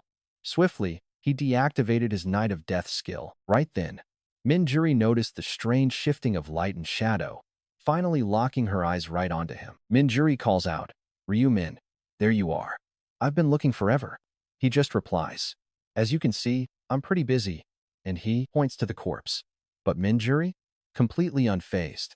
It is like she knew this would happen anyway. She asks if he finally took him down, but wonders if he saw anyone else trying to steal his kill. Ryumin plays it cool, acting slightly unsure as he claims he didn't see a soul. But Min-juri still has her doubts. She finds it weird, swearing she heard screams. Ryumin stays completely silent, no need to bring up the bloody evidence. Instead, he suggests they move on and quickly wipe out the next boss. With that, they head straight for the third boss, the Orc Archer. Unlike that annoying shaman fight, there is zero reason to drag this out. One quick slice. The orc is in pieces. Then, the system alert pops up. You've defeated the Orc Archer. He gets 37.73% experience, 4,000 gold, and the Agile Archer's boots. He also snags a rusted arrowhead, a lesser green magic stone, and a stone of balance. Subquest progress is now at 3 out of 4 stones. Ryumin wonders what to check first, but his eyes lock onto one specific item, the Bead of Eternity. This epic necklace is insanely valuable, gaining a stack with every single monster kill. Each kill barely dents its durability. Once he hits a milestone of 100 stacks, it can be converted into a free stat point. On top of that, Ryumin gears up with his new Agile Archer's boots. They give a solid 10 agility boost. Ryumin gladly replaces his trashy old shoes, but first, he decides to disassemble a low-grade green magic stone, one of his oldest items. Since he just got a fresh, lesser green magic stone, he decides to fuse the two together. Right away, the system screen flashes with success. This awesome synergy grants his newly upgraded boots an extra stat boost, adding a sweet +4 to agility. As Ryumin reviews his progress, knowing he has cleared every mid-level boss, only the final, massive challenge remains. Now, the terrifying High Orc is waiting. And get this boss operates on a strict timer. Ryumin mutters to himself that he needs to end this quickly. The faster the kill, the crazier the rewards. Time to plan. His personal record of 43 seconds is the ultimate goal. Despite regressing 99 times, he's never broken it. But this round, he's got a secret weapon, Min-juri's buffs. That gives him serious confidence. Instead of rushing, Ryumin decides to stall his fight with the High Orc to use his extra time to power level. He also wants to abuse the Bead of Eternity without worrying about breaking it. To reach the ultimate high score, he's fully focused on maxing out his stats and doing what was once impossible. With that, Ryumin goes on a non-stop rampage. A total massacre, taking down exactly 2,415 orcs. Then, a system notification flashes. There are 30 minutes and 41 seconds left in the round. He quietly says to himself, it is time to shift gears. Grinding any more levels in this short window just isn't happening. Currently, Ryumin is sitting at level 39. Just one more, and he would unlock crazy new skills to skyrocket his power. But time is just too short. Still, he has no regrets. He gave this run everything, grinding for 7 straight hours, thousands of monsters dead. Ryumin notes that even though Min-juri just tagged along, he fed her over 100 kills. She should be thrilled. Plus, she buffed him up nicely. But honestly, the best part is his 9 stat boost. One more kill, and the item's durability drops to 0, shattering it forever. He has to stop using it now, so he can repair it later. With the durability sitting right at 1000, keeping it intact is crucial for the future. Right then, Min-juri asks if he is done hunting. Ryumin simply replies that this is plenty. Then, she suggests it is time to hunt the final boss, asking if he knows where it is. Ryumin says they must search, then suddenly looks at Min-juri.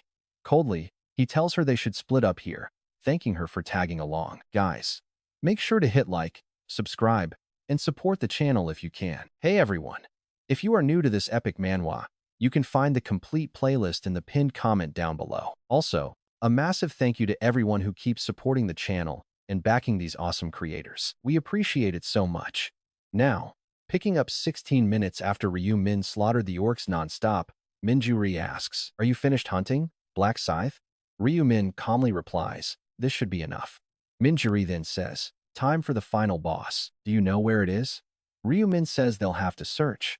Suddenly, he locks eyes with Min-juri and speaks, "We part ways here. You struggled to keep up." Min-juri looks down. Is this really the end? Her face clouds. Total disappointment. Their partnership is over. She asks herself if she should stay. Should she ask to stay until they defeat the final boss? No, she decides. Parting ways right now is for the best. Staying by his side would only hold him back. Walking away is the right choice. Ryu-min actually hears her thoughts clearly, but he chooses to ignore those thoughts. The High Orc final boss is a massive threat. There is no need for her to follow. Minjuri softly offers to refresh his buffs one last time. As she reaches out, his bless and swift buffs instantly reset. She thanks him again, admitting that hunting alone would have been a nightmare. Then, Minjuri pulls something from her inventory. She hands him a rare mana crystal, saying she found it while hunting. She is pretty unsure if he needs it, but insists. Keep it, Ryu-min says. But she firmly refuses. She is quite happy with just the experience points she gained. Without reading her mind, her sincerity shines through. Yet, her inner thoughts still leak straight into his head. She secretly notes she had two, intending to give Ryu-min one. But she can't let Black Scythe refuse. She owes him big. Seeing Minjurai act so caring, completely oblivious that he and Ryu-min are the same person, he can't help but smile. He tells her he received help too, so she should stop worrying about any debt. Minjuri looks completely bewildered. It feels like he can see right through her. Ryu-min accepts the mana crystal, saying he will gladly take it. See you next time, he calmly says. Leaving her stunned, Ryu-min takes off at a pretty blinding speed. Time is absolutely critical for taking down the High Orc. Among the 4 round 5 bosses, this monster is easily the strongest. He is so formidable that even 20 players at level 20 would get utterly crushed. Maybe 100 players could do it, but they would have to throw their lives away. And since that scenario never happens, it's not even worth considering. Ryu-min knows that is why he can remain perfectly calm. With the round ending, nobody is going to steal this kill. No need to stress. During his early regressions, not a single player ever managed to beat this monster. No one dared to touch it. But you already know our main character. He is the only one crazy enough to try. Black Scythe. At first, Ryu-min hesitated to fight. He only went out to finish a simple subquest, but he ended up dying 4 brutal times because of that boss. However, after getting his skull cracked open repeatedly, he mastered its attack patterns and figured out the time attack rules. Since then, he hasn't died to it even once. With every regression, he successfully shaves precious seconds off his clear time, aiming for the ultimate peak performance, 43 seconds. That was his personal record. This time, he is determined to completely shatter that limit. Moving with pretty incredible speed thanks to his swift buff, he easily covers 100 meters in just 7 short seconds. As he sprints, his focus locks in. The High Orc roams the battlefield freely, making him almost impossible to pinpoint normally. But Ryu-min activates his tracking skill. Instantly, a system message alerts him that the target is successfully located. He is currently 101 meters away. This skill works on players and monsters alike, with identical rules. You just have to remember their face and name. But is tracking only good for finding bosses? Not even close. He can use it on normal monsters too. If he simply thinks of any ordinary orc and tracks it, the nearest target lights up. This has been the secret to his lightning-fast farming all along. Ryu-min notes that the boss must still be alive. No one else in this world could possibly handle the High Orc. The players who fought so hard in prior rounds won't group up now. As the distance rapidly closes, the massive silhouette of the High Orc faintly emerges within Ryu-min's line of sight. A sigh of relief. It is still up. If he strikes quickly, that record is his. But then, an unexpected sight stops him dead in his tracks. The High Orc is already locked in a fierce battle with other players. 5 players. A hastily assembled party of complete strangers who only teamed up for quick mutual gain. Each of them had a pretty rough time trying to hunt 300 orcs alone, especially since they are only level 12. Realizing their clear limits at level 12 or 13, they decided to join forces and carefully hunt together. After over 6 hours of careful hunting, they finally hit their goal of taking down 300 monsters. Even so, they still lacked complete certainty about their rank. For now, they simply sighed in relief. But someone suddenly asked if it was too early to split up, suggesting they keep on hunting. Another agreed, wanting to reach level 20. With the main quest cleared, the group decided to push forward. Feeling pretty relaxed and confident, they dispatched nearby orcs with total ease. Soon, they hit level 20. New skills unlocked, boosting their self-confidence to a whole new level. The party grinded together. Their remaining time was almost up. Suddenly, one of them stopped. Wait, look at that. He pointed toward a bizarre orc they had never seen before. It had tough, tight skin like iron, over 3 meters tall, massive, bulging muscles. Even without weapons, it exuded massive power. What on earth is that? It looks like an orc, but totally different. Could it actually be a boss? Before, they would have trembled at a boss. Now, they were at the ultimate peak of their confidence. Without any proof, they felt it was easy. One yelled out, "Let us try taking this guy down." Another worriedly asked if they should. The leader replied, "It is a boss, so the rewards will be massive. If there is a reward, we will split it evenly." With that, they confidently charged the high orc. Here is where it goes wrong, because their loud shouts immediately drew its gaze. The high orc slowly turned. Meeting those eerie, soulless eyes, they instinctively froze. This was not prey. This was death itself. Suddenly, the 3-meter beast let out a bizarre, terrifying sound and lunged directly toward the panicking group. Landing with a thunderous crash, it swung. In a single punch, one player's head burst like a balloon. With another strike, a spine folded backward like a hinge. Instant death. 2 gone in a flash. The remaining 3 stood paralyzed with fear. Their minds went totally blank, unable to use any skills. The high orc struck again, piercing their chests. 2 more died instantly, their mouths frozen wide open. The very last survivor felt his mind completely shatter. He screamed in pure, overwhelming horror, "I am going to die. I am going to die." His mind screamed with the terrifying realization of death. The high orc stared down at its final prey, wearing a twisted, amused expression as if mocking his state. Being ridiculed by a monster crushed his remaining pride. But survival was more important. He begged, "Please spare me." He wanted to grovel and plead, throwing away every ounce of self-respect, but his body simply refused to move. The beast reared back to swing its massive fist. But right before the blow could crush his head, look at this. The high orc's body suddenly collapses as its severed head bounces on the dirt. Ryu Min had arrived. He exhaled a short breath. Sneaking up from behind, he had swung his scythe with full force, cleanly decapitating it. He had wondered if it would work, but it took just one strike. Suddenly, a system message appeared. The exact time taken to slay the high orc was just 1 second. A legendary new record. What lies ahead? Find out next time. One day, a stunning angel kidnaps 9 billion humans, tossing them into a deadly dungeon. Enter Ryu Min, a regular guy with a crazy gift every time he dies. He regresses back to day 1. He has already returned 99 times, and this is his final run. Will he finally end this living hell and get his revenge, or is his life over for good this time? Check the comments for the full playlist, and drop a like so we can hit our 3,000 goal. Huge thanks to everyone supporting the channel, especially our awesome financial backers. Now, back in the dungeon, the last remaining player screams in, "Terror, please spare me. Mr. Orc, please." He wants to grovel and beg, throwing his pride away, but his body just won't move. The high orc winds up a massive punch, but before it can crush the player's skull, Ryu Min slips in completely unnoticed. Breathing out softly from behind, he swings his scythe with massive power, cleanly severing the monster's neck. The giant body collapses as the head bounces across the dirt. Ryu Min wondered if his plan would actually work, but it only took a single slash. Right then, a system notification pops up to show the time it took to finish the fight, a single second.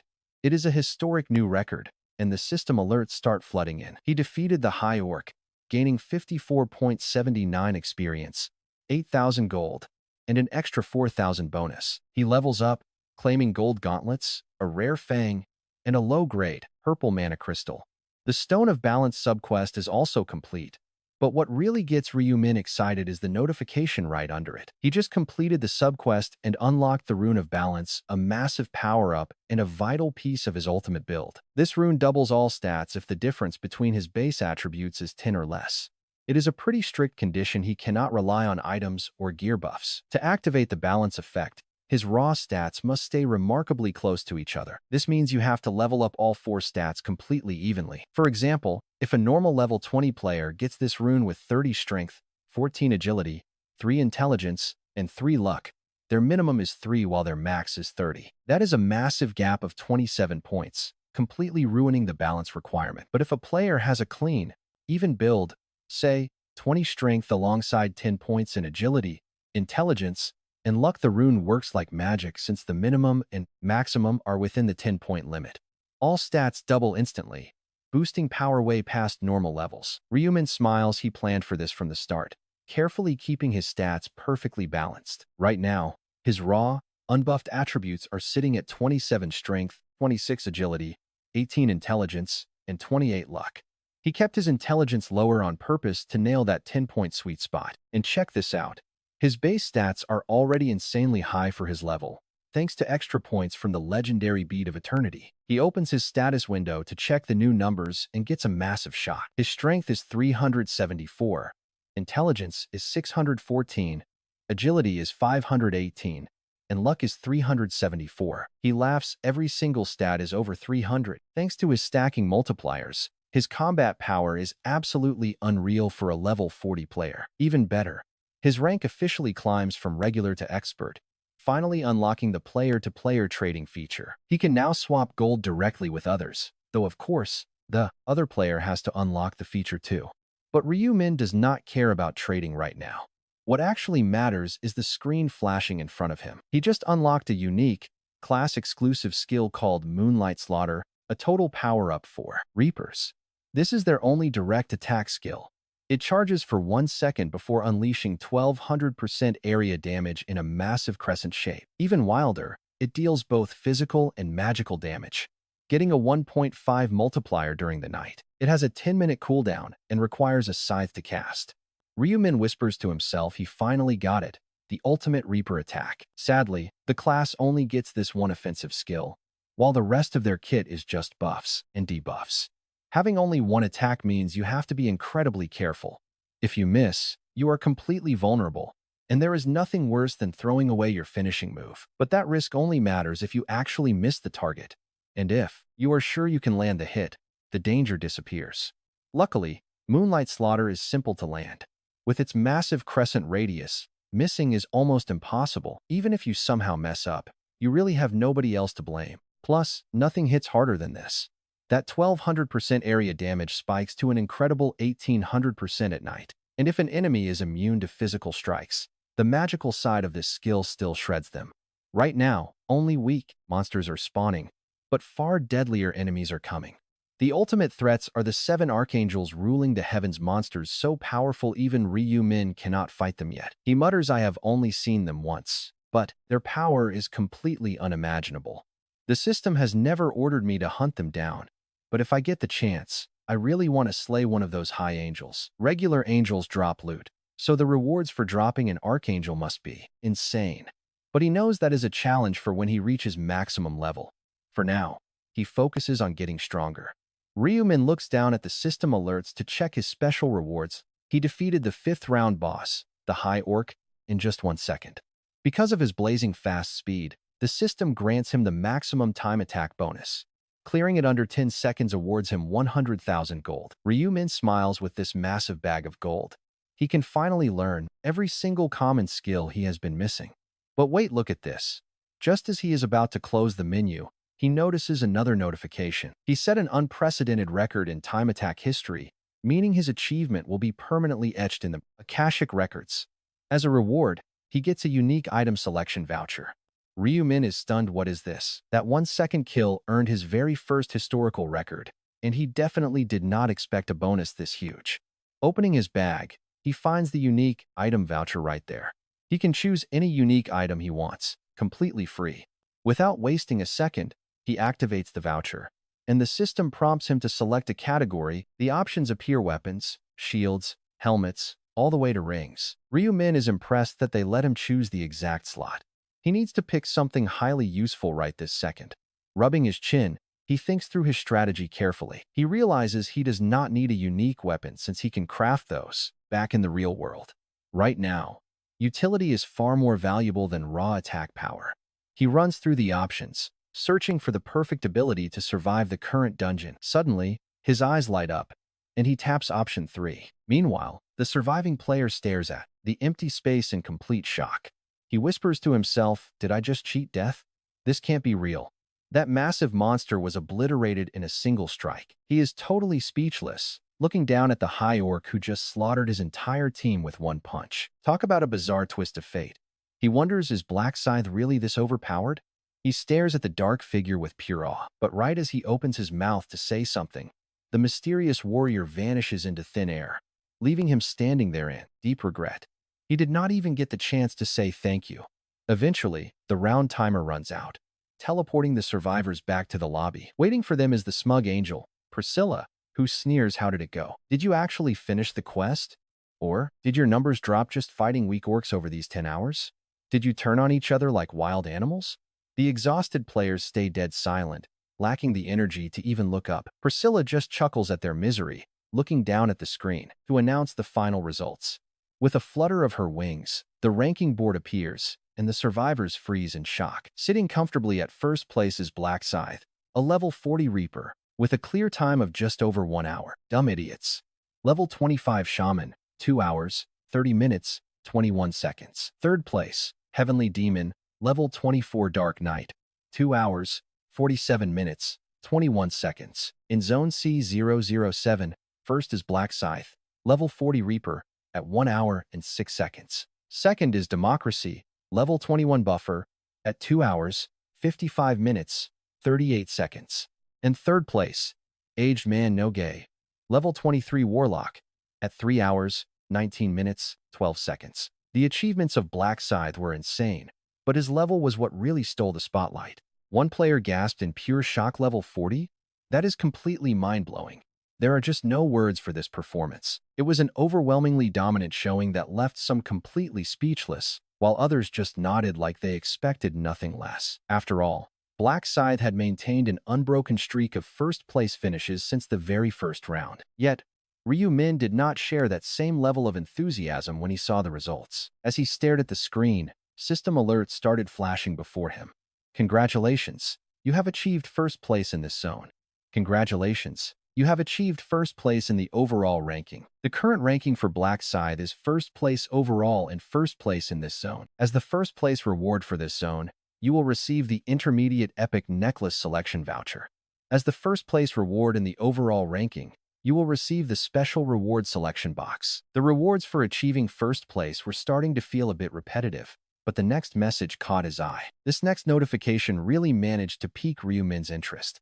Confirmed as the first player to achieve 5 consecutive first places in the overall ranking, you have accomplished an unbelievable feat. You are now granted the title, The One Who Leads. Title, The One Who Leads. Requirements for acquisition. Achieve 5 consecutive first-place finishes in the overall ranking for the first time. Effect. Increases all experience gained by 1.5 times. Reading this, a subtle smile curved at the corner of Ryu Min's lips. "I have obtained the title exactly as planned," he murmured. And the reason for his unwavering pursuit of first place lay right here. He wanted this coveted title more than anything. With it, he could boost his leveling speed by 1.5 times. Ryu Min continued talking to himself, thinking that he absolutely could not afford to miss an opportunity to grow this fast. This massive experience boost was going to be invaluable. Now that he had his hands on the title he wanted, it was time to claim those first-place rewards. The system prompted him to choose one of 3 epic necklaces by touching his choice on the screen. Option 1, Necklace of the Skeleton Knight. Option 2, Necklace of the Java Tribe. And Option 3, Necklace of Resilience. These items had abilities you could not easily guess from their names. A normal player would probably just pick blindly, but get this, Ryu Min already knew their secret stats from his past lives. He knew exactly what to choose. Without hesitation, Ryu Min made his choice. What I need is number 2, the Necklace of the Java Tribe. The reward immediately appeared in his inventory. Necklace of the Java Tribe. Category: Necklace. Rarity: Epic. Description: a legendary accessory worn by an enigmatic extraterrestrial race, imbued with potent magical energy. Effects: boosts all stats by +3, and abnormal status resistance by +35%. Durability: 1000. Usage restriction: requires at least regular rank. Despite possessing formidable stats, Ryu Min was not without vulnerabilities. He muttered quietly, "What I need to bolster right now isn't raw strength, but resistance to abnormal status effects. Even the strongest players can get wiped out by status conditions when they start spreading. We might not be facing monsters like that just yet, but it's always better to be fully prepared."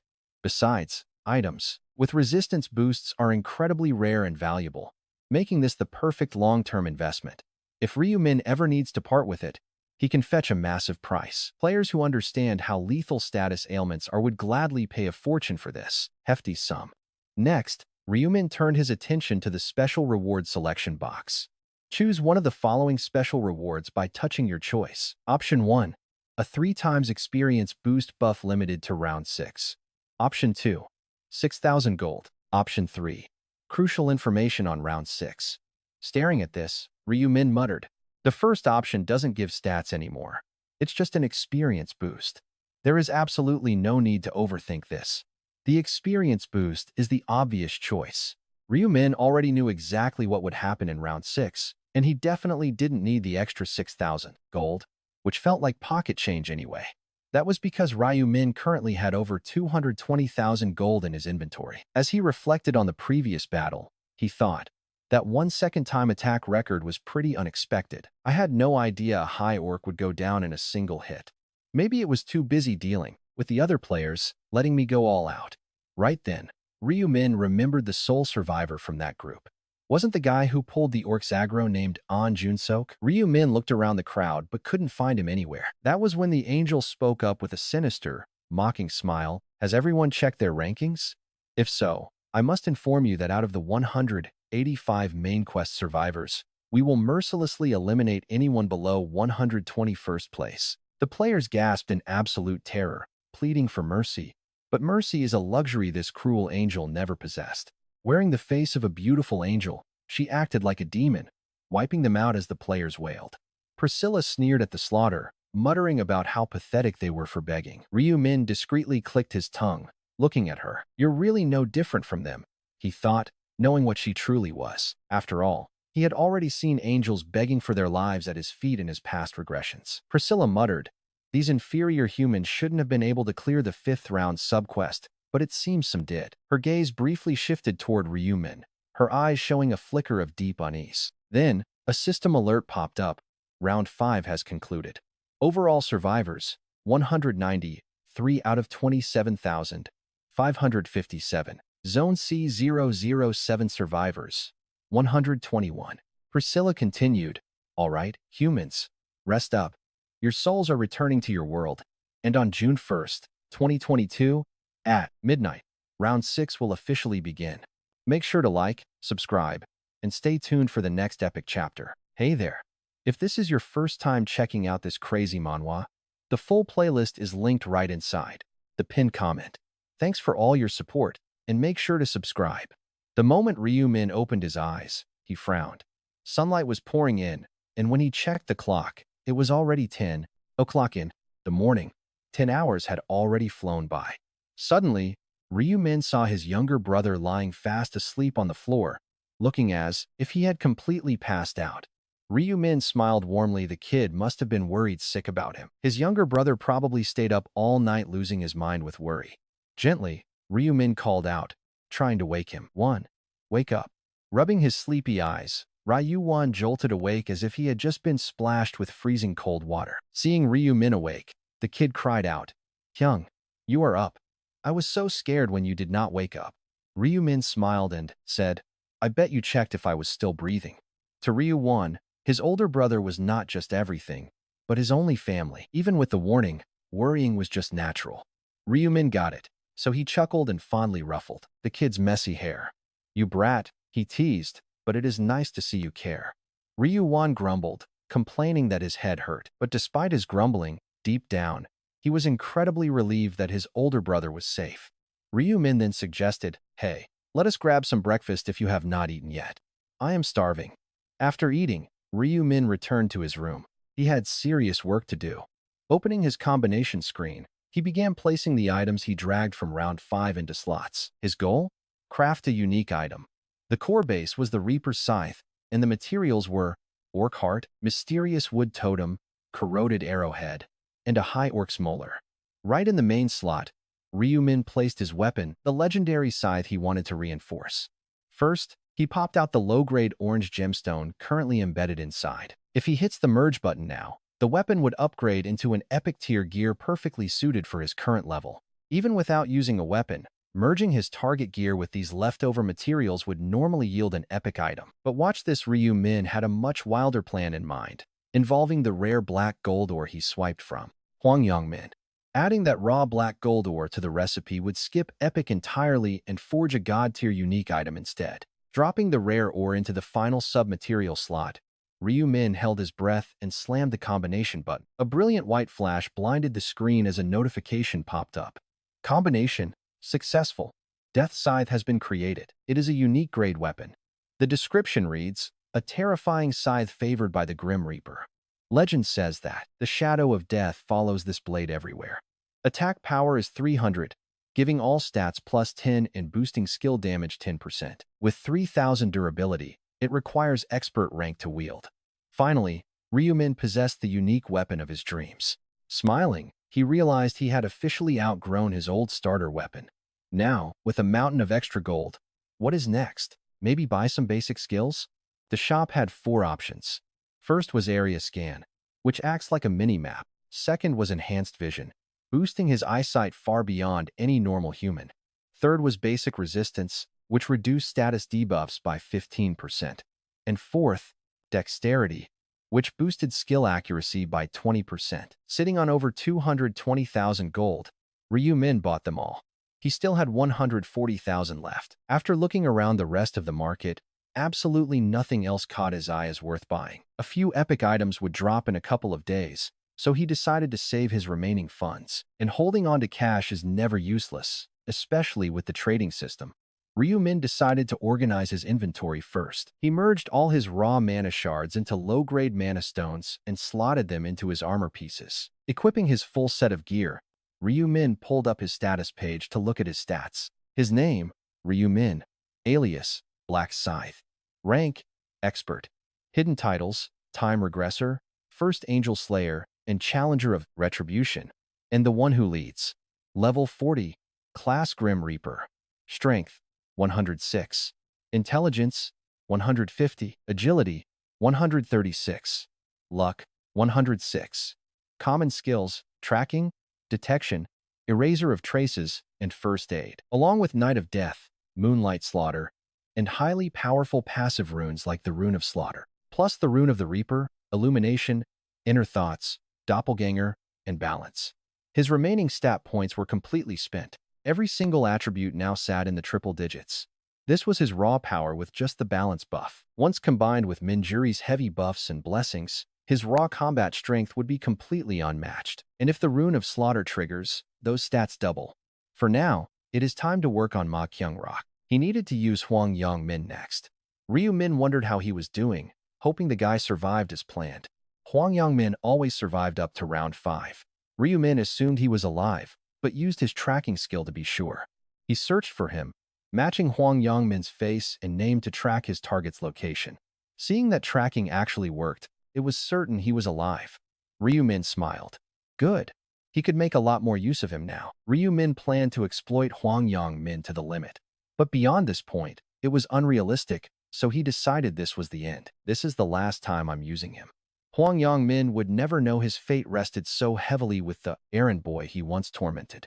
The day after their return, Min Ju-hee sat at a cafe, her heart racing. She was about to meet Ryu Min, and, as the appointed time drew near, Min Ju-hee found herself lost in deep thought. Her mind veered into pure speculation. Why does Ryu Min want to meet again? Could it be? She quickly shook her head. Dismissing her thoughts as totally outlandish, her heart suddenly skipped a beat. A delightful rush of anticipation surged right through her. Whoa, okay. Calm down and stay cool. I can't let it show. She sternly reminded herself. She really didn't want to burden herself with unnecessary anxiety, or even worse, reveal her one-sided crush. Just then, the cafe's door swung open, and Ryu Min entered. Seeing her, he asked with a friendly smile, Hey, you're here already? Have you been waiting long? Min Ju-hee quickly replied, Oh no, not at all. I just got here. She felt and man, that post-fantasy awkward silence is too real. It settles heavy between the two of them. Min Ju-hee asked herself why it felt so awkward. Was it because of those weird daydreams? Even the briefest silence felt awful. Breaking the quiet, Ryu Min finally spoke. So, how was round 5? Did you meet the Black Scythe like I said? It was blunt, but Min Ju-hee was eager to steer the conversation. She welcomed the chance, saying yes, we met and hunted together. Honestly, I had doubts that the top-ranked player would actually join me. But when I showed him my abilities, he agreed. Ryu Min replied, Told you so. If he sees your buffs, the Black Scythe will definitely want you on his team. Minjuhi enthusiastically added that thanks to him, she had a really comfortable hunt, even securing second place in the area for once. Ryu-min faked amazement. Second place? Impressive. He asked about the reward, and she showed her rare mid-tier necklace that boosted agility, asking if he'd like to see it. She opened her inventory, showing it to him. Ryu-min gave a polite wow. Just pure acting. In a world full of epic gear, regular items barely caught his attention. Minjuhi then asked what he thought, wondering if it looked good. Ryu-min replied that it looked great.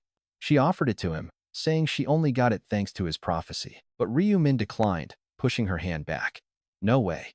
Why would he take her hard-earned reward? She insisted it wasn't hard to get, especially since the Black Scythe had made the hunt so incredibly easy. Ryu-min then asked why she didn't just give it to the Black Scythe instead. She sighed, asking if a high-level ranker would ever need a low-level necklace like that. Ryu-min had to agree. A rare-grade necklace was totally useless to someone of his stature. Plus, with tons of gold in his pocket, selling it wouldn't even register. He politely declined again, saying he appreciated it, but had no use for it. He mentioned he hadn't even reached regular grade yet. Surprised, Minjuhi gasped, questioning his actual level. Ryu-min admitted with a sigh of feigned frustration that he was only level 19, barely scraping by. He claimed he barely defeated 300 orcs in 10 hours. Minjuhi tried to hide her disappointment. She reasoned that a prophet isn't built for combat. To herself, she thought that combining prophecy with fighting would be totally broken. System-shattering, even. Of course, such a monster actually existed and stood right in front of her. But Minjuhi couldn't even begin to fathom that crazy truth. Ryu-min was just too different from the terrifying Black Scythe. But then, she asked an unexpected question. Don't forget to like, subscribe, and support the channel if you can. Hey everyone. Before we get started, please hit that like button. Let's aim for 2,000 likes, and your channel support means the world. Any financial support really helps us grow. Anyway, Minjuhi suddenly asks him, by the way, Ryu-min, how does a prophet actually fight? Ryu-min replies, I use magic skills, but I'm too embarrassed to show them. She goes quiet for a second before saying, well, then, you don't need that agility necklace. Since you're casting spells, you need to boost your intelligence instead. Ryu-min agrees, saying yes. But in reality, even magic classes need some agility. They still need a solid way to defend themselves from sudden attacks. While they don't exactly need the attack speed boost, having extra movement speed and evasion is pretty helpful for staying alive. Of course, none of this actually matters to Ryu-min since he doesn't even use magic. When he insists on turning it down, Minjuhi has no choice but to put the necklace away. Then she speaks up again, offering another option. Well, how about this instead? She pulls out a lowest grade red mana stone from her inventory, offering it to him. I found this while we were hunting. I can't guarantee its quality, but it's a small thank you gift, so please don't say no. Ryu-min knows she has specially prepared this for him. Smiling with genuine warmth, he says thank you for thinking of me. It's just a casual comment, but it completely catches Minjuhi off guard. Her face turns bright red as she stutters. I didn't get this just for you. I just want to show some gratitude since you've been helping me with info all along. Seeing her get so flustered like that, Ryu-min finds it pretty endearing. He smiles and says, I get it. Thanks. I'll take it. Without any more arguing, Ryu-min happily stows the mana stone away. Even if it's just lowest grade, gathering these will definitely help him level up and grow. He then tells her, since you gave me a gift, I should give you something in return. Minjuhi looks surprised, asking him what. Ryu-min replies naturally, it's intel about round 6. For a split second, she looks slightly disappointed, but that disappointment quickly vanishes. Minjuhi beams with a wide smile and says if you tell me, I'll be incredibly grateful. As Ryu-min begins sharing his prophecy, her eyes go wide. He has just mentioned the legendary Black Scythe. Telling her she needs to work with him, she gasps, so I have to team up with Black Scythe again this round? Ryu-min nods yes. Your buffs were amazing in round 5, so he won't say no. Minjuhi murmurs, I just didn't expect to work with him again. Ryu-min asks, isn't that a good thing? She nods slowly. Black Scythe was really nice to me. Ryu-min smirks, he was nice to you? Minjuhi replies yeah. He's surprisingly thoughtful, not scary at all like I thought. A bit arrogant, sure. But that makes sense for the top-ranked player. Talk about a hilarious ego boost. Our guy is getting complimented to his face, and he's loving every second of it. Minjuhi adds he also seems pretty sharp and insightful. It's hard to explain, but it feels like he really gets people. Ryumin secretly thinks to himself, well, I do have the rune of inner thoughts. It makes perfect sense to him. But Minjuri, completely unaware that such a rune exists, just finds Black Scythe incredibly cool. Ryumin thinks, I've got skills, insight, charisma, and thoughtfulness. A pretty flawless existence. But in reality, I am far from perfect. After all, I've failed 99 times. He feels a deep surge of urgency about the final round, which requires a 5-man party. Screwing up this time is out of the question. He mutters to himself, I cannot fail. Not when this is my final shot. He stares at Minjuri with absolute resolve. He knows she has to come along. Minjuri has to join my party, and so must that American priest. With 2 slots locked down, he still has 2 more positions to fill. Ryumin's thoughts are cut short by Minjuri's voice. Ryumin, what are you thinking about? Worried about the upcoming trial? He replies, yeah, I'm a bit concerned. I'm not exactly strong, you know. While it sounds ridiculous, Ryumin can't reveal his true identity yet. Minjuri chimes in, if only our zones were merged, I would gladly carry you through. But don't lose heart. We'll probably meet up soon. Ryumin smiles, yeah, you're right. Until then, I'll stay strong. You do the same. Ryumin laughs at her adorable, determined fist pump. He can't help but wonder, seriously, just imagine her face when she realizes he's the Black Scythe. The next day, Ryumin drives out toward his corporate headquarters. Originally, Heavenly Demon suggests grabbing a quiet lunch at a luxury hotel, but Ryumin declines, pushing for a company meeting instead. It is time to talk real business. Ryumin thinks, I've already proven my profit status, so there shouldn't be any problems. Even though he hasn't yet told Heavenly Demon what kind of business they are building, he knows the man will follow him blindly. Since Heavenly Demon is a remarkably loyal ally, he is a man who will do whatever it takes to scale up, and Ryumin has a track record of backing his claims. His abilities as a prophet have only grown over time, and with all that earned trust, it is finally time to show results. But for Ryumin, this isn't just about making money. It goes way deeper, especially since using Heavenly Demon's company has major perks. It means he can get his hands on any item he wants whenever he needs it. Cash is simply a tool for that. His main goal is his own leveling up, and growing the business helps him secure a tight bond with Heavenly Demon. That connection is his ultimate golden ticket to reaching the mysterious priest and using his high-level contacts to the fullest. Honestly, the financial gains that come with this are quite literally a sweet cherry on top. When Ryumin finally arrives, An Sang-cheol welcomes him with deep respect, asking Ryumin to wait a moment before leading him up to the main office. Heading into the elevator, the polite attitude of An Sang-cheol shows he was strictly ordered to treat their guest well. Ryumin steps inside. Heavenly Demon greets him warmly as their major shareholder. He gestures for Ryumin to sit, though Ryumin can tell his hearty laughter is somewhat forced. It is a show to make a good impression. Heavenly Demon asks if the trip here was quite uncomfortable. Our prophet replies that the ride was actually quite smooth, and Heavenly Demon asks if he has eaten yet. He offers to grab lunch together, but Ryumin replies seriously that they have far more important things to handle right now. Heavenly Demon leans in, his eyes lighting up with excitement as he asks if Ryumin is here with info on the next round. Ryumin stifles his inner laughter. I mean, wouldn't you also be dying to know what's coming next? The only reason Heavenly Demon brings it up so eagerly is because he is terrified Ryumin won't share the details this time. Putting his partner at ease, Ryumin promises that, of course, he will spill the secrets of the 6th round for them. An eager question follows about seeing the future.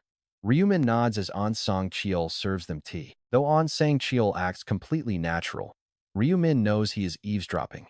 He then continues, offering the information they want. Offering the 6th round details, Ryumin requests an emergency shareholders meeting to be called right away. Shocked, Heavenly Demon repeats the request. Ryumin explains they need to start talking business. Specifically, they must change their name and industry. Heavenly Demon's face instantly turns quite serious. After all, real-world business is just as critical to them as future info. He seriously asks how he can help with this. To pass his proposed business idea, Ryumin simply needs the CEO to back him up. Controlling 51% isn't enough for a special resolution, since he needs a 67% majority to pass it. Completely rebranding a business is a massive hurdle, and he can't just ignore the wishes of the existing investors. He can't make these heavy choices entirely on his own. But honestly, Ryumin doesn't need anyone else's approval. If Heavenly Demon is on his side, They are golden. Realizing this, the boss nods, noting his own 20% stake. Combined, they will control 71% of the company, making any vote a breeze. Ryu-min agrees, but warns him first. He wants a smooth transition without any ugly rumors, meaning they still need to persuade the other investors. Heavenly Demon waves it off confidently, promising to keep the others in line, though he wonders why they might object. He asks if Ryu-min expects fierce resistance to the new direction. Ryu-min nods, confirming that indeed he does. His future sight revealed that the older crowd over 30 won't find this sudden shift very appealing at all. Curious, Heavenly Demon asks what this new business actually is, while An Sang-cheol leans in to listen closely. An Sang-cheol is clearly just as intrigued. Ryu-min notes their intense curiosity, knowing they are hooked. Well, he did promise them absolute success if they made the switch. Smiling quietly, Ryu-min begins to explain. He announces that the new business they are venturing into is in Hey. Make sure to like and subscribe. Tell us in the comments if this story is still fire. Hey everyone. If you are watching this manhwa for the first time, you will find all the chapters pinned in the first comment. And do not forget to like, subscribe, and support the channel financially. A huge shout out to our awesome friend for the financial backing as Ryu-min speaks. Heavenly Demon and the bodyguard lean in closer, their curiosity piqued, and Ryu-min says, I am planning to build a unique social electronic market exclusively for players. Heavenly Demon asks in amazement, an exclusive social electronic market? Are you talking about platforms like Auction, Amazon, or Coupang? In response to his question, Ryu-min nods affirmatively and says, that is right. However, there is a pretty massive twist: only players can access it, and instead of regular goods, they will be trading in-game items. Heavenly Demon asks, do you seriously think these items will trade for real cash? Ryu-min replies, that is completely up to the sellers. When listing their items, they can choose to trade for cold cash or swap items with others. Heavenly Demon says, I get the general concept, but why would players need cash? Ryu-min says, well, some players are definitely going to need cash, especially since there are not many viable options around right now. Heavenly Demon inquires, asking, right now? Does that mean there will be other options down the line?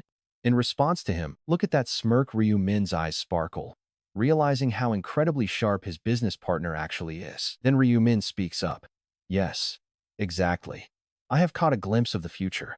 People who pass level 40 will soon be trading in gold instead of cash. Heavenly Demon asks in utter disbelief, gold? The two who have not yet reached level 40 have absolutely no idea a trade system even exists, let alone the mind-blowing concept of gold trading. Naturally, the idea of trading in gold has never even crossed their minds. Then Ryu-min adds, once you hit level 40, the trade function finally unlocks. With this feature, players can exchange gold directly. All we need to do is set up a secure platform to make this happen, and naturally, charge a commission in cash or gold. Heavenly Demon goes quiet, thinking it over. An exclusive electronic market for players? Honestly, it is a brilliant move. Since nobody has touched this territory yet, they have got a massive first-mover advantage. If they play their cards right, they could easily build a monopoly. While he is quite optimistic about the idea, Heavenly Demon keeps a straight face. Caution is still necessary. Then he asks Ryu-min, do you truly believe people will actually use an electronic market like this? Ryu-min replies, we are in round 5 now, and players already have a pretty massive stash of gear. As you know, loot dropped by monsters cannot be sold at ordinary NPC shops. Players are definitely struggling to figure out how to manage them. Heavenly Demon responds, so you are saying if we build a site where they can swap these things, they will welcome it gladly? Ryu-min nods. Exactly. Plus, now that most players are past level 20, a crafting feature has finally unlocked, and everyone is desperate to gather materials for recipes. When there is an easily accessible marketplace for these items, people will run to us. The timing is absolutely perfect. Heavenly Demon nods, clearly agreeing with the plan. With the main details settled, Ryu-min asks, what do you think of adding an auction system? Users can list items and bid, which drives up the value of rare loot. He replies, that is genius. It will definitely hook them. Then Ryu-min suggests, how about we let them list items completely free at first? That will draw people in, and we can add a VIP system to reward the heaviest traders. Heavenly Demon says, with a smile, that is another excellent idea. A satisfied grin spreads across Ryu-min's face as he watches Heavenly Demon's enthusiastic reaction. Ryu-min thinks to himself, looks like you are totally sold on this business proposal. Honestly, this is an insanely smart play, especially since players are about to dominate everything. But get this, it was a completely fresh market. Since the prophet himself was vouching for it, there was simply no way to say no. Ryu-min keeps thinking to himself, building this player-centric market is going to benefit me massively as well. I can easily grab whatever gear I need, especially those rare crafting materials that currently have a pretty vague or useless purpose. By securing these raw materials early, we can effortlessly craft legendary gear that blows unique items completely out of the water. Then Ryu-min inquires, we have got our business concept down. But what about our official company name? Do you have any ideas? But Heavenly Demon simply shakes his head and replies, let us not dwell on my suggestions. In times like these, we should follow the path foreseen by the prophet. After all, are you not the major shareholder of our company? Ryu-min does not argue, because it is true, and says, well then, how about player place? It shows it is a dedicated zone tailored just for players. Heavenly Demon repeats, player place, huh? That has a pretty good ring to it. I like it. In reality, Heavenly Demon he was not entirely sure, but he trusted the prophet completely. Heavenly Demon eagerly started sharing ideas. He asked if Ryu-min wanted to hear another plan. Ryu-min smiled, excited, and told him to share. Ryu-min listened closely, acting as the ultimate decision-maker while the office clock ticked. They talked endlessly.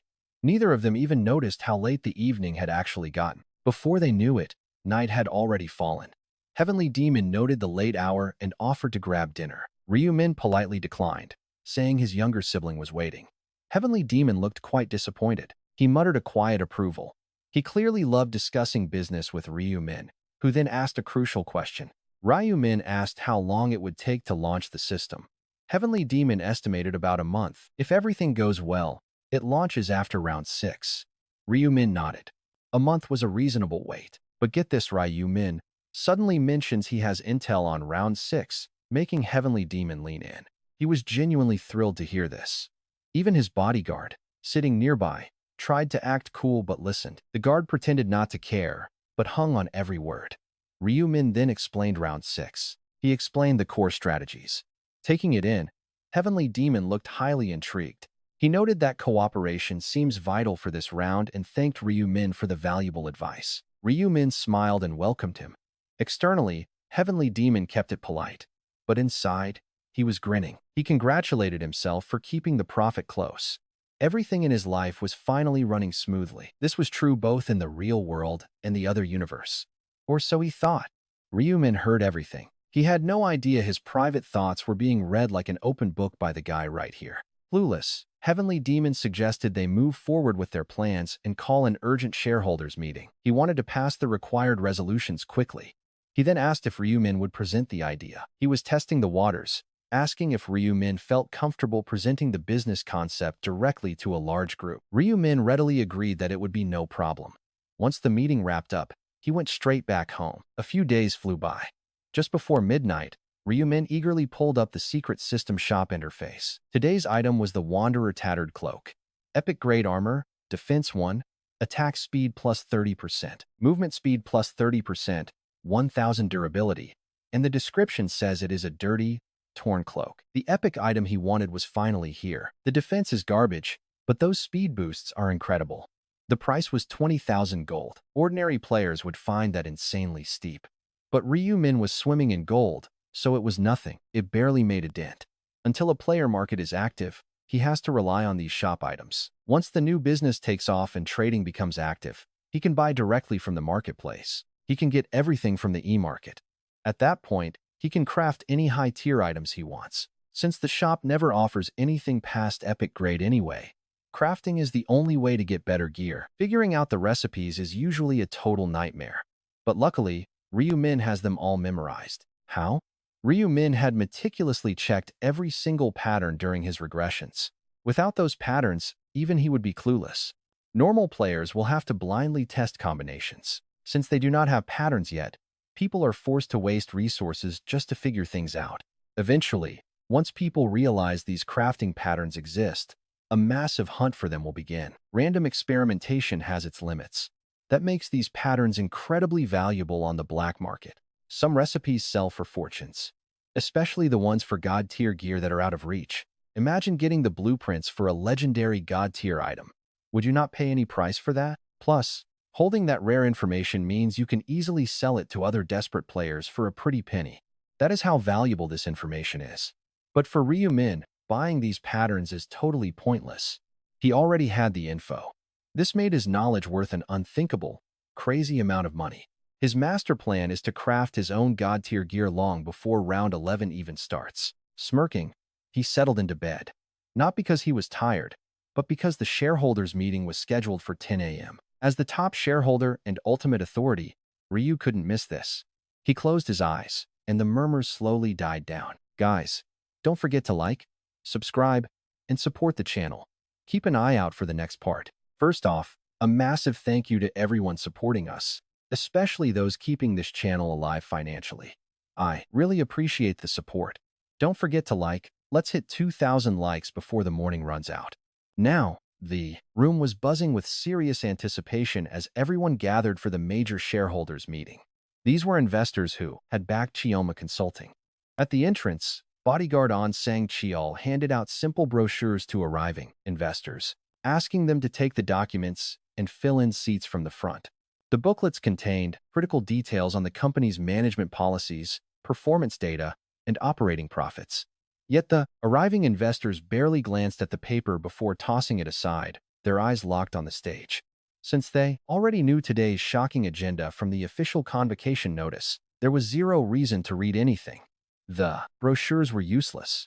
One investor muttered that they must be joking trying to change the industry and company name. Another whispered to wait and hear them out first. Right then, everyone was anxiously waiting for the boss to show up. If the CEO said anything out of line, they were ready to pull their money out the second they walked out of the building. As the crowd packed the room, the clock finally struck 10 a.m. Right on cue, Ma Gyeongrok, looking incredibly sharp in a neat suit, walked up and greeted them as the chairman, saying, "He is Ma Gyeongrok, CEO of Chioma Consulting." Surprisingly, no one clapped. The dead silence in the room was heavy, like they were holding back, waiting for a real explanation. Smiling as if he expected this, Ma Gyeongrok, he wastes no time. Looking straight at the crowd, "You guys ready for the real twist?" They knew they were here for a major decision, but his sudden announcement that the company was changing its whole business model and name sent a wave of heavy sighs through the crowd. Hearing it directly confirmed made it real. It made total sense. These people had poured cash into Chioma Consulting because they believed in the original vision, only to be told things were taking a massive, sudden turn. Naturally, the investors felt completely blindsided by the bizarre news. One guy yelled out that they were doing great, so why make these crazy changes now? Another shouted in anger, asking if this business was just a game to him. They wanted him to stick to consulting. The room quickly descended into a loud, angry uproar. Yet Ma Gyeongrok did not lose his calm composure. He just kept smiling, asking everyone to calm down. He then announced that regarding the massive industry shift, he wanted their new majority shareholder who holds 51% of the company and top management rights to speak. He called him up. At Ma Gyeongrok's cue, Ryu Min stepped onto the stage and greeted the stunned crowd, introducing himself. He told them he was the new majority owner of Chioma Consulting. Looking at Ryu Min, the entire room, gasping in shock. This kid barely looked 20, yet he was standing there claiming to run the entire show now. People started whispering to themselves, wondering if this was a sick joke and how a kid could be the boss. Owning 51% meant he had poured billions into the company. The crowd stared at Ryu Min with deep, intense suspicion. Some even clenched their fists, unable to believe this reality. Standing before them, Ryu Min finally spoke up, offering to explain the exact shift they were planning. As Ryu Min laid out the vision, just like he did with Ma Gyeongrok, the crowd's eyes went wide. One investor gasped that he wanted a social open e-market, specifically for players. Isn't that just catering to them? Another sneered, asking if he was renaming it to Player Place. The name sounded totally ridiculous, but they kept their simmering anger quiet for now. No one yelled out yet, seeing how many eyes were on them. Observing their rising frustration, Ryu Min, he just grins at the chaos, and honestly, can you blame him for laughing? They were not players themselves. Most of these shareholders were normal folks, ranging from their 30s to their 60s, just ordinary citizens. The younger players? They rarely touched stocks at all, completely avoiding long-term investments. It made sense when you might die in the next deadly round. Planning for a financial future seemed completely futile. If they needed cash fast, they either sold their skills, resorted to heavy gambling, or even turned to dark, criminal paths. With their insane new powers, pulling off a quick robbery was incredibly easy. They got exactly what they wanted without fear. Why worry about the police when your life is constantly on the line? For many, safe prison walls sounded better than the brutal unknown of the next round. And that was the issue. To normal citizens, players were dangerous threats, ticking time bombs waiting to turn criminal. Naturally, the distrust ran deep. Naturally, skepticism rises when someone proposes a player marketplace. But Ryumin calmly wraps up that concludes my explanation, and I will gladly answer any questions. But before Ryumin can even finish his sentence, hands shoot up all over the room. Seeing their eager reactions, Ryumin lets a small smirk slip and says, "It seems there is some serious. It is a fine industry." Ryumin replies, "It is my idea." Another asks his real intention behind changing the business. Are they predicting downfall? No way. Ryumin snaps back, what boss actually wants their own company to fail. This move is purely to grow us further. But another presses, do you have any solid proof this pivot will work? Aren't you just assuming players even want this platform? Who says they are going to accept this crazy idea? Wait till you hear his response. Ryumin calmly tells them it is incredibly handy, and those who do not use it will simply fall behind. Gentlemen, if the company grows, is that not great for shareholders? Here, you will all receive higher dividends. But one shareholder snorts. What if you fail and we go bankrupt? Can you not just stick to consulting? Ryumin replies calmly, I am sorry, but I simply cannot be satisfied with just consulting. Consulting is not sustainable. The era of players is coming fast, and we must completely pivot to survive. We need to adapt. Despite the onslaught of inquiries, Ryumin remains calm, totally unfazed, answering every single question. He answers methodically until the questions gradually dwindle. Finally, he looks around and asks if there are any further inquiries. The once turbulent atmosphere transforms into dead silence as the stunned shareholders ask themselves, what more is there to ask? We covered everything. He might be young, but he is certainly not rattled at all. While the shareholders are stunned, the most shocked person is Heavenly Demon, who was watching quietly from the sidelines. He thinks to himself, what is going on? Is this really him? The atmosphere feels subtly different. I thought he was just a naive kid, but he is surprisingly quite bold. Today, he is truly impressive. His grit against all this criticism is rather astonishing. Answering every single question in the middle of a barrage of complaints requires some serious composure. Heavenly Demon says to himself, it is almost hard to believe he is only 20 years old. For a second, he remembers his own life back when he was 20, comparing his past self to Ryumin's composure. Those were definitely much less mature times. He wishes he could have handled things as calmly at 20. He might have earned his father's recognition and taken his place as the tapeless successor. A sudden wave of awkwardness hits him. But wait, this is a business meeting after all. Heavenly Demon quickly snaps out of it. Ladies and gentlemen, if there are no objections, we shall now proceed with the vote. To pass this special resolution, they need over 67%, and with Ryumin holding 51% and Heavenly Demon holding 20%, their combined approval alone guarantees it. Honestly, there is no real need to get anyone else's vote. But holding this meeting and discussing it with them is mostly for diplomatic reasons. Heavenly Demon speaks up. Is anyone opposed to the change in industry and company name? Nobody says a word. Dead silence. Smiling, Heavenly Demon declares the results. Since there are no opposing votes, the proposal passes with 100% approval. Although they had voted yes, the shareholders cannot hide their intense unease. They reluctantly raised their hands, secretly wanting to oppose it. But here is the thing, Ryumin knew exactly what they wanted, thinking that in a few months, they will be incredibly thankful that they did not sell their stock. They will celebrate a massive success, and everyone will cheer for their company's soaring success. Heavenly Demon speaks up with this. We conclude our shareholders meeting. Thank you all for attending. With those final words, the shareholders begin shuffling out of the room one by one. Meanwhile, Heavenly Demon approaches Ryumin, calling him our major shareholder and saying he handled it beautifully and without a trace of nervousness. Ryumin laughs. I practiced at home, he says, which seems to have paid off. In truth, Ryu-min had not practiced, but his performance somewhat softened Heavenly Demon's guard. Ryu-min then tells him all that is left is to build the website and system quickly. He says he will leave that entirely to Heavenly Demon, who happily agrees, telling his major shareholder to focus on surviving the next round without any worries. Heavenly Demon is clearly concerned, since the prophet class seems weak. Reading his mind, Ryu-min smiles. He is just worried. Worried that if I die, no more prophecies. There will be no more prophecies. Heavenly Demon then offers to buy him lunch at the hotel. Ryu-min happily accepts. He thinks to himself that today is wrapped up, but there is still one key thing remaining: how to use Hwang Young-min. Plotting his next move, a massive, devious smile spreads across Ryu-min's face. Do not forget to like, subscribe, and support the channel. And keep waiting for the next epic chapter. Huge thanks for all the support, especially to our channel sponsors. I know this chapter is on the shorter side, since I have been feeling pretty sick lately. First-time viewers should check the first comment for the complete list to find the playlist.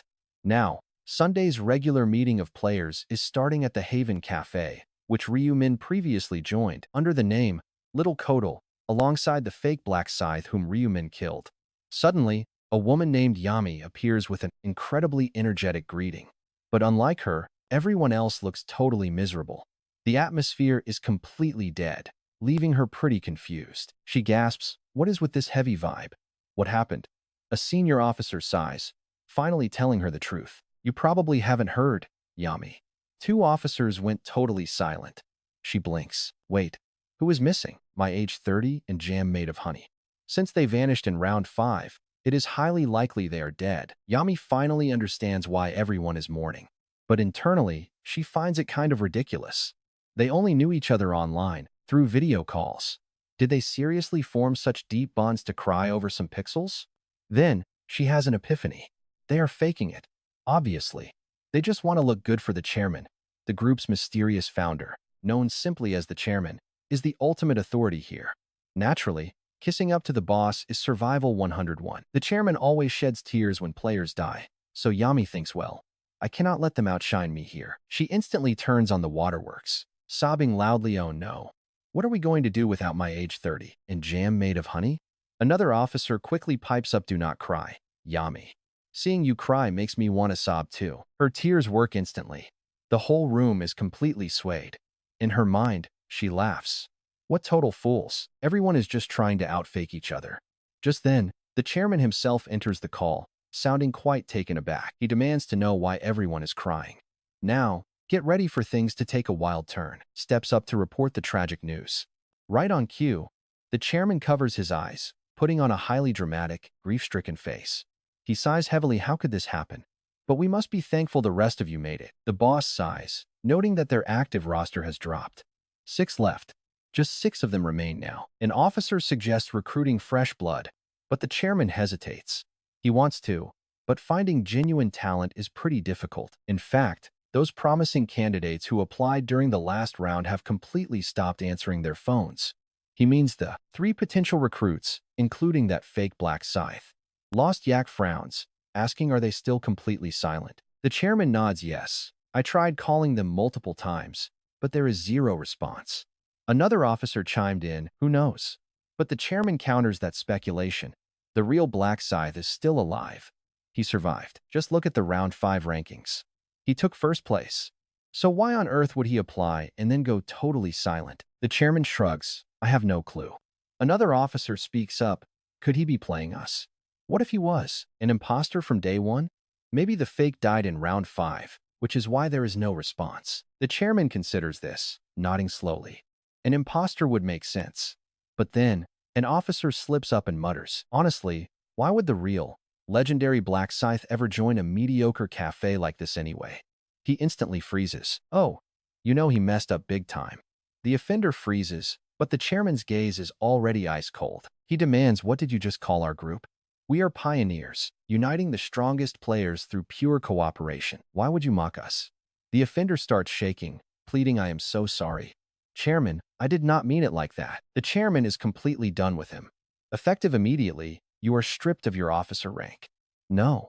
Actually, you are permanently kicked out. To survive, we need total unity.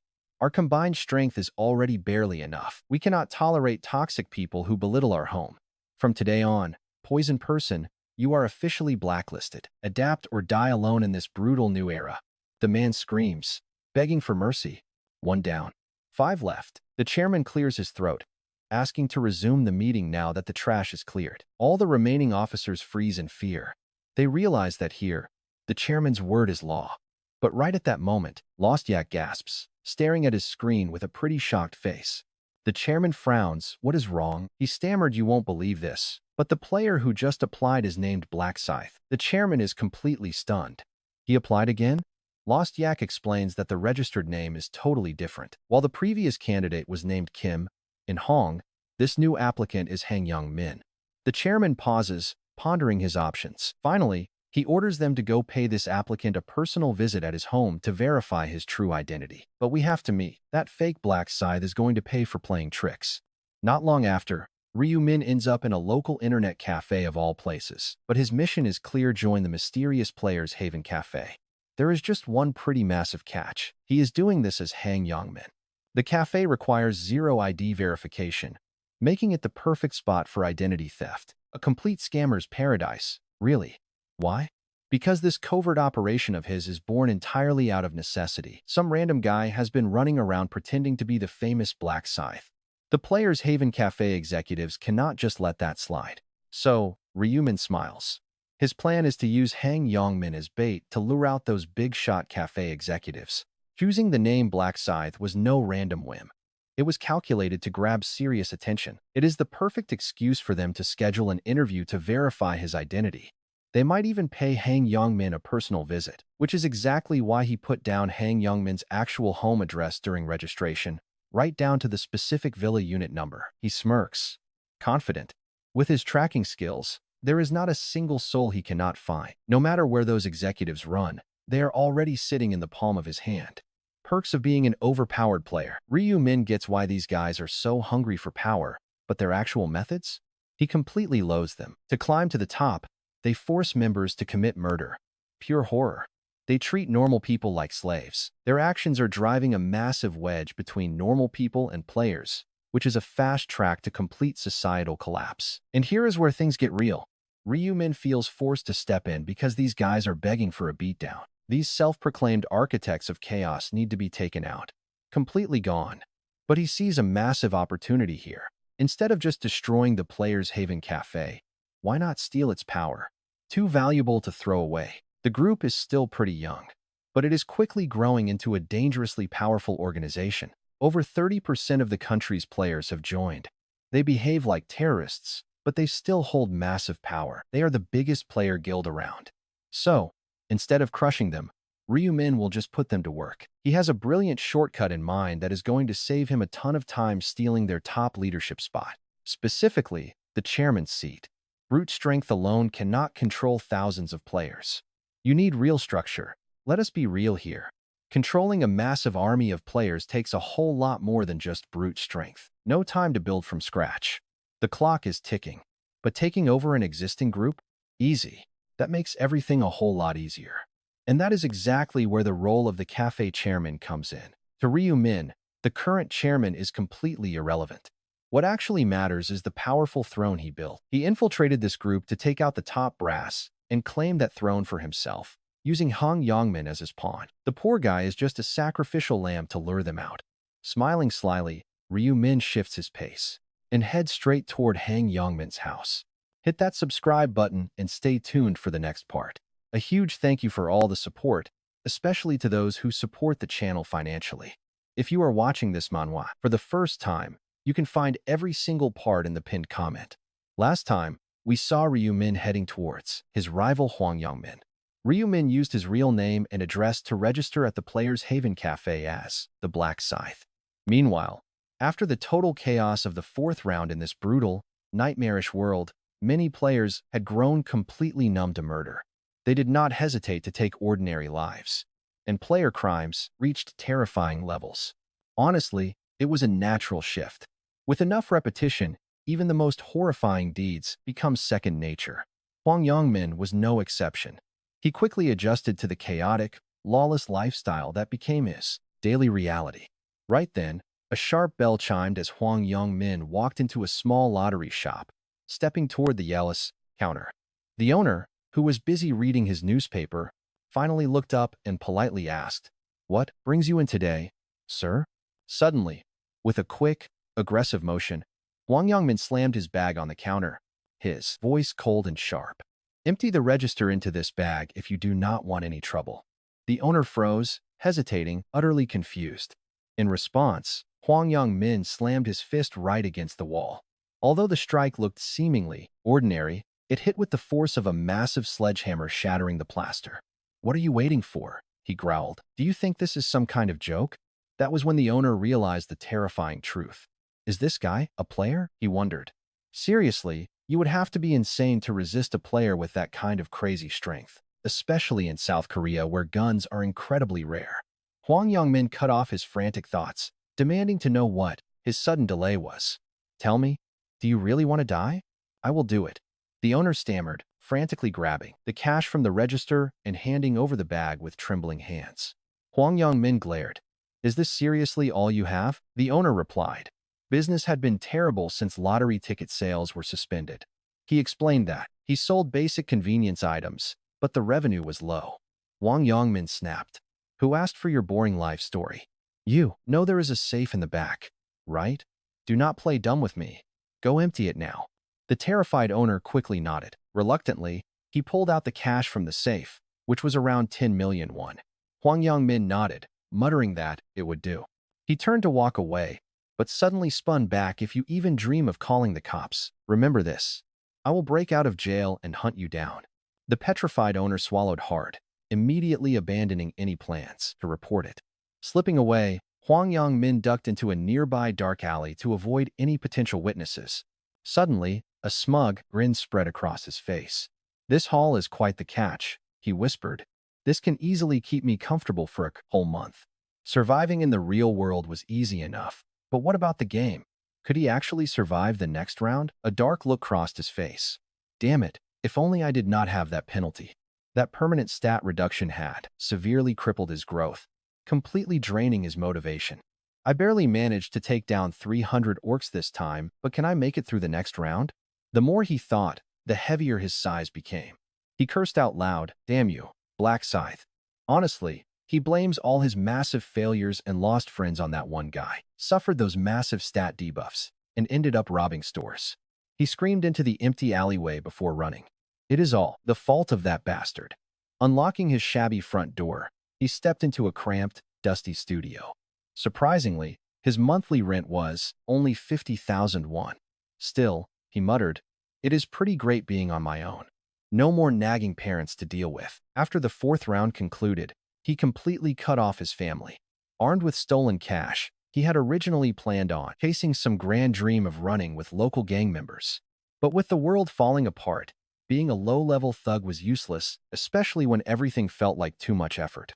So, he abandoned that plan, getting this tiny room instead. He sighed, "At least I can get by on robberies for now." But his chest tightened. "How much longer can I keep living like this?" he wondered. Over the past 4 months, his whole life had shattered. He fought endless brutal battles against monsters like goblins, trolls, and bloodthirsty orcs just to survive. He had even lost an arm to that monster, the Black Scythe. He also murdered his own mentor, Jo Jung-sik, by backstabbing him. As for his closest childhood friends from high school, he had personally slaughtered them too. Now, desperate for cash, he resorted to robbing stores, completely avoiding any major gangs. His once normal life had spiraled straight into a chaotic, hopeless abyss. He muttered to himself, "If only I had never crossed paths with that damn Black Scythe." A heavy sigh escaped his lips. Suddenly, he shook his head, realizing he was wasting precious time. "This is not the moment to get emotional," he told himself. "I need to get moving." He wants to make every remaining moment count, experiencing everything he ever desired and wondering what dark path to take. But then he suddenly remembers that all of his peers are actually players too, backing down from that awful plan. Those women had undoubtedly survived pure hell during previous rounds, making them far too dangerous for him to target. Anyone left standing would easily fight back. leaving him with no choice but to set his sights on older targets. Thinking women over 30 would be much easier to overpower, he remains determined to find a beautiful woman for himself. Perhaps a regular girl resembling Sayin might be out on the streets, humming a happy tune in his heart. Grabbing his coat, he gets ready to head out, thinking he might visit a high-end salon if the mood strikes. Spending cash like some movie star is his dream, showing off his wealth while being surrounded by beautiful women. If funds run low, he can always rob another store, confidently swinging his front door wide open to leave. But he immediately freezes. What the hell? He gasps, seeing a complete stranger standing right on his doorstep. Han Yong-min demands to know who he is, but the stranger ignores him, asking if he is Han Yong-min. Looking at him with suspicious eyes, the man just offers a warm smile, realizing his guess was correct. Han Yong-min demands to know if he is a cop, making the man laugh and ask why he would say that. Asking if a crime was committed, the man tries to push past Han Yong-min, sparking immediate, furious anger. Han Yong-min snaps, demanding to know who gave him permission, but the stranger apologizes and says he is lost yak. As an interviewer from Player Haven Cafe, he checks on a morning application, leaving Han Yong-min totally confused. Asking if he is on drugs, Han Yong-min is stunned when the man inquires if he is the Black Scythe. Seeing his genuine, confused reaction, Lost Yak senses a total mix-up and decides to ask him one more time. He asks if he is really Black Scythe, but Han Yong-min laughs, asking if this is some kind of joke. When asked about the Player Haven application, Han Yong-min has no clue what that is, making Lost Yak sigh. Realizing his mistake, Lost Yak apologizes and turns to leave, but Han Yong-min demands to know what is actually happening. Lost Yak says it looks like someone played a prank using his personal information. Since his name and address matched, Han Yong-min gets furious, demanding to know who stole his identity. But suddenly, a cold voice cuts right through the air. It was me, making them spin around instantly. Looking back, they spot a mysterious masked figure, and Lost Yak immediately demands to know if he is the culprit. Han Yong-min is totally thrown off, shouting and demanding to know what the hell is going on. Honestly, his complete shock makes total sense. A random masked lunatic just showed up out of nowhere. Han Yong-min angrily asks how this stranger even knows who he is, but Ryu-min just stands there. Instead of giving him an answer, Ryu-min simply summons his massive death scythe directly from his inventory. Seeing that colossal, terrifying weapon, both Lost Yak and Han Yong-min freeze in complete, stunned silence as Ryu-min speaks. He asks if this answers their question, knowing that a scythe wielder is extremely rare, let alone one this massive. And if a player is carrying a weapon that large, there is only one legendary figure who comes to mind. Like twins, they both think of the exact same top-tier ranker. Are you thinking of the same person too? They wonder if this is actually the real Black Scythe. But Lost Yak suddenly narrows his eyes in suspicion. He starts questioning if this could just be another fake imposter looking to ride his coattails. He notes a massive difference between the legend and this guy, starting with his surprisingly small build. He looks shorter than 170 centimeters, carrying a scythe that seems way too heavy to even swing. Sure, comparing a real player to their avatar is usually pretty dumb, but this guy just looks too weak. But Han Yong-min, who had actually met the real Black Scythe face-to-face before, instantly knows the truth. He realizes this is indeed the genuine Black Scythe. Despite the different build, the chilling aura is identical. Most of all, those intense eyes staring right through the mask are something he could never forget. Make sure to like, subscribe, and stay tuned. Hey everyone, massive thanks for all the support. I truly appreciate you guys. Special shout out to those who sent in financial donations. If you are watching this manhwa for the first time, check the pinned comment for the series title and other parts. Now, Hwang Yong-min, who had actually crossed paths with the Black Scythe before, froze in place. He knew that aura. It was definitely him. Even if his body shape looked somewhat different, that chilling tone and presence were identical. But most of all, those unforgettable eyes peeking through the mask confirmed everything. Hwang Yong-min realized the actual Grim Reaper had just arrived, making his hair stand on end. His entire body shivered uncontrollably, like a helpless prey instinctively locking eyes with an apex predator. He stared in disbelief, remembering his empty boast about slicing the legendary player in half the next time they met. But let's be real, he thought. That was just tough talk. Our level gap is more than double. How could I ever hope to pull that off? Besides, what is he even doing here? More importantly, why did he use my name? There is absolutely no reason for someone like him to have business with me. As he spiraled, Whether it was to stop his palms from sweating or just to ease the crushing tension, Kwang Young Min kept clenching and unclenching his fists. You can see the gears turning in Lost Yak's head as he stares, desperately trying to figure out if this guy is the real deal. Even Lost Yak, who previously dismissed the rumors, couldn't help but look tense now. He had never met the guy. But if this really is him, a level 20 player has zero chance in a straight fight. A sneak attack is my only option. Before he could act, Ryu Min suddenly called out to Lost Yak, ordering him to bring out the others hiding in wait. Lost Yak was completely stunned. He almost wanted to applaud. The guy already knew the other cafe executives were lurking nearby. Just moments ago, he was highly skeptical about his identity. Now, all doubts were erased. This monstrous perception was the real deal. He realized this guy would be an absolute nightmare to fight. Right then, two hidden players stepped out from the shadows. One of them laughed, admitting they were caught, and asked how Ryu Min spotted them.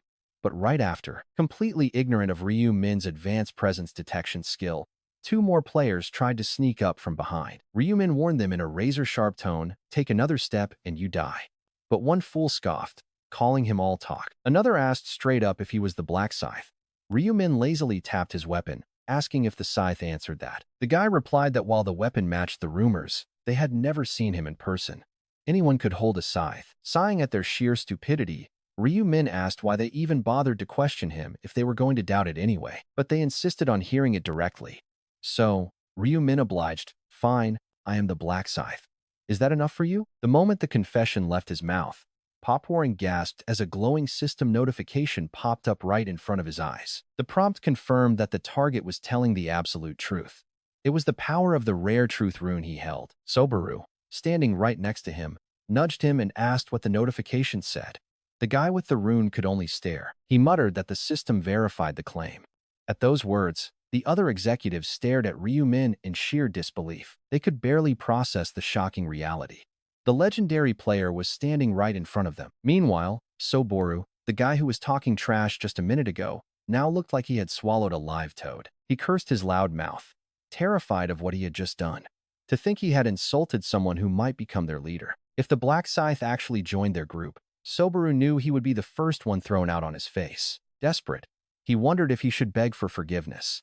Or maybe, just maybe, the Reaper did not hear his petty insults. He was standing there so quietly, after all. Swallowing his pride, Soboru offered a forced, polite greeting to the legend. But Ryu Min instantly swung his massive blade, pointing it directly at the man's throat. No time for fake pleasantries here. Since Soboru wanted to confirm his identity so badly, Ryu Min suggested they settle it with a little duel. Soboru froze. Seriously, think about the level gap here. A level 40 monster fighting a level 20 rookie is just a straight-up massacre. He knew Ryu Min was holding a serious grudge. The Reaper wanted to humiliate him in front of his entire guild. There was no way Soboru would survive that clash. His only option was to swallow his pride and apologize sincerely. He bowed, offering his deepest apologies. But Ryu Min coldly scoffed, asking how a simple sorry proved his identity. Another executive stepped in, assuring Ryu Min that the test was already complete and no further proof was needed. But Ryu Min kept his weapon raised. He demanded to know exactly how they confirmed it so easily without a fight. Popering chimed in, nervously explaining he had a special rune for truth detection. Ryu Min nodded, but refused to let things slide. He gave Soboru a simple deal block one single strike, and they were even. Ready to begin? Soboru could only stammer, "Black Scythe, there is really no need for that. I am so sorry." But before the executive can even finish apologizing, with a chilling slice, his head thuds to the floor. When their ally's severed head rolls right under their feet, the other two freeze in total shock. Lostak wants to scream, "What on earth is this guy doing?" But knowing he might end up exactly like his dead comrade, he shuts his eyes in fear. The executive with the truth rune feels the exact same dread. He realizes he did not even see the scythe move. The gap between them is just too massive. One executive stammers, "Black Scythe, what are you doing?" Ryu Min calmly replies, "What am I doing? I just proved my identity." The survivors realize they could easily be next. They are incredibly frustrated that a top-level executive just died so effortlessly. There is no resurrection in the real world like in the game. These are not low-level lackeys you can easily replace. These are elite executives. They cannot just find easy replacements, leaving them desperately wondering, who are we going to replace him with? Right then, Their eyes lock onto the masked madman standing right in front of them. Honestly, the Black Scythe is the perfect replacement candidate. In fact, recruiting him was their entire mission from the start. But how can they bring a complete lunatic who murders his own allies into the organization as an executive? Their chairman would never agree either, since he genuinely values the lives of his men. The risk is just too high. Bringing in a cold-blooded killer like the Black Scythe is a massive liability. So, they quickly make a quiet decision. The two remaining executives realize that if they cannot recruit this monster, they have to put him down. They must kill him right here. Even though it will be incredibly tough, they cannot let him walk after murdering their comrade. Plus, taking him out eliminates a major future competitor anyway. They trade quick glances, silently agreeing on a plan. They decide to fake a surrender first to make him lower his guard, then strike with a sudden ambush. But suddenly, a chilling laugh slips out from behind Ryu Min's mask. He asks, "Do you really think I would not suspect you? Especially when you clearly showed your intent to kill me earlier."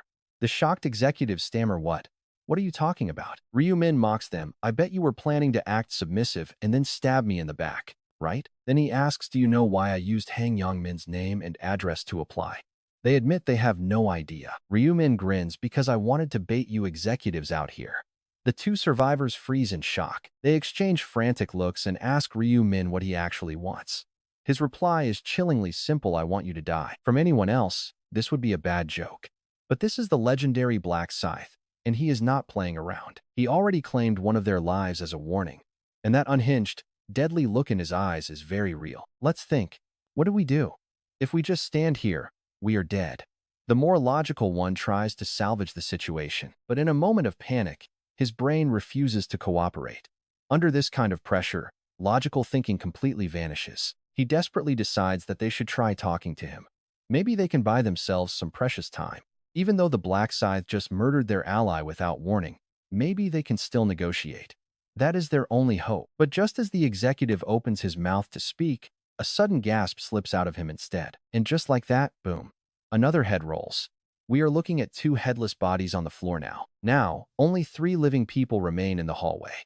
A trembling Hang Yongmin, the Truth Rune user, and the Grim Reaper himself. The last executive realizes Ryu Min baited them here just to slaughter them. Pure terror fills his eyes in this moment. He asks Ryu Min, "Why do you hate us so much?" Ryu Min scoffs, "You are seriously asking me why? You framed innocent people and slaughtered them, did you not?" The man's eyes widen in shock. "How do you know that?" Ryu Min replies, "Did you really think I wouldn't find out about the people you murdered during your interview tests? During those executive trials, you had to personally hunt down innocent civilians. You monsters abused and killed so many of them." The executive tries to justify it. "They were not innocent. They looked down on players and insulted us. They envied our powers. Double-standard hypocrites like them deserve to die." Ryu Min just stares at him. Ryu Min asks, "And what about you? You judge others brutally, but let yourself slide. Is that not a double standard?" The man snaps, "What are you talking about? You do not even know me." Ryu Min replies, "You think I don't? I can see right through your inner thoughts with my rune." He raises his scythe and adds, "I might not know you, but I know one thing." In a flash, that man's head rolls on the ground like a grape. Ryu Min looks down. "Only scum kill innocent people." Hang Yong Min is shaking in terror, but Ryu Min turns to him with a calm smile. "No need to be afraid. I will be sending you to join your friends very soon."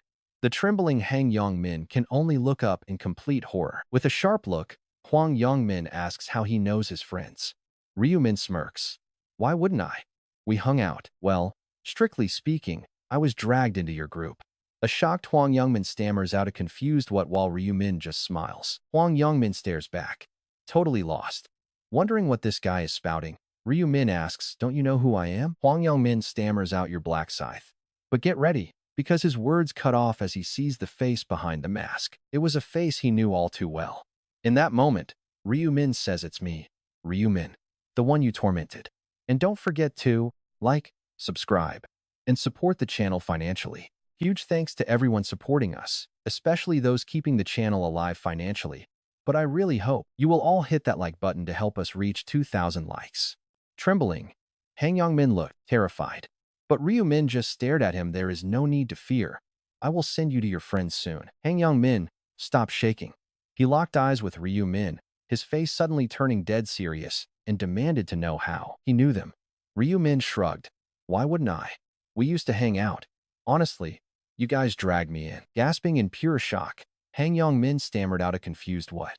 Ryu-min just smirked at his baffled expression, as if he was talking total nonsense, asking if he really did not recognize him. Han Yong-min muttered, "You are the Black Scythe." But his words cut short the moment he saw the face behind the mask. It was a face he knew all too well. Right then, Ryu-min spoke up. "It is me, Ryu-min. The kid you tortured." Han Yong-min froze solid like a statue. "Ryu-min is the Black Scythe," he gasped. Memories clashed in his head, struggling to connect two completely different people. One was the old Ryu-min, cowardly, shivering like a turtle.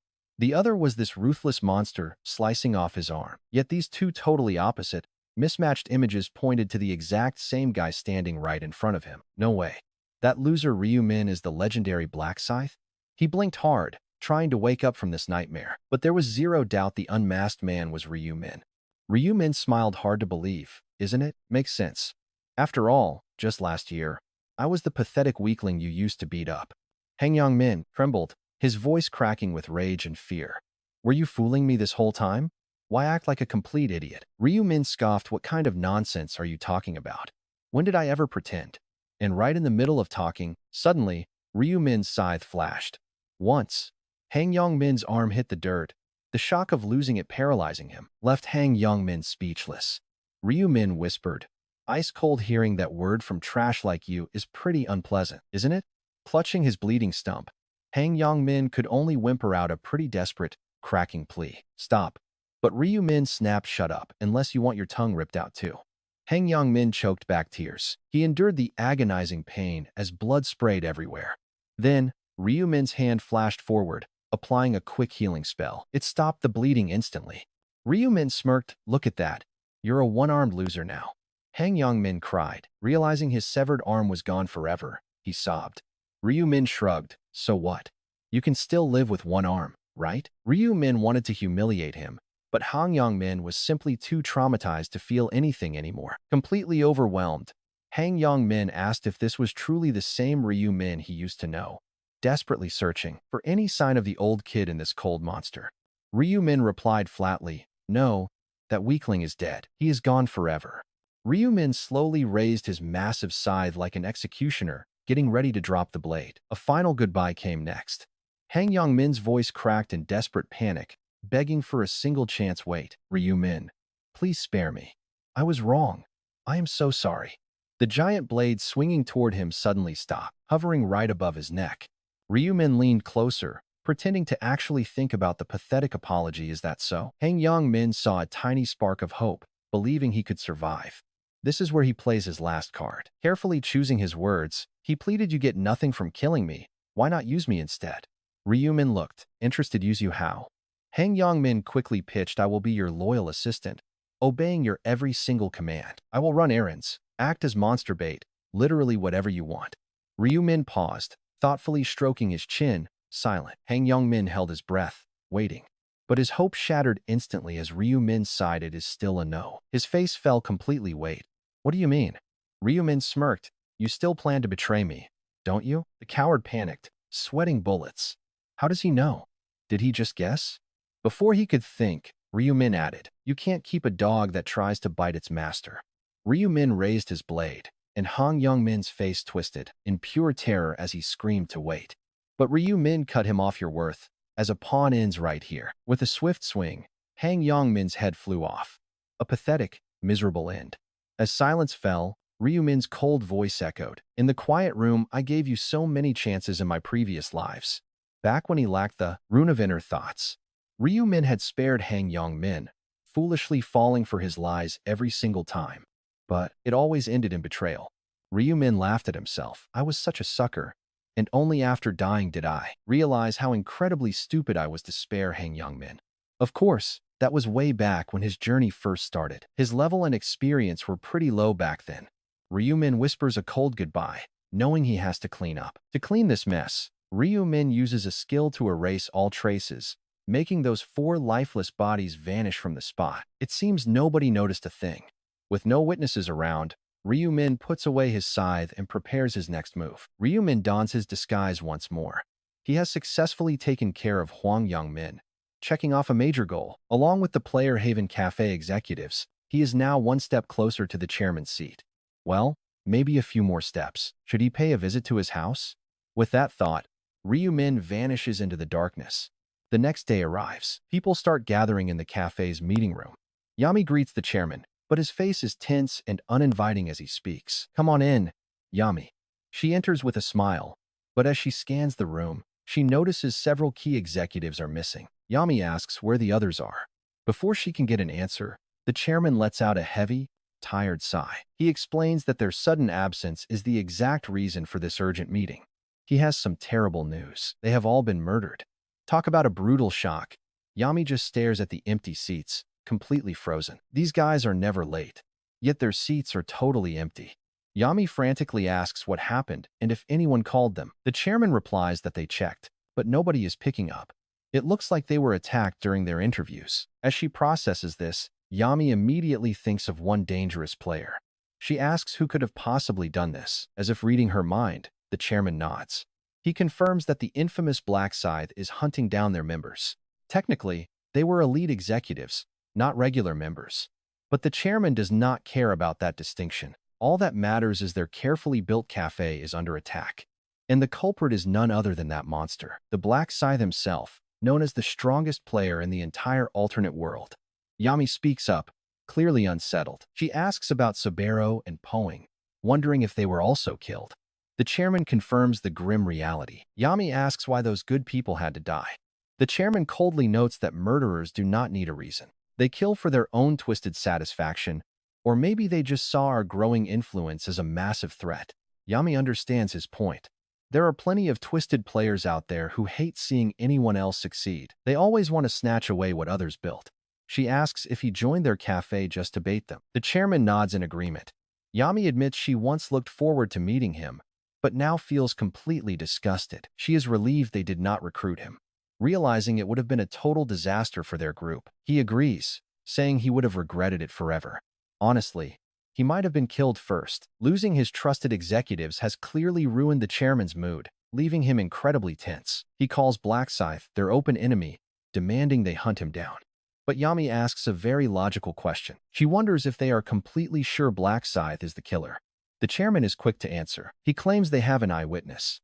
He calls out to Lost Yak, asking him to explain the situation. Lost Yak agrees, painting a grim picture of his terrifying confrontation with the legendary Black Scythe. After the chairman leaves, Lost Yak bids Yami farewell, saying he will see her next time. She tells him to rest after such a rough day.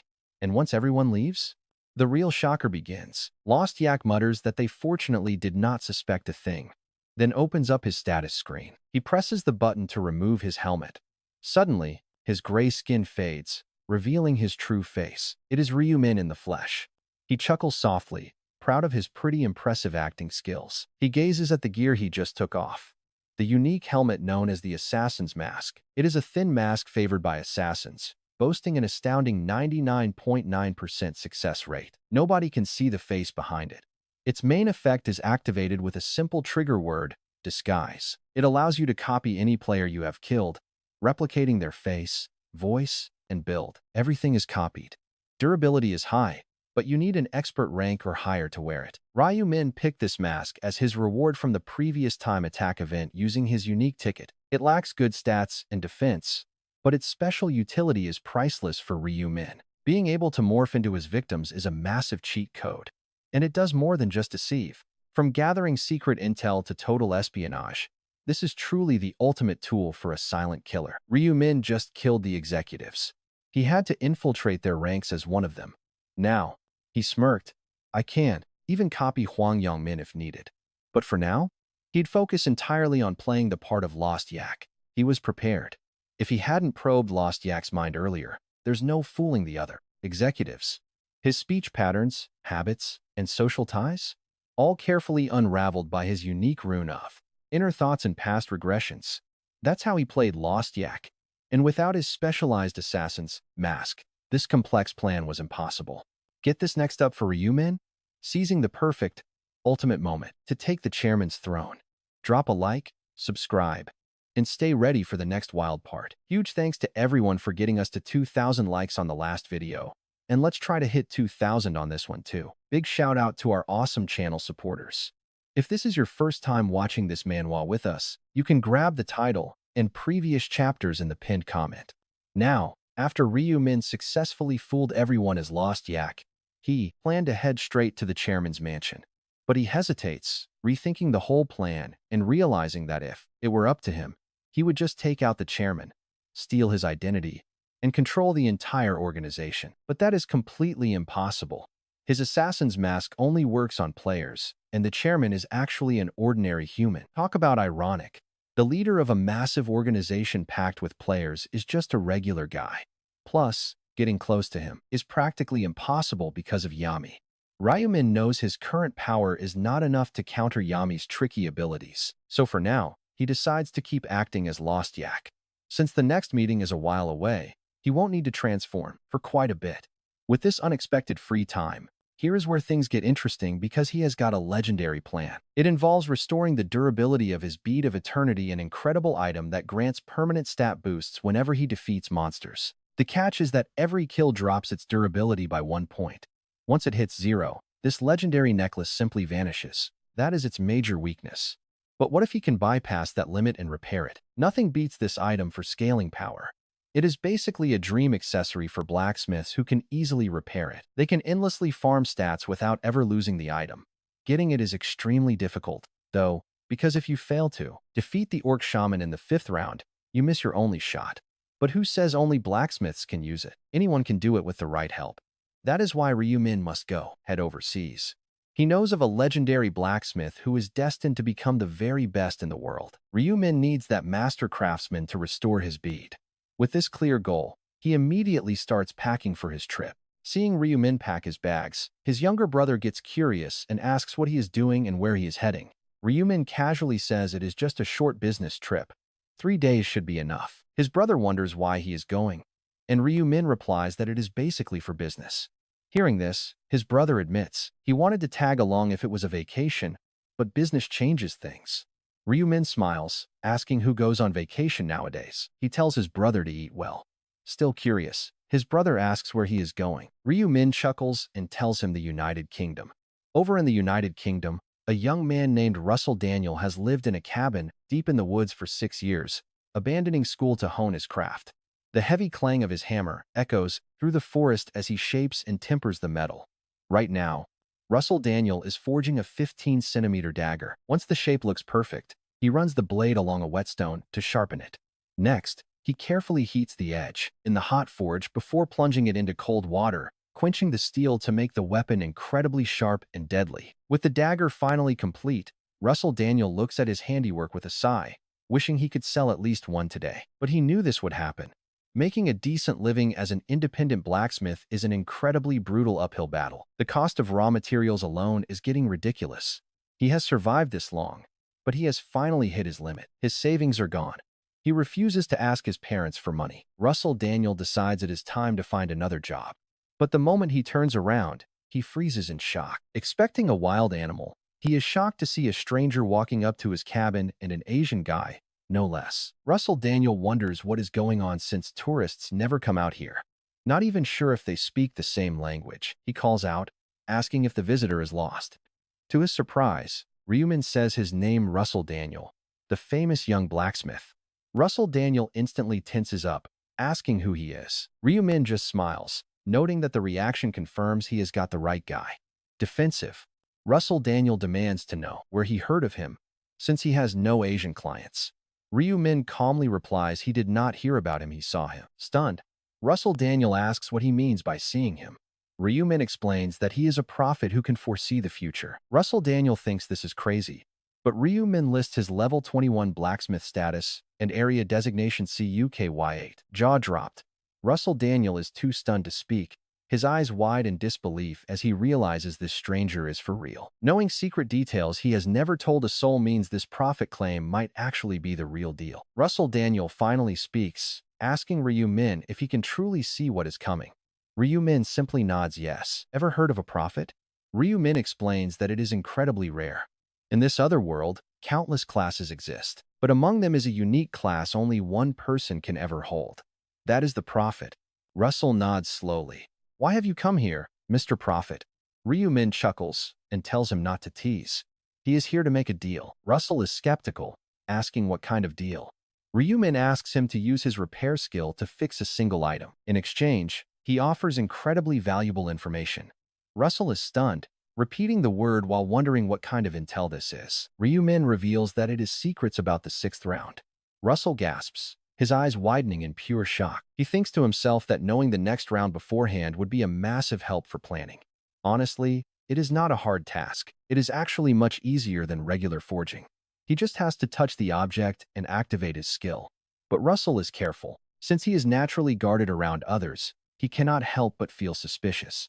He keeps his guard up, thinking to himself, the real issue is that this is too easy. The reward completely outweighs the effort since sixth round intel is huge. It is a massive advantage. He asks Ryumin straight up if he is really trading round 6 secrets for a repair. Ryumin confirms it with a simple yes. Russell stares back, his suspicion growing, wondering if this is a trap. He asks if this is too good to be true, demanding to know his real motive. Ryumin just chuckles quietly. Classic Russell. Even with zero risk, he is still incredibly cautious. Ryumin speaks up, admitting he would be disappointed otherwise. Ryumin admits that accepting a blind deal would be a letdown. He gets straight to the point. He directly states he wants to be friends. Russell is totally thrown off, but Ryumin explains he saw his future. Russell's jaw drops. Me? Reaching the pinnacle? In that future, Ryumin says he becomes a legendary blacksmith. Ryumin presses on, revealing that Russell survives until the 15th round completely alone. That is an insane achievement, but that is his ultimate limit. Past that round, his future is dead. It is a bleak path, but Ryumin can change that. With Ryumin's help, Russell can easily grow. But let's be real, Russell still does not buy any of this. He thinks this whole profit routine is a cheap trick. But once Ryumin perfectly guesses his deepest wish, his mind shifts. He has to ask what Ryumin actually wants from him. Ryumin just smiles warmly, saying they should simply help each other out. Truth is, compared to rare classes like the Dark Knight or Mercenary King, a blacksmith is pretty common. Anyone could easily replace Russell on paper. But there is a very specific reason Ryumin traveled all this way to find him. Deep into the mountains of England, Ryumin sought out this hidden talent for one incredibly simple reason. Russell is an incredible diamond in the rough. Surviving 15 rounds solo is no joke, and his potential is completely unmatched. He did not just survive, he reached the highest peak of his craft. Ryumin knows this better than anyone else. Even though Russell died before reaching max level, he was the final blacksmith standing in his previous timeline. Keeping this massive talent close is going to be a huge help as they face the brutal rounds ahead. Getting his broken necklace repaired is just an awesome bonus. Ryumin glances over, watching the gears turn in Russell's head. The guy is completely torn between trusting a stranger and doubting himself. Luckily, Ryumin is ready for this exact moment. Using the flawless English he mastered over countless regressions, Ryumin lays out a very simple, irresistible offer. He only asks for some basic gear maintenance and occasional skill support whenever they are heading into a fight. In return, Russell gets future knowledge to boost his strength faster and reclaim every missed opportunity from his past. Russell hesitates. An offer like this is incredibly tempting, especially in exchange for just a simple skill. But trust is still a major issue. He quietly questions whether this Ryumin guy can actually be trusted. The guy seems genuine, but can he really buy into it? Caught in a dilemma, Russell offers a smart compromise. He thanks him for the high praise but suggests testing the deal first based on the results of round 6. Ryumin shrugs, telling him to do whatever feels right.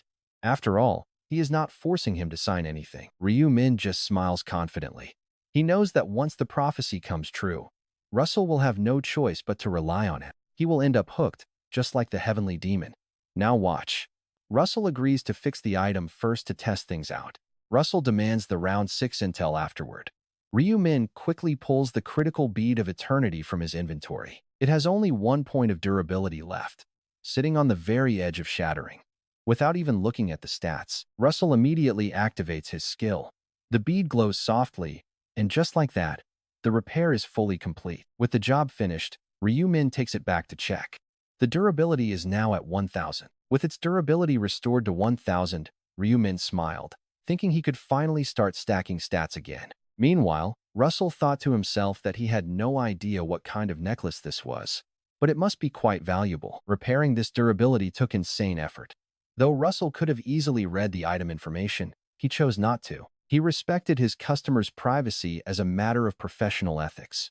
Ryu-min smiled and offered a quick thank you. With the durability fully restored, Russell cut straight to the point now. Can you give me information on round 6? If you enjoyed this, please like, subscribe, and support the channel. Stay tuned for the next epic chapter. Huge thanks for getting us to 2,000 likes.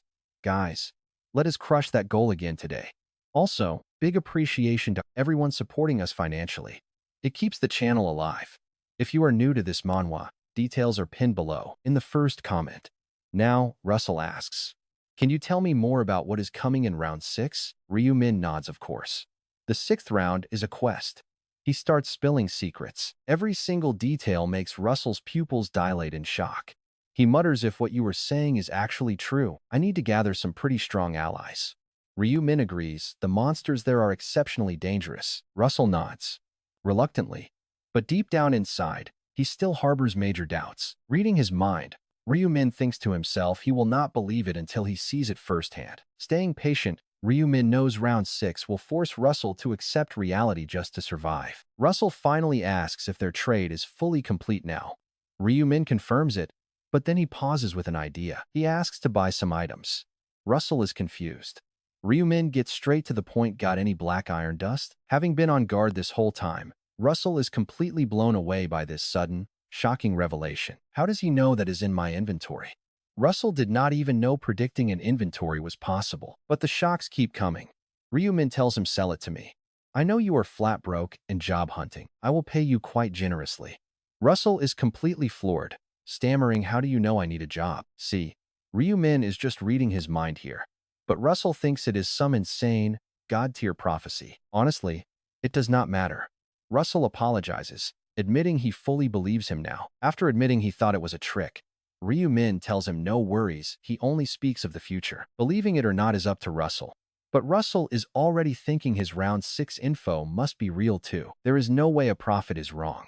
Deep in thought, Russell finally raises his head with a firm resolve. Looking up, Russell asks if Ryu-min needs the black iron dust, offering to just hand it over for free. Insisting he is not shameless, Russell explains that the information on round 6 is worth way more than some dust. He finally realizes the true weight of what he just learned. Smiling, Russell pulls the dust from his inventory. Ryu-min accepts the rare item right away. Black iron dust. Category: inventory. Description: dark-colored dust with a faint magical energy inside. Ryu-min cannot believe his luck. He is seriously giving away this incredibly rare material just like that? To Russell, it is just fair trade. But he has no idea how incredibly valuable this stuff really is. Get this stuff is actually a god-tier crafting material.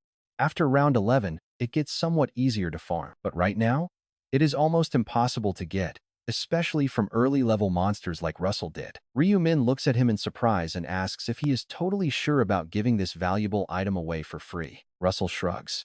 He is completely fine with it, admitting he does not even know what it does. He has a strong hunch that if a prophet wants it, it must be pretty important. But he is polite. Instead of prying or asking questions, he thinks begging for more favors after getting help is just too greedy. Knowing exactly where to draw the line and never crossing it is easily Russell's greatest strength. Smiling, Ryu-min hands him a heavy bag. Russell takes it with a confused look and opens it up. He gasps. Inside is 20,000 pounds. Ryu-min says it is payment for the smithing and the rare item. Ryu-min asks if this covers the repair job, and Russell stammers that this is way more than enough. With this much cash, he will not need to job hunt at all. Russell's eyes instantly soften with gratitude. Feeling incredibly relieved, Russell hesitates before asking if it is really okay to accept such a massive sum of money. Ryu-min smiles. It is perfectly fine. It is not just for the job, but for the valuable dust too. In reality, Ryu-min would gladly pay him millions, but too much cash right away would feel like a burden. Ryu-min adds that he should not just spend it on food. Russell looks confused. What does he mean? He tells him to set up a trading account and put about half of that cash into a specific Korean stock. The company is called Player Place. It is going to explode soon, meaning he will never have to work again. Whether he believes it is up to him. But Russell nods. I believe you. Your words carry serious weight. A prophet's word has to be foolproof. Besides, it is basically free money. Watching his deep commitment, Ryu-min decided he could finally take a step back from the negotiation table. He smiled. Well, Russell, it looks like my business here is officially done. Daniel, I wish you luck in the upcoming round. Oh, by the way, do you have a cell phone? Russell nodded. So Ryu-min said, I will share my number, so please save it. A few days passed. And just like that, midnight on June 1st arrived. Ryu-min got summoned to this mysterious world again. Looking around, he muttered that round 6 is cooperative, meaning he needs allies. Immediately, he scanned his surroundings using his advanced tracking skill. The very first person his system located was Minjuri. If he wanted to build a solid party, her presence was completely crucial.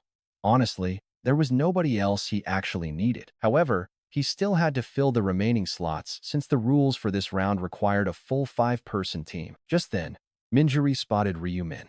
She ran over, waving happily, and said it was so great to see him. She asked how he had been, making Ryu-min chuckle. You are talking like we haven't met in years. She smiled, pointing out that it had been a whole month. She felt completely safe around him after their flawless teamwork last time. Ryu-min noticed other players staring directly at them.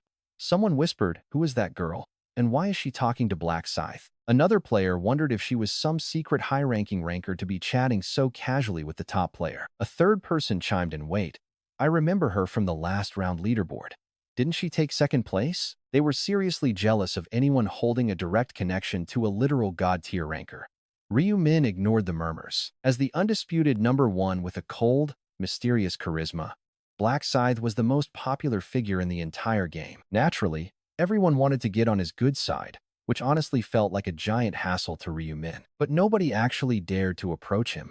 The reason was pretty simple: the guy was just way too terrifying. An intense, unfathomable aura constantly surrounded him like a solid physical wall. Yet, Minjuri seemed completely unaffected as she chatted away. She casually asked if he beat the boss.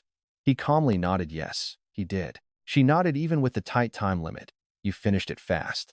Did you also complete that balanced stone subquest? Ryu-min confirmed he did, but teasingly added that he wouldn't share the rewards. Surprised, she gasped, how did you know? He chalked it up to a hunch, making her remark that he always seemed to possess this crazy, deep insight. This is getting pretty awkward. Minjuri quickly realized her casual words had made the entire vibe around them turn weird. She panicked, wondering if she said something stupid, her face instantly heating up as pure embarrassment washed over her. Blushing hard, she stammered an apology for being way too presumptuous. Ryu-min just shrugged. There is nothing to apologize for. He even thanked her for the compliment, leaving her thinking about how incredibly cool and considerate he actually was. Right at that moment, 2 other players walked straight toward them. They cautiously called out, hey there, Black Scythe. The newcomers were none other than Seo Arin and An Sang-cheol. Seo Arin smiled. It has been a while. Glancing at Minjuri, she asked who this was. Ryu-min replied coldly, I do not think I need to explain. Seo Arin kept smiling, but inside, jealousy was eating her alive. She wondered why he smiled at that girl, and not her. This freezing cold reception left her feeling pretty hurt. But Ryu-min had other things on his mind. He simply asked what they wanted from him, pretending to be completely clueless even though he knew their exact motives. He knew they were here because of his prophecy. He had predicted that Black Scythe would form a party with them. Meanwhile, the duo carefully debated how to reply. They obviously could not just bring up the secret prophecy out loud. Choosing his words with extreme caution, An Sang-cheol hesitated for a second before finally speaking up. He admitted they wanted to join his party. Ryu-min questioned, party with me? An Sang-cheol promised they would stay out of the way and avoid causing trouble. Both he and Seo Arin were completely sincere. The prophecy was clear: teaming up with Black Scythe was their only real ticket to surviving round 6 easily. They literally could not afford to fail here. Ryu-min tapped his chin, putting on a show of deep thought. In truth, their actual strength did not matter at all. Having them around made literally zero difference to him. He had plenty of volunteers, but letting them join meant An Sang-cheol would report everything to the Heavenly Demon. That would play perfectly into his hands. Ryu-min realized building a solid, positive reputation now was extremely smart. He is honestly such a mastermind. Despite already deciding, he faked some hesitation just to make them sweat a little. As they waited with bated breath, An Sang-cheol desperately blurted out that they would not ask to join for free. An Ankol offers free info on round 6, promising to share it if they can join the party, which only makes Ryu-min smile. Ryu-min thinks to himself that this very info actually came from him anyway. Turning to An Angchul, he bluntly says he has no use for it. An Angchul looks totally confused. He asks why Ryu Min would turn down info that would literally show them how to survive round 6 ahead of time. But Ryu Min explains he plans his own path instead of relying on sketchy rumors. Honestly, it's pretty hilarious seeing An Angchul so flustered. Ryu Min decides to play a little prank, asking where he got that secret intel. Drop a like, subscribe to support us, and get ready for the next exciting part. Before we get moving, remember to like and subscribe. An Sang-chul approaches Ryu Min with a proposal to party up. He says they won't ask for a free ride, promising to trade top-secret information about round 6 if they're let in. Ryu Min smiles internally. The info An Sang-chul wants to trade is literally what Ryu Min leaked to him. He declines the deal. An Sang-chul stands completely stunned. Baffled, he asks why Ryu Min won't accept it. Isn't it useful to know how to beat the round in advance? Ryu Min coolly replies that he prefers his own strategies. Look at An Sang-chul. Total panic. Ryu Min can't resist playing a little prank. He asks where they got that scoop. Terrified, An Sang-chul stammers, asking what information Ryu Min is even talking about. Ryu Min pushes harder, demanding to know the source. Caught off guard, An Sang-chul has absolutely no idea how to reply. Exposing the prophet's existence puts them at serious risk. An Sang-chul hesitates, but Ryu Min pushes him to speak up. Ryu Min offers a spot. Speak up. But An Sang-chul just bows his head, apologizing deeply. It is just too risky to speak. Ryu Min smiles, knowing An Sang-chul won't dare expose the prophet's identity to anyone. An Sang-chul is terrified of the heavenly demon's wrath, which is fine by Ryu Min. Still, the bodyguard is crushed. He curses his luck. His perfect plan to party with Black Scythe is ruined, and the CEO will be furious. But then, a twist. Ryu Min relents and lets them join. An Sang-chul is completely shocked. Ryu Min explains he respects loyalty. Since An Sang-chul didn't spill his source, it proves he isn't a filthy rat. Now watch. A massive relief. An Sang-chul realizes they almost ruined everything by exposing the prophet. Drowning in relief, the pair repeatedly bow, thanking Black Scythe for giving them a real chance. Then they glance over at Minju-ri, still intensely curious about her relationship with Black Scythe. Ryu Min notices. He casually tells them she is a buffer bound by a strict contract. An Sang-chul is left wondering, a buffer? Under contract? An Sang-chul has a million questions but decides to ask about the contract first. Ryu Min confirms the setup but keeps his mouth shut, refusing to give any more details. Realizing they won't get any details, they back off. Meanwhile, Seo Arin turns her gaze toward Minju-ri. Seo Arin introduces herself with a warm smile, and Minju-ri gasps in total surprise, asking her identity. She asks if she is the famous actress Seo Arin, who just changed her in-game appearance. Minju-ri is absolutely ecstatic to meet a real celebrity in person. It feels totally unreal. She excitedly admits she is a huge fan, adding that her father completely adored Seo Arin's hit television dramas. Seo Arin politely thanks her for the kind words while Minju-ri gushes. An Sang-chul glances at Ryu Min. He nervously asks Ryu Min if it's truly fine to skip the round 6 guide. Ryu Min flatly refuses. Ryu Min explains he has no interest in owing them any favors, leaving An Sang-chul feeling highly disappointed. Zero mercy. Black Scythe draws a firm line, leaving An Sang-chul's bargain completely useless. And honestly, you have to laugh at his plan. He is actually thinking about giving tips to the literal max-level regressor. An Sang-chul resolves to step in if Ryu Min makes any mistakes during the quest. He wanted to help make the prophecy succeed, but seeing Ryu Min's cold confidence, he backs off. Meanwhile, the two women keep chatting, and Seo Arin asks Minju-ri if she plays a support role. Minju-ri proudly confirms she is a buffer, promising to assist everyone. Seo Arin reveals she has similar skills. As a summoner, Seo Arin can cast barriers using her fairy summons.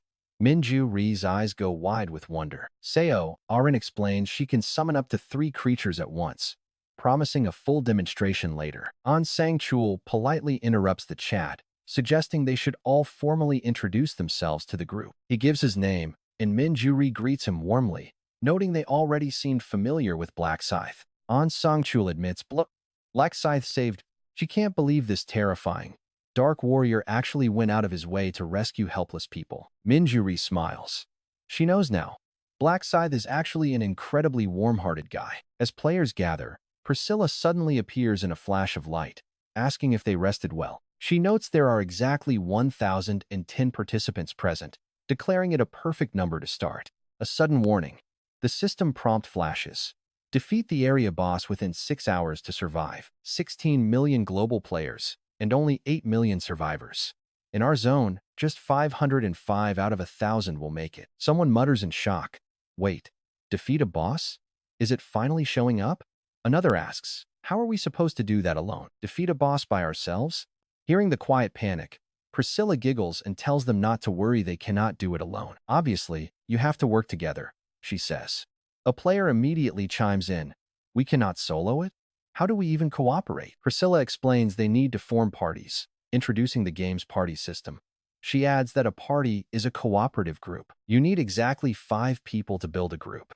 And once you are in one, you will not be able to harm each other. Oh, so we will not accidentally hit our teammates?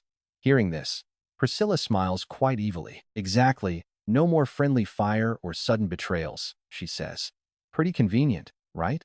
She then continues her explanation. However, attacks from monsters or rival parties will still hit you. Only your own team's friendly fire is deactivated. The players nod, finding the quest somewhat reasonable now.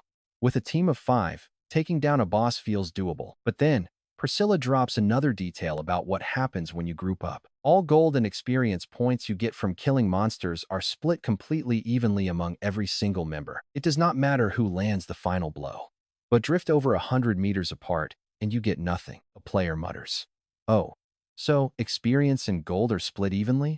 That actually sounds pretty fair. But another asks how item drops are handled. Priscilla clarifies that loot is different from experience or gold. Items are given out based on contribution. For instance, if 2 players contribute 70 and 30% during a fight, their chances of getting the dropped items match those exact percentages. A player realizes what that actually means. So the guy who does the most work has the highest shot at the loot. That makes complete sense. Another asks, so even if someone barely helps, they can still grab the loot if they are incredibly lucky? Priscilla nods absolutely. Even with a tiny 1% contribution, you might get the drop if luck is with you, though the odds are obviously low. Then, a player asks how the system actually measures contribution. Is it just pure damage? Would that not be totally unfair to players with low damage builds? Priscilla smiles, calling it a great question. While high damage usually helps, it is not the only factor. The system is a bit more complex than that. It calculates every single action to judge your contribution. So even players who only focus on casting buffs can contribute. A support player cheers, knowing they can actually earn loot. Meanwhile, Ryu-min watches silently, deep in thought. To him, parties are just a massive headache. But he cannot refuse, because Priscilla drops yet another heavy rule. If you do not form a party, killing the boss literally will not count. Talk about a brutal force system. Solo play is officially banned for this round. But Priscilla quickly adds that grouping up still has its perks. You get to watch each other's backs and fight together. And once your party of 5 clears a single boss, everyone in the group instantly passes the round. A player blinks in disbelief, asking if that means all 5. Priscilla nods, but points out there are only 101 boss monsters released in this entire area. In other words, only 505 players will survive. Giggling, the angel claps her hands. That wraps up the tutorial on parties. Now that you know the rules, it is simple, right? Just kill one boss. Easy enough to pass, right? But looking at Ryu-min's smirk, you just know he sees right through her lie. He knows this quest is not nearly as simple as she claims. Before vanishing in a bright light, Priscilla bids them luck. She warns them there are absolutely no subquests to rely on. One guy scoffs, an easy quest? My foot, this boss is going to be a complete nightmare. Curses and complaints fill the air as Priscilla disappears, but shouting at an empty sky does nothing. The players already know the angel only shows up at the boundaries. She only appears at the start and the finish of a quest. Right then, the system timer starts ticking down. It announces the start of the match, leaving them with just under 6 hours to complete the job. They have to form their team and slay a boss before the timer hits 0, or face instant death. Suddenly, a notification pops up. It orders them to form a 5-member party immediately. To do so, they must hold hands and chant the command together. And do not forget, defeating the boss will not count unless you are officially registered as a team. A player shouts that they need to group up immediately. Another agrees, noting they cannot clear without a team. He asks a nearby player to join his group. The other guy asks about his level, and he responds. Level 20 warriors and other players immediately raise their hands, desperately searching for party members. The chaotic scene turned into a bustling marketplace in no time. Standing amidst the chaos, the bodyguard thought back to Ryu Min's prophecy, whispering that everything was unfolding exactly as predicted. Since round 6 required a 5-player party, he glanced over at Black Scythe, standing right there. He knew joining up with him was the smartest move after hearing that warning. Taking a breath, he spoke up. Mr. Black Scythe, we should, but Ryu Min cut him off. Hold on. Since we need a 5-man party, we still have to find one more player. Min Jury asked who they should choose. The bodyguard suggested letting Black Scythe make the call, since he was the strongest out of all of them. Nodding along, everyone turned to look at Ryu Min. He pretended to think, but he already had a specific person in mind. He needed this guy in the group, and he had to be close by for Ryu Min to smoothly recruit him. But right then, a random player walked up. Hey, Mr. Black Scythe, is there any chance you would consider joining our team? And honestly, you have to see his face. Ryu Min drops a glare so terrifying the guy almost wets himself. Ryu Min snapped, no. Get lost and stop wasting my time. Don't forget to subscribe and support the channel if you can. Let me know in the comments if you want us to cover another epic manhwa. If you are enjoying this, hit like and subscribe to help out. Suddenly, a random player approaches and asks if Black Scythe would consider joining their party. But Ryu Min replies with a glare and a terrifying look that makes them want to pee themselves. Get lost and do not waste my time. Crushed by the harsh rejection, the players back off with slumped shoulders. And that guy mutters to himself. He did not even hesitate. Talk about embarrassing. But honestly, can you blame the guy for wanting to get on his good side? The other players think to themselves that whoever gets to party with Black Scythe must be living the dream. While those thoughts spread, Ryu Min has zero interest in these indecisive people. He already has someone in mind, thinking to himself that this is not about finding party members for this quest. It is about choosing the right people to fill slots for the final round. These are valuable connections that never existed in his previous regressions. Originally, at this point, Ryu Min had never interacted with anyone, not Minri, not Serene, and not in Sangchul. Back then, he thinks, I would have accepted just anyone to fill those slots. But now, plans have changed. I need people who can grow together with me. Even though Ryu Min rejected that first offer, other players refused to give up and keep asking him to join, desperate to secure the coveted blue chip. Teaming up with Black Scythe is essentially a guaranteed ticket to survive this treacherous quest. But Ryu Min rejects every single one of them. Each player who steps up to suggest a party is instantly brushed aside. As word spreads that Black Scythe is turning down every single party invite, the crowd of hopefuls quickly thins out. One frustrated player mutters to himself, damn, why won't he just accept anyone? He is being way too picky. At least listen before saying no. Another points out that the guys standing next to him are already in his party. They basically have their survival guaranteed. Soon, discouraged players keep their distance from Black Scythe. Anyone who witnessed those swift rejections does not dare try their luck and voluntarily backs off. By now, Ryu Min's own party members are getting curious, and honestly, we are all wondering who gets that final spot. While the bodyguard is curious, he also feels a tinge of regret, thinking it would have been great if Master Ma were here in this section. If they were in the same zone, he would have recommended him without hesitation. Minri feels the exact same way, wishing that if only Ryu Min were here, she would have passionately advocated for him to take that final spot. They each have a perfect candidate in mind, but the different zones make it impossible. Then, another group approaches Ryu Min, and their leader says, Mr. Black Scythe, what a pleasure to meet you again. This is Jo Young-ho. Smiling, Ryu Min says, I am pleasantly surprised to see you here. I thought you might not make it past the 5th round. He laughs, asking if Ryu Min is underestimating him a bit too much. Dealing with 300 orcs was a total breeze. That is no empty boast.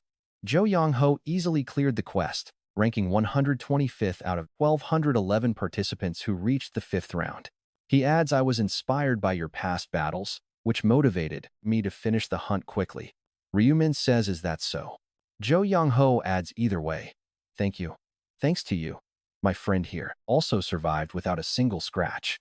Then, Manji One of the players who benefited from Black Scythe's emergency treatment steps forward and says, "Mr. Black Scythe, I am incredibly grateful for your help with my shoulder back then.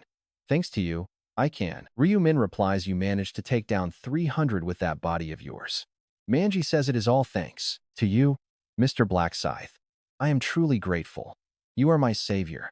With a friendly gaze, Jo Young-ho turns to Ryu-min and asks if he is looking for party members. Ryu-min replies that is right. Jo Young-ho adds, "You have 4 members now, just one more. And you are set, right?" Ryu-min says yes. Jo Young-ho adds, "Please do not misunderstand. I am not here to ask you to join us. We have already completed our party." Ryu-min says, "I know." In fact, Ryu-min already knew that their party is fully formed. The golden chains on the wrists of Jo Young-ho and his mercenaries serve as clear proof. Then, Ryu-min points out that they seem to have a complete group of 5. Since they already have the right number of members, he asks, bluntly in that case, "What is the reason for your visit? If you are not here to join us, why did you seek me out?" Jo Young-ho replies, "Well, out of goodwill, I wanted to say hello and make a suggestion." Ryu-min asks a suggestion. Jo Young-ho explains, "Our party and Black Scythe's party. How about we form an alliance?" At that exact moment, Ryu-min reads his mind, seeing the true intention behind this alliance proposal. Jo Young-ho is thinking to himself that he is not trying to benefit from Ryu-min at all, and hopes he understands this is just a friendly gesture to help him out a bit. Perhaps, out of gratitude for Manji's treatment, Jo Young-ho is genuinely trying to help Black Scythe. He looks at Ryu-min and says, "We are not trying to join your party, and we have zero intention of stealing your precious loot or experience. If we run into the boss, you get first dibs. We just want to help, so please do not be so guarded." Ryu-min could feel that Jo Young-ho was not trying to leech, but was genuinely grateful for Choi Ma. Silence. Dead silence. Jo Young-ho looked like a guy who had been completely misunderstood and grew pretty anxious. To clear the air, Ryu-min delivered his final answer. He declined. Jo Young-ho stood there, totally shocked. He stammered, asking why.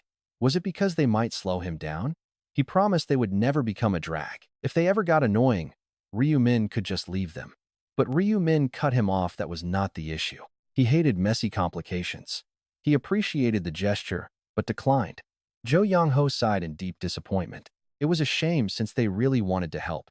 But then Ryu-min offered a tiny sliver of hope. He promised to ask for their backup whenever he truly needed it, making the grateful man perk up instantly. He wanted a real promise, and Ryu-min gave a firm nod.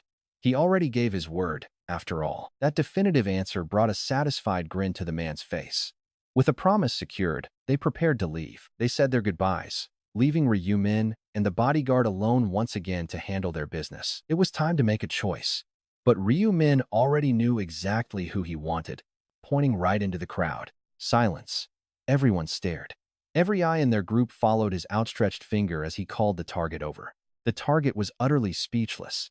He slowly crept forward under the heavy gaze of the legendary Black Scythe. Ryu-min called him out for staring. Stuttering, the young man admitted he desperately wanted to join. His stats? Level 23. A black mage. He nervously revealed his details to the terrifying ranker. Ryu-min shrugged, saying none of that actually mattered.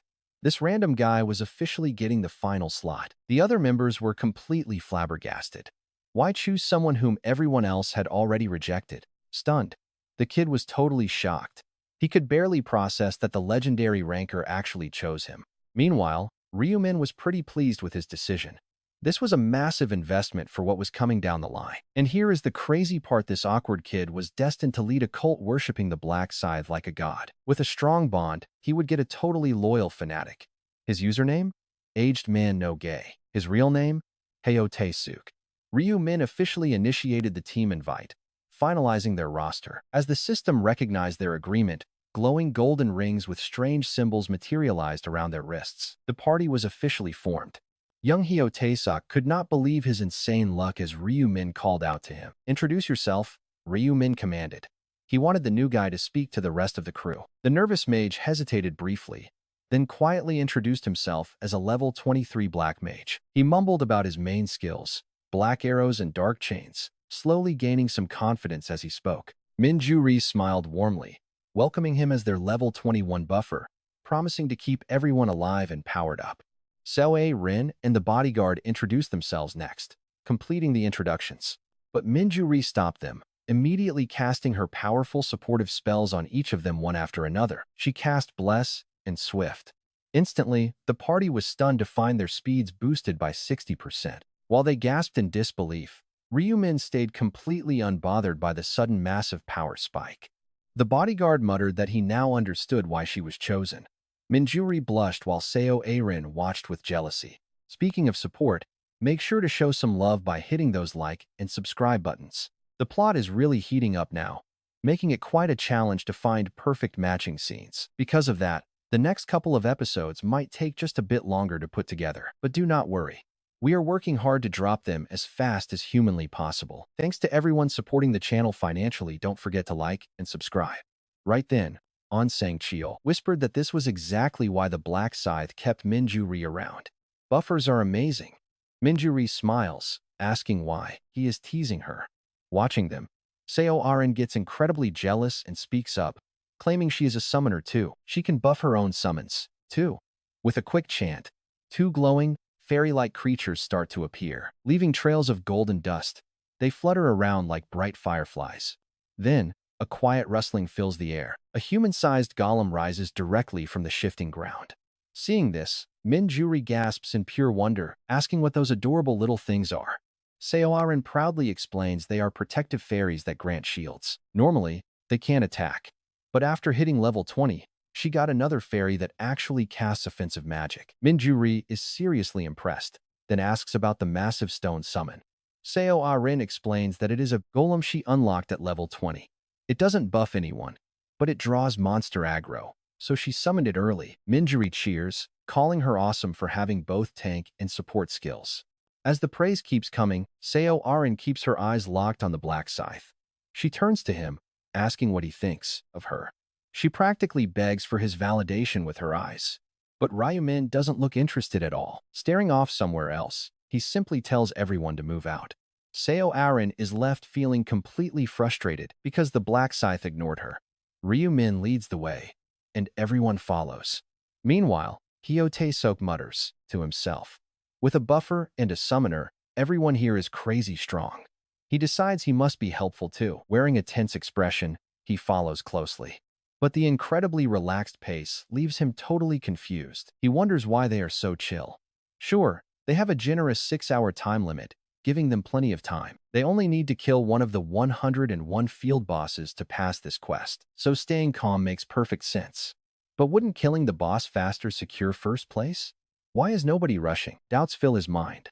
Since Hyo Tae-sok doesn't know about the prophecy, this lazy attitude makes zero sense to him. He has no idea there is zero advantage to rushing the boss. But suddenly, a loud shout echoes nearby. Someone screams that they found the boss. Everyone spins around, spotting a massive creature looming in the distance. It has a human torso, but the lower body of a horse, a terrifying centaur. A player yells out that they need to claim first place.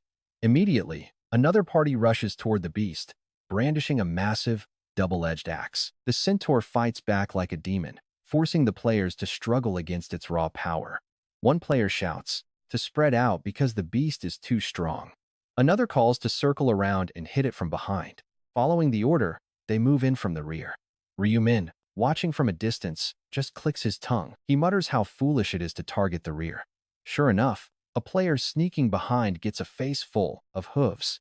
The centaur's hind kick sends him flying 10 meters before he crashes hard and rolls even further. He rolls another 3 meters, somehow still alive but definitely out of commission for the rest of the fight. Furious, the remaining players unleash their skills in a coordinated assault to take the monster down. Finally, they manage to slaughter the beast. They cheer, celebrating that they took first place in the quest. One player laughs, mentioning how surprisingly easy the whole thing actually turned out to be. Seeing the rival team celebrate their win, Hyo Tae-sok starts getting a little discouraged. He groans internally, realizing their top spot is gone. He naturally looks over at the Black Scythe. Since the guy has always been number 1, he must be incredibly frustrated right now, right? But Ryu Min looks completely unbothered, without a single hint of regret. Meanwhile, the rival team's cheers begin to quiet down. Confusion spreads as someone asks why the quest completion screen isn't showing up. Panic sets in. As the disappointing truth slowly dawns on them, Ryu Min just smirks. He chuckles silently, knowing they finally figured it out. That thing they killed wasn't a boss at all. The angel mentioned there were only 101 bosses, but never said regular monsters wouldn't appear. That explains his calm demeanor. The centaur was just a standard mob. In reality, what counts as a trash mob varies from player to player, usually referring to weak monsters that are easily cleared out. To Ryu Min, this centaur was just another regular mob. Even if others viewed it as an elite beast, these centaurs are elite. But with 5 players, they were more than capable of handling them. The real issue? This creature is just a trash mob. The actual boss lurking out there is a massive minotaur. Defeating this beast requires at least 20 players at level 20. That means 5 whole parties. It was a brutally tough matchup, to say the least. But Ryu Min just kept his thoughts to himself. To him, the monster was just a big, sturdy tank with some pretty slow and sluggish movements. When the others formed their party, they probably thought this quest would be a total walk in the park. They probably believed their squad of 5 could easily claim the first boss kill. But Ryu Min knew the truth. To survive this with only 5 people, you would need to be way past level 30. Honestly, even that is pushing it, maybe at level 40. This is exactly why the angel warned that tackling it solo was a suicide mission. The Minotaur is not a monster you can solo. And get this, that is exactly where the trap lies. They set it up to make players think a 5-person party could easily clear the boss. But think about it. They never actually guaranteed a 5-man squad would win, when they really need 20 players to stand any chance. The angel played completely dumb, deliberately withholding that vital piece of crucial information from all the players. Ryu Min figured she was probably just following orders from above. Besides, they had 6 hours on the clock. That was plenty of time to hunt centaurs, level up, and save the Minotaur boss fight for the very end. The leaderboard did not care about who attacked first. It was solely based on the fastest clear time. So, speed was everything, and the fastest kill would take first place. That is why Ryu Min and his team held back, refusing to rush in blind. His party members understood the plan perfectly, so they stayed put. Ryu Min, acting as their prophet, had already shared 6 crucial rules for this round. First, the main goal is to defeat the boss in a 5-man party. Second, centaurs are just regular mobs. The Minotaur is the real boss. Third, defeating the Minotaur requires active cooperation among 4 separate 5-player parties.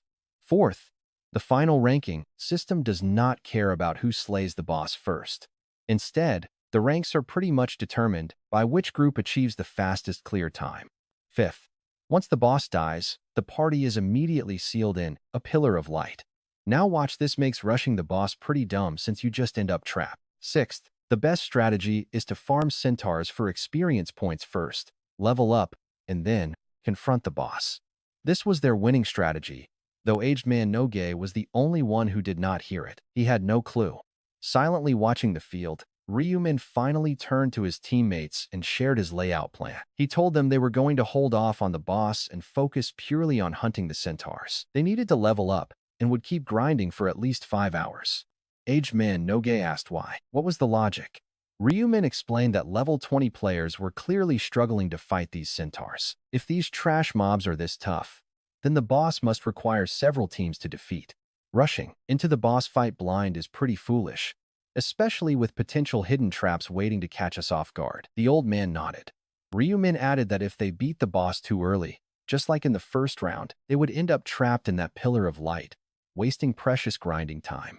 Grinding mobs is much smarter. Aged man Noge nodded, realizing the plan was to focus on leveling up and leave the boss for later. Ryu Min agreed. But the old man then asked what would happen if they missed out on the first place rank. Ryu Min told him it did not matter. Even without first place, they would get 6 hours of experience and extra gold. Besides, the rankings likely did not prioritize who killed the boss first anyway.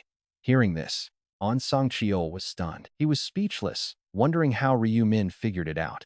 It was exactly like the prophet said. He was navigating this deadly maze without making a single wrong turn. He told Ryu Min that he understood. He suggested they all head out to hunt the centaur creatures together. But first, they needed to discuss basic strategy. Ryu Min cut him off, saying there was no need. He was going to handle the monsters completely solo. An Sangcheol and the others were absolutely flabbergasted. You are going in alone? Do not forget to like and subscribe, and wait for the next part. First, A massive thank you to everyone supporting the channel financially. Make sure to like and subscribe, because a brand new story is waiting at the end of this video, so stay tuned. Sang-cheol then asks Ryu-min if they should head out to hunt those centaur-like creatures together. But before starting, they should probably discuss positions and strategies. Ryu-min flatly replies there is no need for that. He says he'll handle the monsters entirely on his own. Everyone, including Sang-cheol, is stunned and asks if he's serious. Are you really going alone, Black Scythe? They wonder how anyone could solo a beast that usually requires a 5-man party. Sure, given Black Scythe's level, it was totally possible. But what are they supposed to do? Ryu-min easily reads their worries and tells them to just stick close. Collect free experience points and gold. He basically offers them a free ride. Yes, he's carrying them. But Ryu-min adds a condition: he gets first dibs on all the item drops. In return, they get to level up and earn gold fast without lifting a finger. It was a seriously tempting offer. Why complain about missing out on some items when they could easily farm levels and gold without taking any damage? So they readily agree to the deal.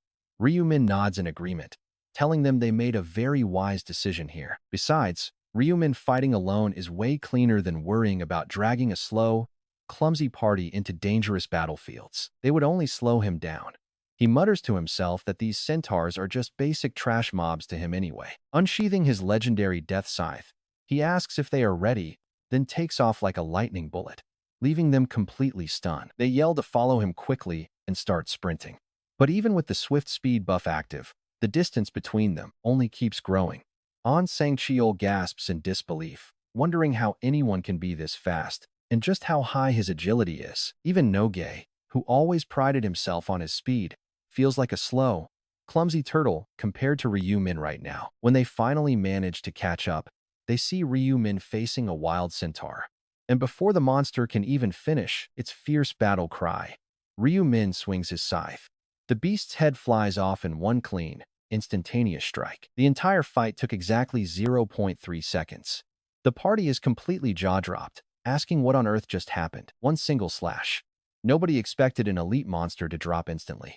Ryu-min quickly triggers his tracking skill to find more. A system notification pops up confirming his target is located, and the ruthless slaughter resumes. He's a literal human killing machine. Now watch this.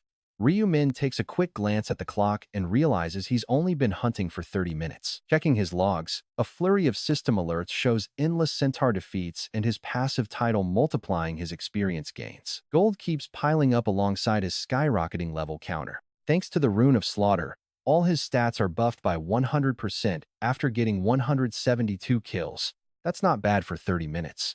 With 2,000 centaurs on the field, he can easily wipe them all out within 6 hours.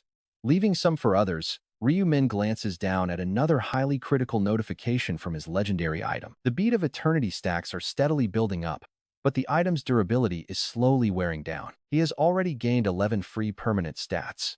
Ryu-min realizes he just needs to keep farming nonstop. This epic grind will continue until the durability hits 1.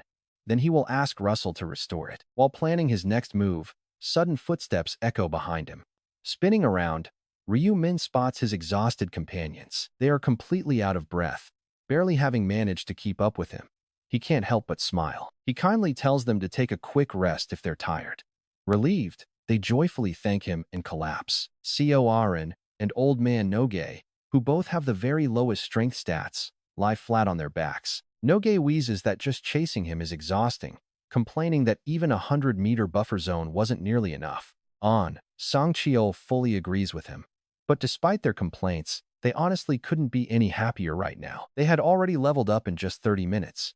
Min-ju-hee gasps, praising Ryu-min's unbelievable hunting speed. Ryu-min playfully teases, asking if she doesn't like getting free levels. Blushing, she quickly waves her hands. She stammered that it is not like that at all, and that simply jogging behind him raises their level. Saorin chimes in with a smile, asking if this is the legendary free ride everyone talks about. She notes he must be working 10 times harder, but Ryu-min shrugs it off with a casual grin. He jokes that they are the ones doing the real running. As they laugh, an unfamiliar group approaches them. They whisper in awe, recognizing his iconic weapon. A crowd of about 20 curious onlookers starts gathering behind them. As the strangers draw closer, the cheerful laughter dies down. Ryumin's party members narrow their eyes in suspicion. There is no need to worry. These guys are wild, but they would never dare attack a party with Black Scythe in it. One player approaches, calling out to Ryumin. He says they are lucky to meet, but Ryumin coldly asks what they want. They are recruiting for the boss hunt, but Ryumin shuts them down instantly. A firm, cold refusal. This sudden rejection leaves the leader completely puzzled.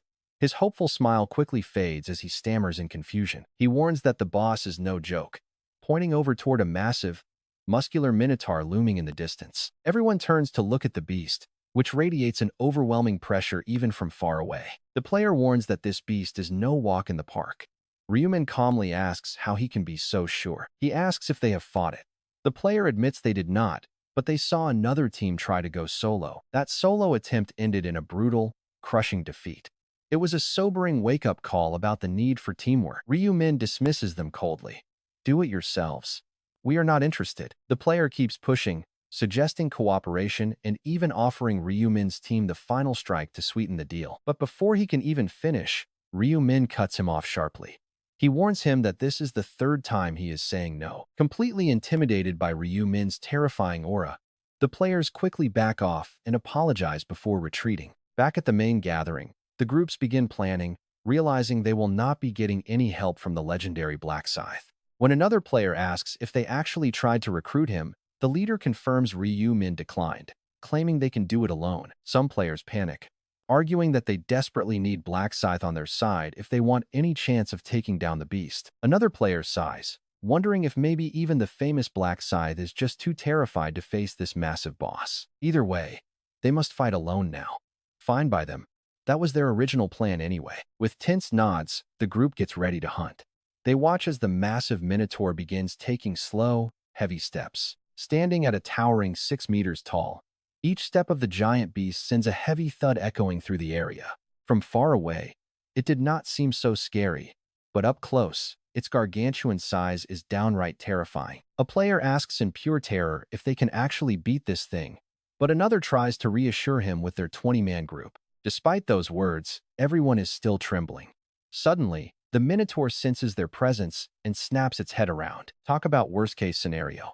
The stealthy players freeze instantly as the beast locks eyes with them. It charges forward like a freight train, forcing the 20 players to rush in and fight desperately for their lives. Watching safely, Ryumin calmly observes the chaos, wondering just how long it will take them to kill it. He already knows the outcome. The minotaur looks scary, but its actual threat level is low. It lacks any real finesse, and its attacks are slow and sluggish.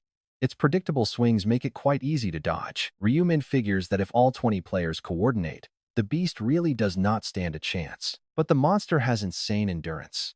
From its perspective, these puny humans are nothing more than annoying little flies, and 20 annoying flies buzzing around can never pose a real threat to a giant.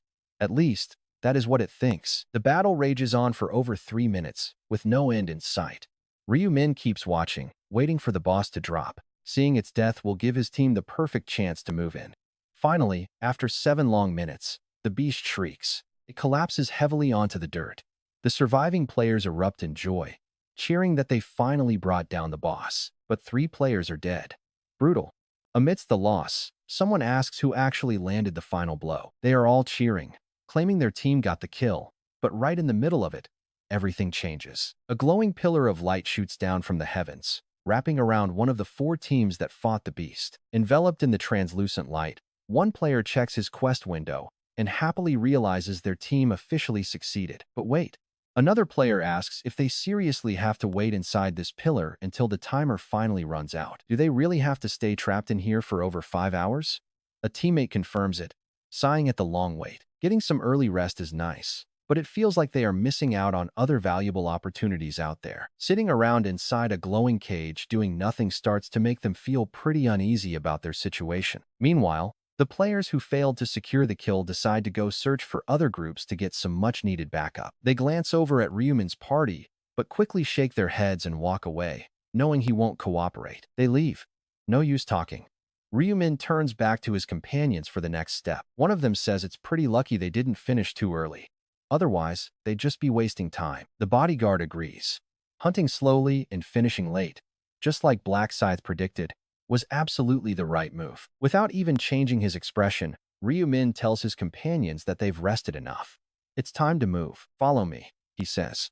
While Ryu-min hunted the centaur, other teams worked together to take down the boss. One player wonders if they're the 50th party to win, but another says rankings aren't even shown. Honestly, who cares? They beat the boss, so they survived. Another player suggests just lying down and resting. Even trapped, they're safe from monsters. Surprisingly, the Minotaur doesn't even seem to notice them. They're basically invisible to it. But suddenly, one player points and screams for everyone to look over there. Right then, a player holding a massive scythe appears. By the way, make sure to subscribe for the upcoming episodes, especially for what comes next. Shout out to our generous channel sponsor, and do not forget to hit like and subscribe, guys. But suddenly, one of them shouted out to look over there. Right then, a player wielding a massive scythe appeared, and with every single swing, centaur heads came rolling down to the dirt. One shocked player asked if that was Black Scythe, since he one-shotted them. Another said that is exactly what you expect from a level 40 ranker. Even though it was incredible to see, those resting players did not really feel envious. They had already defeated their own boss and were safely relaxing inside. But what really confused them was why Black Scythe was only hunting the centaurs instead of fighting the boss. One asked why they were not going after the boss to rest early, since finishing the fight quickly seemed better. Someone else replied that since they missed the top 50 rankings already, they were probably just farming experience to level up. The first player nodded, saying it made sense but still felt like a shame since they expected him to take first. Another added that even someone like Black Scythe cannot stay at the absolute peak forever. Meanwhile, the successful group actually thought they were somehow better than Black Scythe, but they did not know that their 11-minute clear time was the absolute worst score, putting them dead last. Meanwhile, Ryu-min kept running at full speed, ignoring everything, except for hunting down mobs, until a system notification suddenly made him freeze. It said it could not locate any more centaur targets. Ryu-min muttered that they were finally all dead, quickly opening up his stats to check. His kill count sat at 1920 out of 100, with only 20 minutes and 43 seconds left. And get this, 1920 kills in under 6 hours is actually an insanely fast speedrun compared to his original plan. Just then, a heavily panting voice gasped from behind, asking Black Scythe if they could finally rest. Ryu-min nodded, telling them the hunt was done. Finally looking at the clock, the party gasped as panic set in. They realized only 20 minutes remained. It felt like only 3 hours had passed, but time had completely flown by, forcing them into a desperate race against the clock. Running and fighting non-stop had left no time for breaks to realize just how much they had accomplished. Suddenly, An Sang-cheol gasped in total shock, calling for everyone to immediately check their level stats. The party members quickly pulled up their status screens, completely dumbfounded at what they saw. Their levels had exploded. Seo Arin cried out that she was level 20 before, but now she was 34. An Sang-cheol was the same, jumping to 34, while Min Ju-ri reached 35, and Aged Man No Gay reached 36. Hearing Aged Man No Gay, Ryu-min smiled, realizing his teammates had all gained over 13 levels. It made perfect sense since their starting digits jumped from 2 to 3. In fact, Ryu-min's own level had surged all the way from 40 to a massive 54. This crazy jump was made possible by the 3 times experience stage buff, his special title multiplying it further, and over 1900 kills under his belt. He had collected an absolute mountain of loot, including 19 magic stones, 9 gear pieces, tons of junk, and the final crucial material for a god-grade recipe. Ryu-min closely examined the item description, reading about the glimmering beast tail sitting in his inventory. It held a strange, faint magic radiating from its glowing, soft fur. Ryu-min thought to himself that this single drop was more valuable than everything else combined. Secure in having this essential key item, a smug grin spread across Ryu-min's face. All that relentless running and slicing had truly paid off. Now, he only needed 2 more ingredients. Right then, Min Ju-ri let out a loud gasp, telling everyone to check their gold balances. Seo Arin chimed in, saying she also had exactly 115 gold. Since they fought in a party, the system split the gold evenly, though individual luck stats caused minor differences.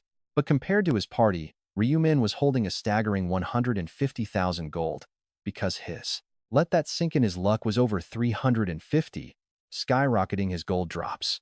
Min Ju-ri then asked what they should do with so much money. admitting it felt almost too good to be true. The team had no clue how to spend their sudden wealth, so Ryu Min stepped in to offer them some critical advice. He told them to buy utility skills like perception, night vision, and elemental resistances, saving the remaining gold. They could use that leftover cash if a good item popped up in the daily shop. Minju Ri happily agreed, promising to follow his advice. The others quickly agreed as well, trusting Ryu Min's incredible insight and experience. It was always smart to listen to a veteran. While his teammates went on their unexpected shopping spree, Ryu Min opened the window in Area C7. Only 445 of 1100 survived. Looking at the numbers, out of 505 players, only 50 remain. That means there are only 10 Minotaurs left to hunt. Ryu Min quickly uses his tracking skill. A system message pops up, showing the target's exact location. With the Minotaur located just 198 meters away, Ryu Min decides to take the lead and charges straight ahead. He tells his party to follow him so they can take down the final boss. After a few fast steps, they finally spot the massive beast. But they are not the only ones here. 3 other squads are already waiting nearby. One of the players instantly spots them. He points out that the famous Black Scythe is finally making a move. Another player begs Ryu Min to party up so they can hunt together. Without a second thought, Ryu Min shakes his head and calmly declines. He tells them he is going to take down the boss all by himself. The player scoffs, soloing the boss is complete nonsense. He asks Ryu Min if he is seriously overestimating his own abilities like that. He cannot believe Ryu Min wants to fight alone without even using his own squad. Privately, that same player tells himself it is impossible. No matter how high Black Scythe is leveled, this is still a major boss. It usually takes a team of 20 players just to barely survive the fight. If Black Scythe actually pulls this off alone, it means his raw skill is equal to 20 high-level players combined. For elites who take massive pride in their own strength, that idea is totally unacceptable. The player just laughs it off and mocks him. Mocking him, the player calls Ryu Min a boastful show-off. Ryu Min's expression turns ice-cold as he warns them. When asked if they truly believe he cannot clear it, the player scoffs, noting they have way more numbers. He retorts that even in a swarm, flies are still just flies. The player stammers in shock, but Ryu Min completely ignores him and steps forward. His own party members are stunned by his bold claim to solo the boss. His bodyguard, An Sang-cheol, tries to call out in concern, but Ryu Min tells him to wait, promising a quick finish. Holding his massive scythe, the crowd parts before him like the Red Sea. The entire atmosphere grows heavy and tense. Ryu Min warns the crowd to back off, declaring that anyone who gets in his way will die. Secretly, he thinks it is best to hide his ultimate skills if possible. But then again, this might be the perfect opportunity to show his true power. The truth is, nobody really knows how monstrously strong Ryu Min is. They just think he is slightly ahead of them because of his high level. They believe they will catch up to him eventually. But Ryu Min knows they do not truly understand the massive gap between them yet. Sure, they saw him fight before, but they still do not get it. What if they see him effortlessly crush this giant bull? No annoying insect would ever dare to look down on him again. He decides to end this fight as quickly as possible to make his point. As Ryu Min steps up to the battlefield, the watching players look on with total disbelief, whispering among themselves. They wonder if he is seriously going to solo it. They find it hard to believe, but admit this is going to be incredibly entertaining. Ryu Min halts a short distance away and locks eyes with the Minotaur. The towering bull monster senses his presence and turns to face him. It snorts aggressively, a savage glint in its eyes. But Ryu Min does not flinch. He firmly grips his massive scythe with both hands. He draws the weapon far behind him, making a spectator wonder if he is actually preparing to launch a skill from that stance. Ignoring the chatter around him, Ryu Min keeps his eyes locked onto the giant beast. He calmly analyzes the situation in his mind. The system only starts tracking time once the attack enters a specific range. Right now, this is purely a preparatory stance. With the clock paused for now, the second the beast steps into his strike zone, he will aim straight for its throat. Ryu Min narrows his eyes, carefully measuring the distance between him and the Minotaur. He tells himself to stay perfectly patient. Suddenly, the beast charges straight at him. At that exact moment, glowing moonlight energy surges into Ryu Min's deadly scythe. Darkness blankets the area. Pay attention here because this is the moment his ultimate moonlight slaughter skill finally unleashes. Ryu Min's scythe carves a perfect crescent moon through the dark. A heavy thud echoes across the ground as the shadows fade away. When the darkness lifts, a player screams out in shock, pointing at the severed head of the giant minotaur lying on the floor. That thick neck, which 20 swords could barely scratch, was cleanly chopped off in a single swing. Everyone is completely frozen. The players look back and forth between Ryu Min and the dead boss in pure disbelief, wondering how he killed it in one hit. They scream that this is impossible. How can his stats be this high? Right now, Ryu Min has 403 strength. He also has 627 intelligence.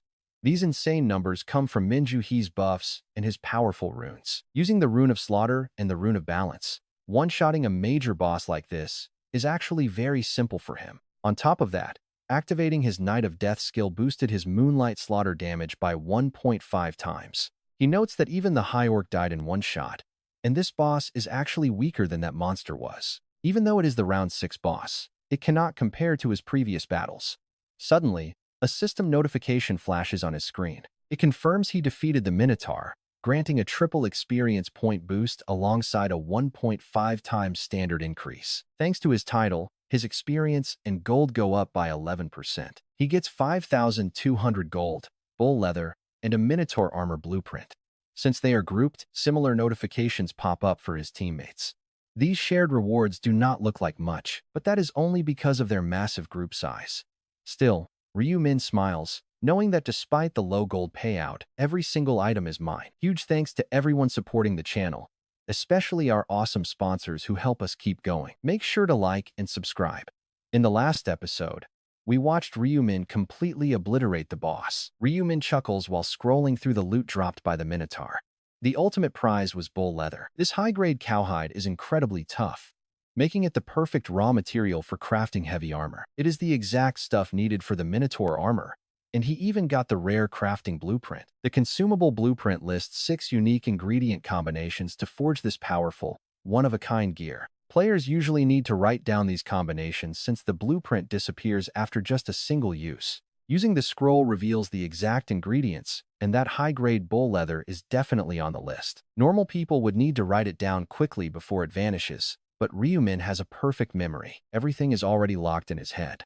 Plus, Ryu Min has literally zero interest in actually making it. It is strictly designed for tanks, and he already has his dream gear setup planned out anyway. Still, unique blueprints sell for a fortune, so he pockets it. Satisfied, Ryu Min heads back to his team. His party is completely frozen in shock. Honestly, they knew he was strong, but this is ridiculous. But the look on aged man no gay is incredibly weird, making Ryu Min double take. What is up with this guy? He is staring at Ryu Min with actual starry-eyed adoration. The man looks like a lovesick teenager. Ryu Min notes that while he needs loyal followers, this is a bit much. He definitely needs to keep his distance to avoid any weird misunderstandings. Despite his username claiming he is not gay, the way he looks at Ryu Min makes him wonder what on earth is going on here. What is going on here? Meanwhile, An Sang-cheol is silently losing his mind, completely unable to process how Ryu Min moved that fast. It was like a sudden flash of lightning, and the next thing he knew, the boss's head was rolling. Was that a legendary skill or just a basic strike?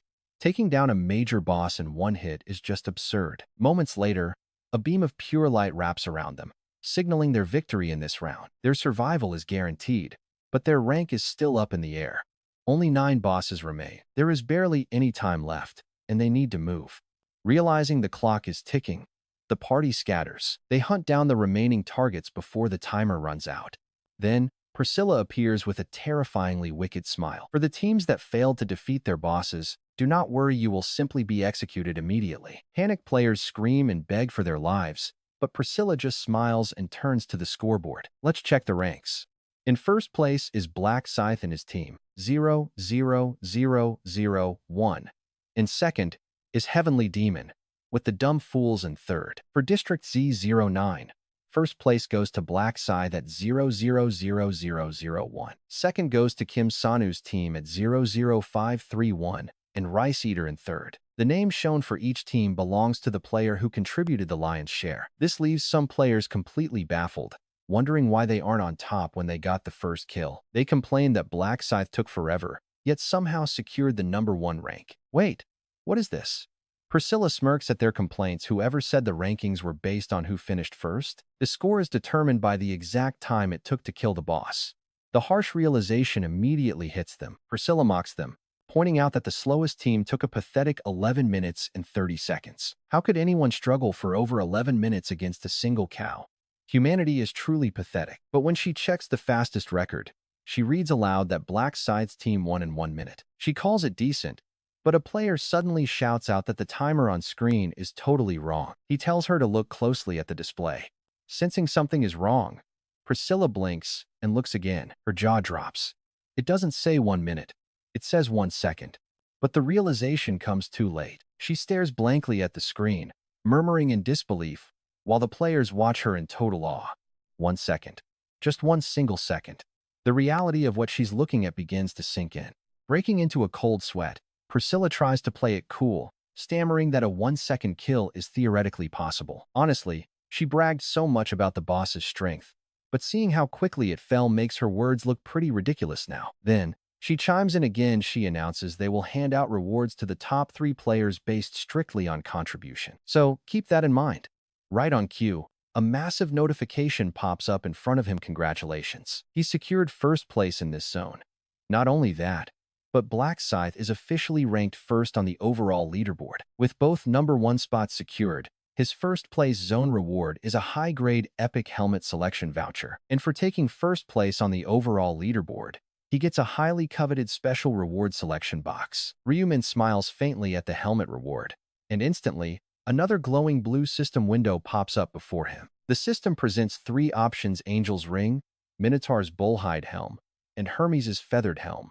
He quickly realizes the feathered helm suits him best, especially since the stats are pretty incredible. Selecting option 3 reveals the stats for Hermes' Feathered Helm, Category Helmet, Epic Grade. It's modeled after the legendary feathered cap of Hermes, though not the original. It still grants temporary invisibility. This item grants 180 defense, plus 10 agility, and the active skill invisibility. Hands down, the best feature of this epic helm is its unique invisibility option. Just as you'd expect, this skill grants the user the extraordinary ability to vanish from sight. It is a legendary skill for high-level assassins, unlocked only after hitting level 20. But the insane part about this item is that literally anyone can use it, not just assassins. It works beautifully for all classes. But wait, there is a huge catch. Before you call this broken, remember that invisibility still triggers perception, a common defensive skill. That skill detects hidden presences, meaning, while invisible, your footsteps still make noise. Plus, the long cooldown period makes it pretty useless when you're in the middle of intense combat. So why does Ryumin value this skill so highly? Well, here is the secret. It all comes down to the Rune of Concealment, a unique item he can get in round 9. This rune completely blocks the perception skill of opponents and entirely removes the active skill cooldown. With this combo, Ryumin's master plan is to pair the rune and helmet for a truly broken build, an unstoppable strategy. He stays hidden forever, and he already has half of it. Ryumin has successfully secured the first component of his plan. Just one final rune to go. As he puts on Hermes' feathered helm, a new system notification flashes before his eyes. The helm unlocks the temporary skill, allowing him to fade completely from his enemy's sight. But keep in mind, only his visual form is masked, and the skill does not block sound. This grants full invisibility for 30 minutes, though any hostile action or attack instantly breaks the spell. He can turn it off any time, but doing so triggers a 30-minute cooldown. Still, it is officially his now. The skill is added to Ryumin's list, but removing the helm makes it vanish. Next is his choice. Opening the special selection box prompts him to pick one reward by touching his choice. Option 1 is a material ticket, Option 2 is gold, and Option 3 is intel. A simple choice. Ryumin tosses Option 3 because his past regressions gave him all the intel. Instead, he picks the material selection ticket. The moment he confirms, the ticket lands directly in his inventory. Without wasting a single second, he activates the ticket, and yet another prompt flashes open. It asks him to choose a broken ironwood branch, a bubbling elixir, or a tough magic shell. He also sees 10 bags of angelic golden powder, which are completely useless to normal players with zero information. But to a seasoned regressor with his insane knowledge, the choice is crystal clear. He selects the final option. Out of all 10 choices, this was the only god-tier material. Let's see what makes it so special. It is angelic golden powder of fine dust. And no, it's not dandruff. Ryu Min smiles with just one more rare component. He can craft a genuine god-tier weapon. But that final ingredient won't appear until after round 8, so there's no point getting too hyped just yet. Finally, the system announces the end of round 6. Globally, over 8 million survived. While his area has 505 remaining, you will return to your original bodies shortly. Round 7 will begin at midnight on July 1st, 2022. See you then. Once back in the real world, the bodyguard immediately rushes straight to Heavenly Demon's private hotel room. He bursts through the door, causing Heavenly Demon to look up in surprise and ask Director, what is wrong? That you are panicking the moment we returned? Don't forget to like, subscribe, and support the channel so we can reach our video goal of 2,000 likes. Sang-cheol burst in, his face glowing with raw excitement as he announced his level had shot way up. Ma Kyung-rok gasped, asking if he actually leveled up that fast from their 6-hour hunt together. Since Ma Kyung-rok received the exact same prophecy beforehand, he already knew exactly how this whole situation would play out. He asked how many levels he actually gained, and Sang-cheol excitedly told him the exact number. He went from level 20 to 34, gaining 14 levels in total. Ma Kyung-rok was completely stunned, asking if 34 was real. Sang-cheol confirmed it proudly. His boss agreed it was amazing, but wondered how he did it. How could anyone gain 14 levels in just 6 hours? Sang-cheol explained that Black Scythe carried them and did all the work. The party struggled to keep pace. Ma Kyung-rok figured Black Scythe kept the item drops, which was true. The bodyguard did not mind losing the loot at all, since he never expected such massive experience. Ma Kyung-rok could only nod along. He never imagined Sang-cheol would surpass him. The bodyguard then asked what his level was. Ma Kyung-rok quietly replied 29. Hearing that, the bodyguard decided to shut his mouth to avoid any awkwardness. Any more talking would make the chairman uncomfortable. Ma Kyung-rok then asked if Seo Ah-rin was at a similar level. The bodyguard nodded quietly, watching his boss. Ma Kyung-rok could only smile bitterly. He was officially weaker than Seo Ah-rin now and desperately needed to catch up. He then demanded to know all the details. Did Black Scythe really slaughter the bosses that fast? Sang-cheol confirmed the centaur died in one single strike. You can't even blame Ma Kyung-rok for being absolutely shocked here. His own 5-man party was nowhere near that insane speed. He asked if the Minotaur died in 1 second. Sang-cheol nodded, mentioning an unfamiliar, overpowered skill. The boss's neck was sliced wide open in a flash. It was his first time seeing such a skill. Ma Kyung-rok, who ranked 2nd or 3rd globally, could not hide his utter amazement at how easily the beast was slaughtered. Defeating a boss in a single second was unreal. It had to be a level 40 skill, since Sang-cheol had never seen it. Ma Kyung-rok felt a bitter sting at the massive gap. He wondered if he could ever become that powerful at level 40. His own Dark Knight class was strong, but this was different. Though he liked his own build, it was miles below Black Scythe's legendary, godlike power. He doubted he could ever command that kind of overwhelming presence. This sudden reality check was a heavy blow. His own subordinates were out-leveling him. His pride was completely shattered, but instead of despairing, a fierce spark of raw determination ignited deep inside him. He needed to focus on grinding levels and upgrading his combat style. He looked over at the quiet bodyguard, who had shut up. He told Sang-cheol that he actually owed Black Scythe a thank you for this motivation. He helped level up both of his top subordinates, so they absolutely needed to show proper gratitude when they met again.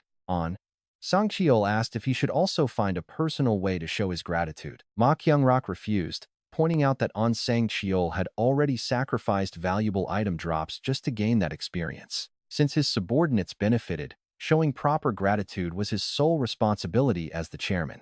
He added they should also check with the prophet about when they could meet up with Black Scythe next. Sang-cheol wondered if the prophet had even survived, but Ma Kyung-rok smiled, saying a call was faster. Besides, it was Sang-cheol's job anyway.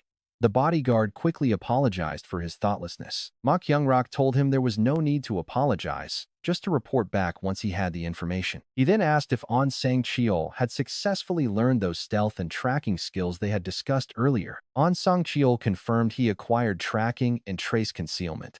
Ma Kyung-rok smiled, noting they would be useful very soon. He wanted him to join in on a little cleanup job to take care of some local pests. The bodyguard asked if he really planned to work this late, but Ma Kyung-rok dismissed it, saying they would be quiet. Meanwhile, Seoa Rin felt a deep sense of gratitude toward Black Scythe, despite giving up her loot. She had secured tons of gold and massive experience instead, and she knew she owed him a massive debt. First, he saved her life, and now he boosted her level. She felt like she could never repay him. She desperately wanted to be of more use to Black Scythe, but her current strength was still way too lacking. At best, I can offer him some low-grade marquee stones or just express my gratitude, but it does not feel like enough. No matter what, I just do not know how to assist him. He does not even seem to need my help anyway. After a moment, Seola Rin remembers Minjuhi, thinking that it is not entirely true. Even Black Scythe needs someone by his side. He needs help too. Did he not contract a woman to give him continuous buffs? She keeps wondering. Right, the woman contracted to Black Scythe. Comparing their avatars is probably useless, but she does have a pretty face. She has a lively personality and bestows some impressive buffs. It makes perfect sense that Black Scythe keeps her by his side. Just having her around provides immense help. Seola Rin sighs in frustration, wishing she can be of that kind of assistance. Honestly, she only has fairy buffs that offer a thin protective shield at best, and as a summoner, her support is limited. Her summoning class has clear limits when it comes to assisting others. She mutters that she really needs to think this through. After that, Seola Rin steps out of her apartment and enters the elevator, planning a quick trip to the convenience store. She needs to grab some daily essentials. But suddenly, the descending elevator comes to an unexpected halt on a lower floor. A voice calls out, "Oh, actress Seola Rin." It is none other than Ryu Min, her neighbor and Heavenly Demon's business associate. He is also, interestingly, a prophet. Seola Rin nods politely, thanking him for the information he generously provides. "Thanks to your prophecy, we smoothly clear round 6. I am so grateful." Ryu Min responds casually that it is nothing. "Tell your friends not to worry about it," he says, then falls silent. Seola Rin watches him, thinking he is quite intriguing. At just 20 years old, he carries himself with immense confidence, even in front of the powerful chairman Heavenly Demon. His business insights are sharp too. She wonders if she can display such confidence if she were the prophet. Even with his exact abilities, she doubts she can exude that much self-assuredness. Turning to him, she asks Ryu Min, "Where are you headed, prophet?" Ryu Min replies that he is planning to make a quick run to the convenience store. Wait. Watch this, a clever plan suddenly hits her as she mentions she is heading there too. While she cannot assist Black Scythe directly, she can certainly lend a helping hand to his close prophet. She speaks up, "Since we are going the same way, let me run your errand. We are neighbors, so I can drop off your items." Ryu Min tells her there is no need, but she insists, wanting to repay the favor after receiving so much from him. After a brief pause, Ryu Min raises his head. "You cannot just send a massive celebrity to run basic errands," he says. "But it is something I genuinely want to do," she insists. Ryu Min still refuses, pointing out the obvious problems. "If word gets out that I have a celebrity running my errands, your fans will kill me." Seola Rin's head slumps. Even with her face covered, her clear disappointment is obvious. But suddenly, Ryu Min speaks up with an alternative idea. "How about giving me an autograph instead?" She gasps in surprise, asking if he is serious. Ryu Min smiles, explaining. His younger brother is a huge fan. Seola Rin happily agrees, realizing he is just trying to do something nice for him. But still, it makes her a bit sad. Seola Rin is immensely popular with guys in their 20s, yet he seems completely indifferent. He does not care at all. Meanwhile, the aged dark mage, No-Gay, is dealing with his own thoughts. No-Gay mutters to himself, still shocked that Black Scythe has actually accepted him as an official party member. Can you blame him?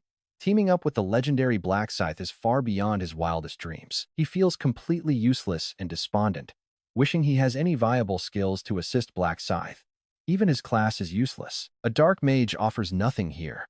A mere wolf pup cannot aid a full-grown wolf. It only gets in the way, he mutters. What can he possibly offer in this brutal world? Then, a sudden epiphany strikes. What does a literal god actually need? No-Gay's lips curve into a wide grin. A god only needs devout, fanatical followers.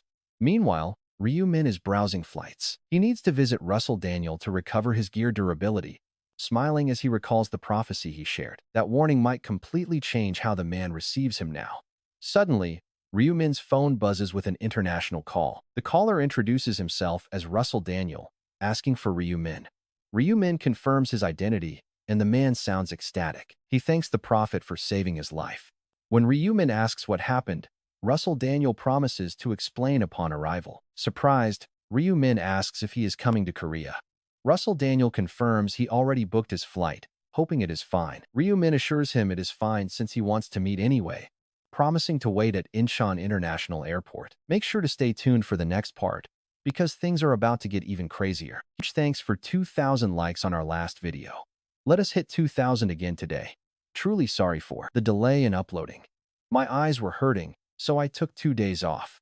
The next day, Ryu Min greets Russell at the airport. Russell approaches with a broad smile, greeting Mr. Ryu Min, who warmly welcomes him to Korea.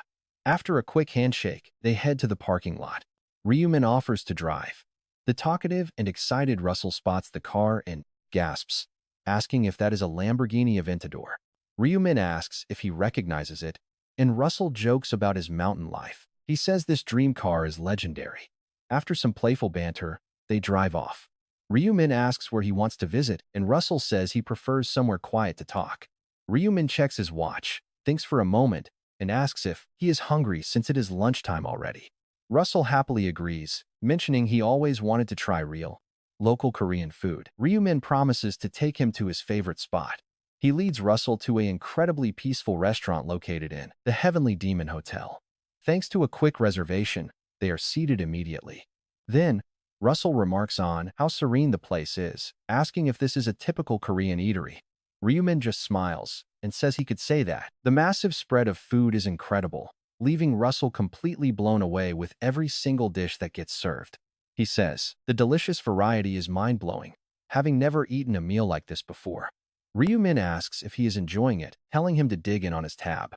Russell quickly refuses, insisting he cannot keep taking free meals. Ryumin raises an eyebrow, asking if he can really afford it since it is pretty pricey.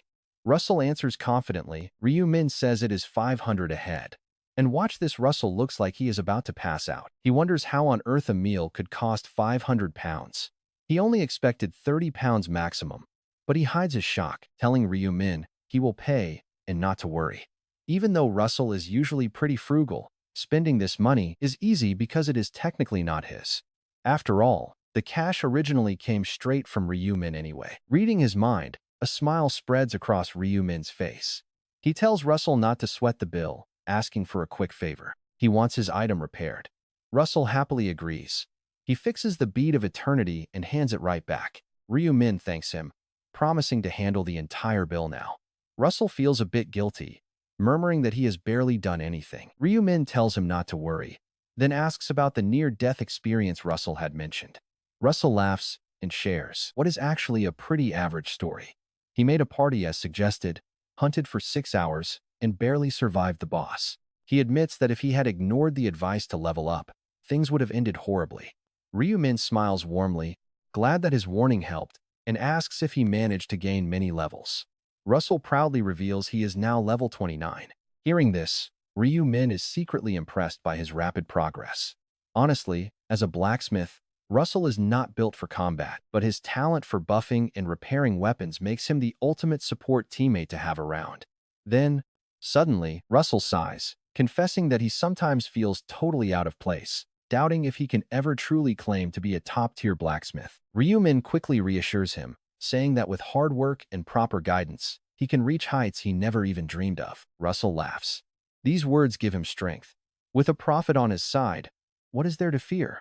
Then he asks if Ryumin comes from a wealthy family, since he is young, drives a fancy car, and pays him so handsomely. Ryumin smiles, explaining he is not wealthy but was just lucky, adding that a prophet should easily make this much. He promises Russell will be rich soon too. Russell asks if it is because of the stock market. Ryumin nods, asking if he invested in that company he recommended. Russell replies that he immediately put more than half of his savings into it. Ryumin praises the smart move, saying he will never need financial help again. But Russell asks if that company is really a sure bet. Ryumin replies with confidence, saying he only gives advice on guaranteed winners. Russell asks what they actually do. Seriously, can you believe this guy invested his life savings without even researching first? Russell laughs, admitting he completely trusts the prophecy. As they finish up their meal, Ryumin suggests visiting the company since it is pretty close by. Russell eagerly agrees. After settling the bill, They hop into the car and drive over. Arriving at the office, Ryu-min announces they are here. But as they step out, Russell looks up in surprise. The old sign has been replaced with Player Place. Ryu-min smiles, thinking that the preparations are almost complete. Since he virtually owns the company, showing up unannounced is no problem. Russell looks at the building, completely amazed. He asks if this is where 70% of his fortune is. He jokingly corrects himself, saying he means Ryu-min's money. Ryu-min laughs, telling him it is his money now to use freely. Grateful, Russell calls him a literal angel. Russell's exaggerated foreigner-style gestures make Ryu-min chuckle. He playfully asks if that phrase is more of a curse than a compliment nowadays. He blinks. No way. Ryu-min then asks if he can manage with only 30% left. It is tight, but he will manage. Ryu-min promises 10,000 pounds to help tide him over. Russell accepts instantly. No hesitation. Ryu-min asks if he is even going to pretend to refuse the offer. After his laugh, Russell asks if it is really okay to just stroll into a company like this. Ryu-min easily reassures him. He explains that while he is not the CEO, it is essentially his company. Russell is stunned. Is this the place? Is this the business Ryu-min advised him to invest in? Ryu-min nods, confirming he is the real owner. Hearing the detailed story, Russell is amazed, asking if he really won that much from the lottery. Ryu-min nods. He admits he amassed quite a fortune, rivaling even a Powerball jackpot. Being naturally talkative, Russell does not waste this perfect opportunity. You knew he had a plan, right? Russell's relentless questioning forces Ryu-min to reveal the whole story. He explains exactly how he converted his massive winnings into cryptocurrency, taking full control. A complete takeover. Hearing more of Ryu-min's story, Russell gets even more stunned, realizing that Ryu-min is essentially the major shareholder. Ryu-min agrees. He explains the company still has huge growth potential, and they have not only changed the comic name this time, but they also completely revamped their business model, gearing up for some highly ambitious endeavors. Russell is totally speechless. It is hard not to believe a prophet would make billions in a short span. He realizes he made a wise investment. By the way, isn't this also the prophet's money? Ryu-min chuckles compassionately. Seeing Russell's embarrassed expression, Ryu-min tells him not to feel burdened and to use it freely. He leads Russell inside his office, offering to explain the exact nature of this business. But Russell quickly asks. Russell wonders if they really need an explanation. If the prophet is all in, it is bound to succeed. Ryu-min insists. He must understand how this works. Since Russell invested such a substantial sum, he adds that even Russell might have some doubts once he hears about it. It is a business that would easily pique the interest of anyone involved in gaming. With a sly smile, Ryu-min swings open the office door. Inside, a group of employees is scattered about. These are all individuals who previously worked at Chioma Consulting. Completely ignoring his staff's highly inquisitive looks, Ryu-min leads the way directly toward the CEO's office. He tells Russell to follow him. Right in front of the door, a bodyguard stands like a sentinel. Dead stop. Wait, why is the guard blocking the door? Could a high-profile client be inside? Ryu-min is totally perplexed. He asks Chairman Ryu-min what brings him here. Ryu-min politely apologizes for dropping by unannounced like this. Ryu-min explains he simply wanted to introduce a foreign investor. The bodyguard's gaze immediately flicks toward Russell. He suspects Russell might be a player due to his youthful appearance. Ryu-min asks if the CEO is inside. The guard confirms the CEO is in, but notes there is a client inside right now. Ryu-min raises his head. The bodyguard remains rooted to the spot, not budging. Ryu-min instantly realizes what is going on. Perhaps the heavenly demon instructed him not to admit anyone. But ignoring the prophet's presence like this feels completely absurd. Still, considering the guard's fiercely loyal character, it makes sense. If the CEO tells him to die, he will. He wouldn't just pretend he would actually end up dead. Feeling highly curious, Ryu-min wonders who the visitor is. To find out, he quietly reads the guard's mind. Peeking into those thoughts, Ryu-min completely freezes. He cannot believe what he is seeing. Who could it be? Let us know in the comments who you think this is. Do not forget to like, subscribe, and support the channel. Make sure to stay tuned for the next epic chapter. Huge thanks for hitting 2,000 likes on the last video, and a special shout out to our supporter for backing the channel. Let's aim for 2,000 likes again this time. Last time, an unexpected guest arrived, leaving Ryu-min completely stunned. He thought to himself, Christine Craig actually came. The priest he desperately needed for round 20 had voluntarily approached Heavenly Demon. Ryu-min knew he had to meet her, but how could he force them out? After a moment, he realized there was no point in forcing it. He'd wait right here until they showed their faces. Pretending to walk away, Ryumin took a sudden step to the side. Standing there, he waited patiently. Sangchul watched this strange behavior, his eyebrows twitching in pure confusion before he finally spoke up. He asked if Ryumin was waiting here. Ryumin replied that he had some urgent business to discuss with their chief executive. Unable to kick him out, the bodyguard stood rigid like a statue. Meanwhile, Russell asked Ryumin what they were waiting for. Explaining the situation in fluent English, Ryumin stayed put until Heavenly Demon finally stepped out. The door clicked open, and two figures walked out. One was Heavenly Demon himself, and the other was the crucial priest. Seeing Ryumin waiting there, Heavenly Demon froze in surprise, asking why Chairman Ryumin had suddenly dropped by without any warning. Ryumin shot back, asking why he was getting such a cold welcome.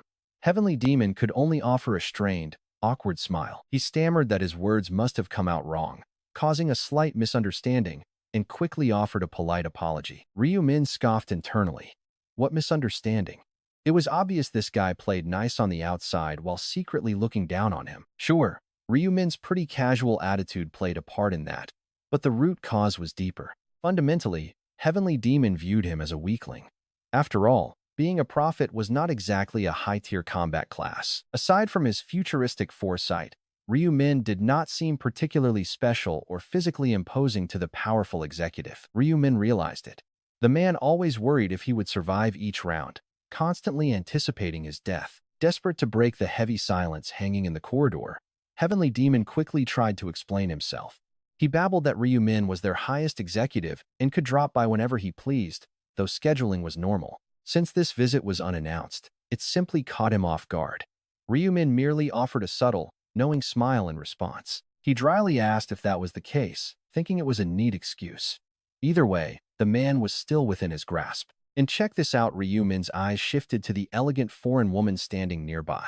Finally, they met. She was the only priest in the world, Christine Craig, daughter of a megachurch pastor in the United States with a massive following. Her father led a congregation of 100,000. More than that, she boasted an incredible record of making it to round 15. Ryumin intended to carry this talented priest all the way to round 20, making her a crucial asset for his ultimate survival plan. Just like buffers, priests are completely indispensable support classes, and their healing skills are incredibly valuable across the board. Her level 60 skill, Resurrection, was a massive cheat code that could bring the dead back to life under specific conditions. Sure, it only worked on those who died within the last 10 minutes, but having an extra life was a massive advantage. Ryumin had never expected to run into her at this specific point in time. Things were moving fast. He originally planned to use Heavenly Demon to get close to her, but they met much earlier than expected. Never in his past lives had he visited the office this early, and if Russell hadn't tracked him down, he wouldn't be here. Trusting Heavenly Demon completely, he knew the man would handle all the corporate setups without any hand-holding. Even though the timeline was shifting, this encounter was destined to happen. The plan was just moving way faster now. No matter what, he needed to secure Christine Craig on his team for the upcoming trials. Turning his eyes toward Christine Craig, Ryumin casually asked Heavenly Demon who this elegant lady was. Heavenly Demon hesitated before introducing her as his friend, Christine Craig.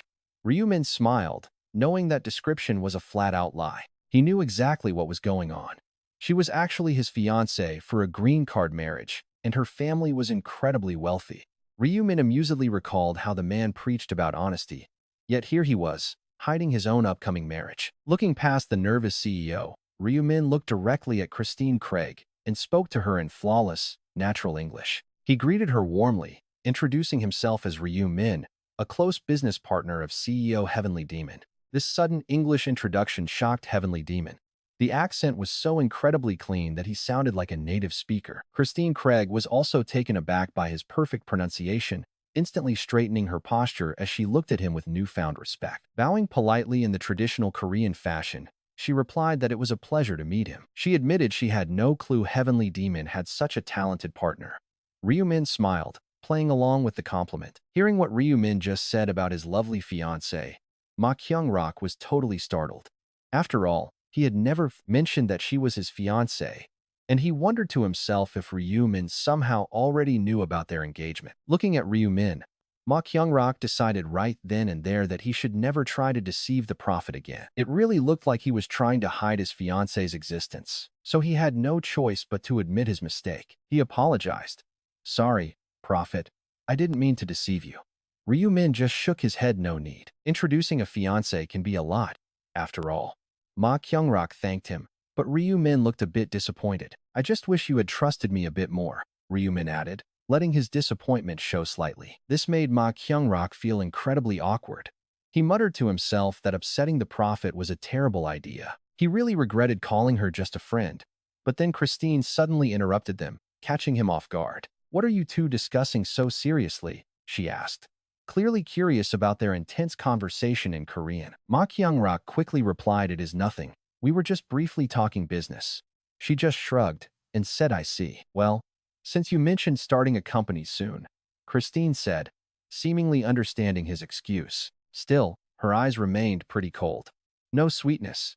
Zero romance in this arranged match. She added, "Please give my regards to the chairman, but I have a church service now, so I must go." Ma Kyung-rok agreed, "Of course. Don't worry about that. Your busy father will understand." She simply thanked him. "I hope to see you both alive in the next round," she said. Ma Kyung-rok promised to pray for her luck, too. Christine glanced at Ryu-min, turned to leave, pure indifference on her face. She tried to walk away, but Ryu-min suddenly called out, "Just a moment, Christine." Ma Kyung-rok and his bodyguard froze. They stared back with completely puzzled expressions, and Christine, equally confused, asked what was going on. Ryu-min replied, "It is about the next round. You need to be extremely cautious." Instead of replying, Christine just looked at Ma Kyung-rok. Her face clearly said, "What is wrong with this guy?" Ma Kyung-rok spoke up, desperately hiding his own confusion. "Hey, major shareholder, we can discuss this later," Ma Kyung-rok urged. But Ryu-min countered, "There is no need to hide my identity. Wouldn't it be better for your fiancé to know this too?" Ryu-min is totally cornering him right here. Ryu-min deliberately spoke in Korean to give Ma Kyung-rok a choice. But realistically, the man had zero options here. Control had fully shifted to Ryu-min. Rejecting him now would not only provoke the prophet, but also make him look heartless. He would seem totally indifferent to his own fiancé's survival. So, Ma Kyung-rok had to capitulate. "What you say is correct, prophet," Ma Kyung-rok admitted. "If it is for my fiancé, hiding the truth is wrong." Turning to Christine, he suggested, "Shall we step inside for a moment? There is something we need to talk about." Christine looked bewildered. Then, she nodded. Something big was about to go down. Ryu-min turned to his bodyguard, "Russell, please wait here for a moment." Respecting the request, Russell stayed outside. Ryu-min then guided Ma Kyung-rok and Christine into the CEO's office, while she gestured for him to speak. Wearing a highly curious expression, she waited. Ma Kyung-rok cleared his throat. "Christine, I didn't introduce him properly earlier. This gentleman here is actually my business partner and the official CEO of our entire company." But, he paused, glanced at Ryu-min for permission. A quick nod, and he continued, "He has a prophet class. Predicts the future." Naturally, Christine was highly skeptical. "What do you mean by a prophet?" she questioned. Ryu-min stepped in to clear up her doubts. "What Ma Kyung-rok says is true. I have a prophet class that lets me glimpse the future. For instance, I can give you strategies for the upcoming 7th round." She raised an eyebrow. "Is that so?" Ma Kyung-rok nodded quickly. "The prophet's words are completely trustworthy. Not once has he been wrong." "Wait, you have been getting help from him this whole time?" she asked, processing the shock. Ma Kyung-rok confirmed, "Yes. Thanks to him, we have been able to prep and strategize way ahead of time." She asked Ryu-min why he was suddenly telling her this. He replied, "Christine, I am going to give you detailed info for the 7th round." She immediately asked, without expecting any compensation. Her immediate suspicion hinted at the tough life she lived. Ryu-min smiled. "Do not worry. No strings attached." She still looked pretty skeptical, but she slowly nodded. "If you are offering, I will listen. I will gamble on this future info," Heavenly Demon says. Still skeptical. Ryu-min knows it. But he pushes on, prompting Heavenly Demon. He relays the crucial details of round 7, warning him not to get fooled by temptation. "Just remember this for the 7th round." Heavenly Demon is stunned. "Is that all?" Ryu-min sighs. "I cannot say any more. Doing so will only hurt everyone. Watch out now, memorize this like a spell. That is all I can share." Even Christine Craig asks, "Is that really it?" Ryu-min nods. "Yes. But there is one more thing they must know. Do not forget to like, subscribe, and support the channel financially. I really appreciate the 2,000 likes on our last video, and a huge thank you to everyone supporting the channel financially. Hopefully this video hits 2,000 likes too. Now, she asks her question, and Ryumin pauses before speaking with a dead serious face. This meeting was just for one warning. Christine Craig, in round 11, you are in danger. Your life will be on the line. Shocked, she gasps, "Me?" Ryumin tells her not to worry. A rope will descend to save her as the plane flies back to the United States. Christine Craig remains totally baffled, and you might actually be wondering why. Well, her fiancé's business partner is far more mysterious than she ever expected, and a flood of questions starts pouring over her like rain. Was it because her fiancé kept his partner's secret identity as a prophet hidden away from her this entire time? Or was it because during their 6 months of engagement, her fiancé hoarded all the info, keeping her completely in the dark? But that is not all. What really shocks Christine Craig is the terrifying prophecy about the 11th round. She thinks to herself that Ryumin would have been in deep trouble if her angry father had been there. Her father, the famous pastor, probably would have lost his temper, ruined his reputation, and lashed out at that young Asian. But now, someone is supposedly coming to save her. Christine Craig cannot stop thinking about her strange conversation with the Kryal, self-proclaimed prophet. Ryumin told her a rope would come down to rescue her, and when she asked what he meant, Ryumin said that someone would save her. When she asked who, Ryumin replied that he could not say. In hindsight, those words feel incredibly bizarre. She talks to herself, asking how he can call himself a prophet if he cannot even name her savior. If he truly saw her future, why hide who saves her? Is there some secret reason to stay quiet? Christine Craig's mind races as she tries to figure out who this savior could actually be. Could it be her fiancé? She thinks that is ridiculous. She cannot believe she is actually taking this outlandish prophecy seriously. In fact, Ryumin only gave vague hints about the 7th round, leaving her highly skeptical. But think about it.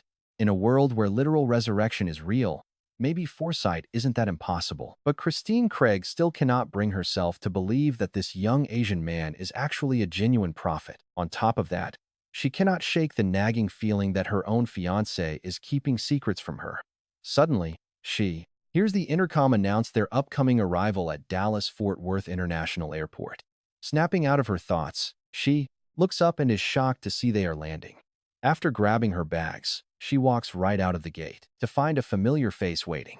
It is the young deacon, Jeffrey Bishop, who welcomes her back from her trip to Korea. Quite surprised, she tells Jeffrey Bishop she had no clue whatsoever that he would be waiting at the airport. But he explains that the pastor demanded she be picked up. With a quiet sigh, Christine Craig boards the black van as they speed away from the airport. They head out toward the suburbs and finally stop before a massive church building, bearing a giant sign reading Shining Wood Church. With over 100,000 members, this is easily the single largest church in the entire United States. Its political influence is so immense that even the governor of Texas cannot afford to ignore them. Soon, she arrives at the office.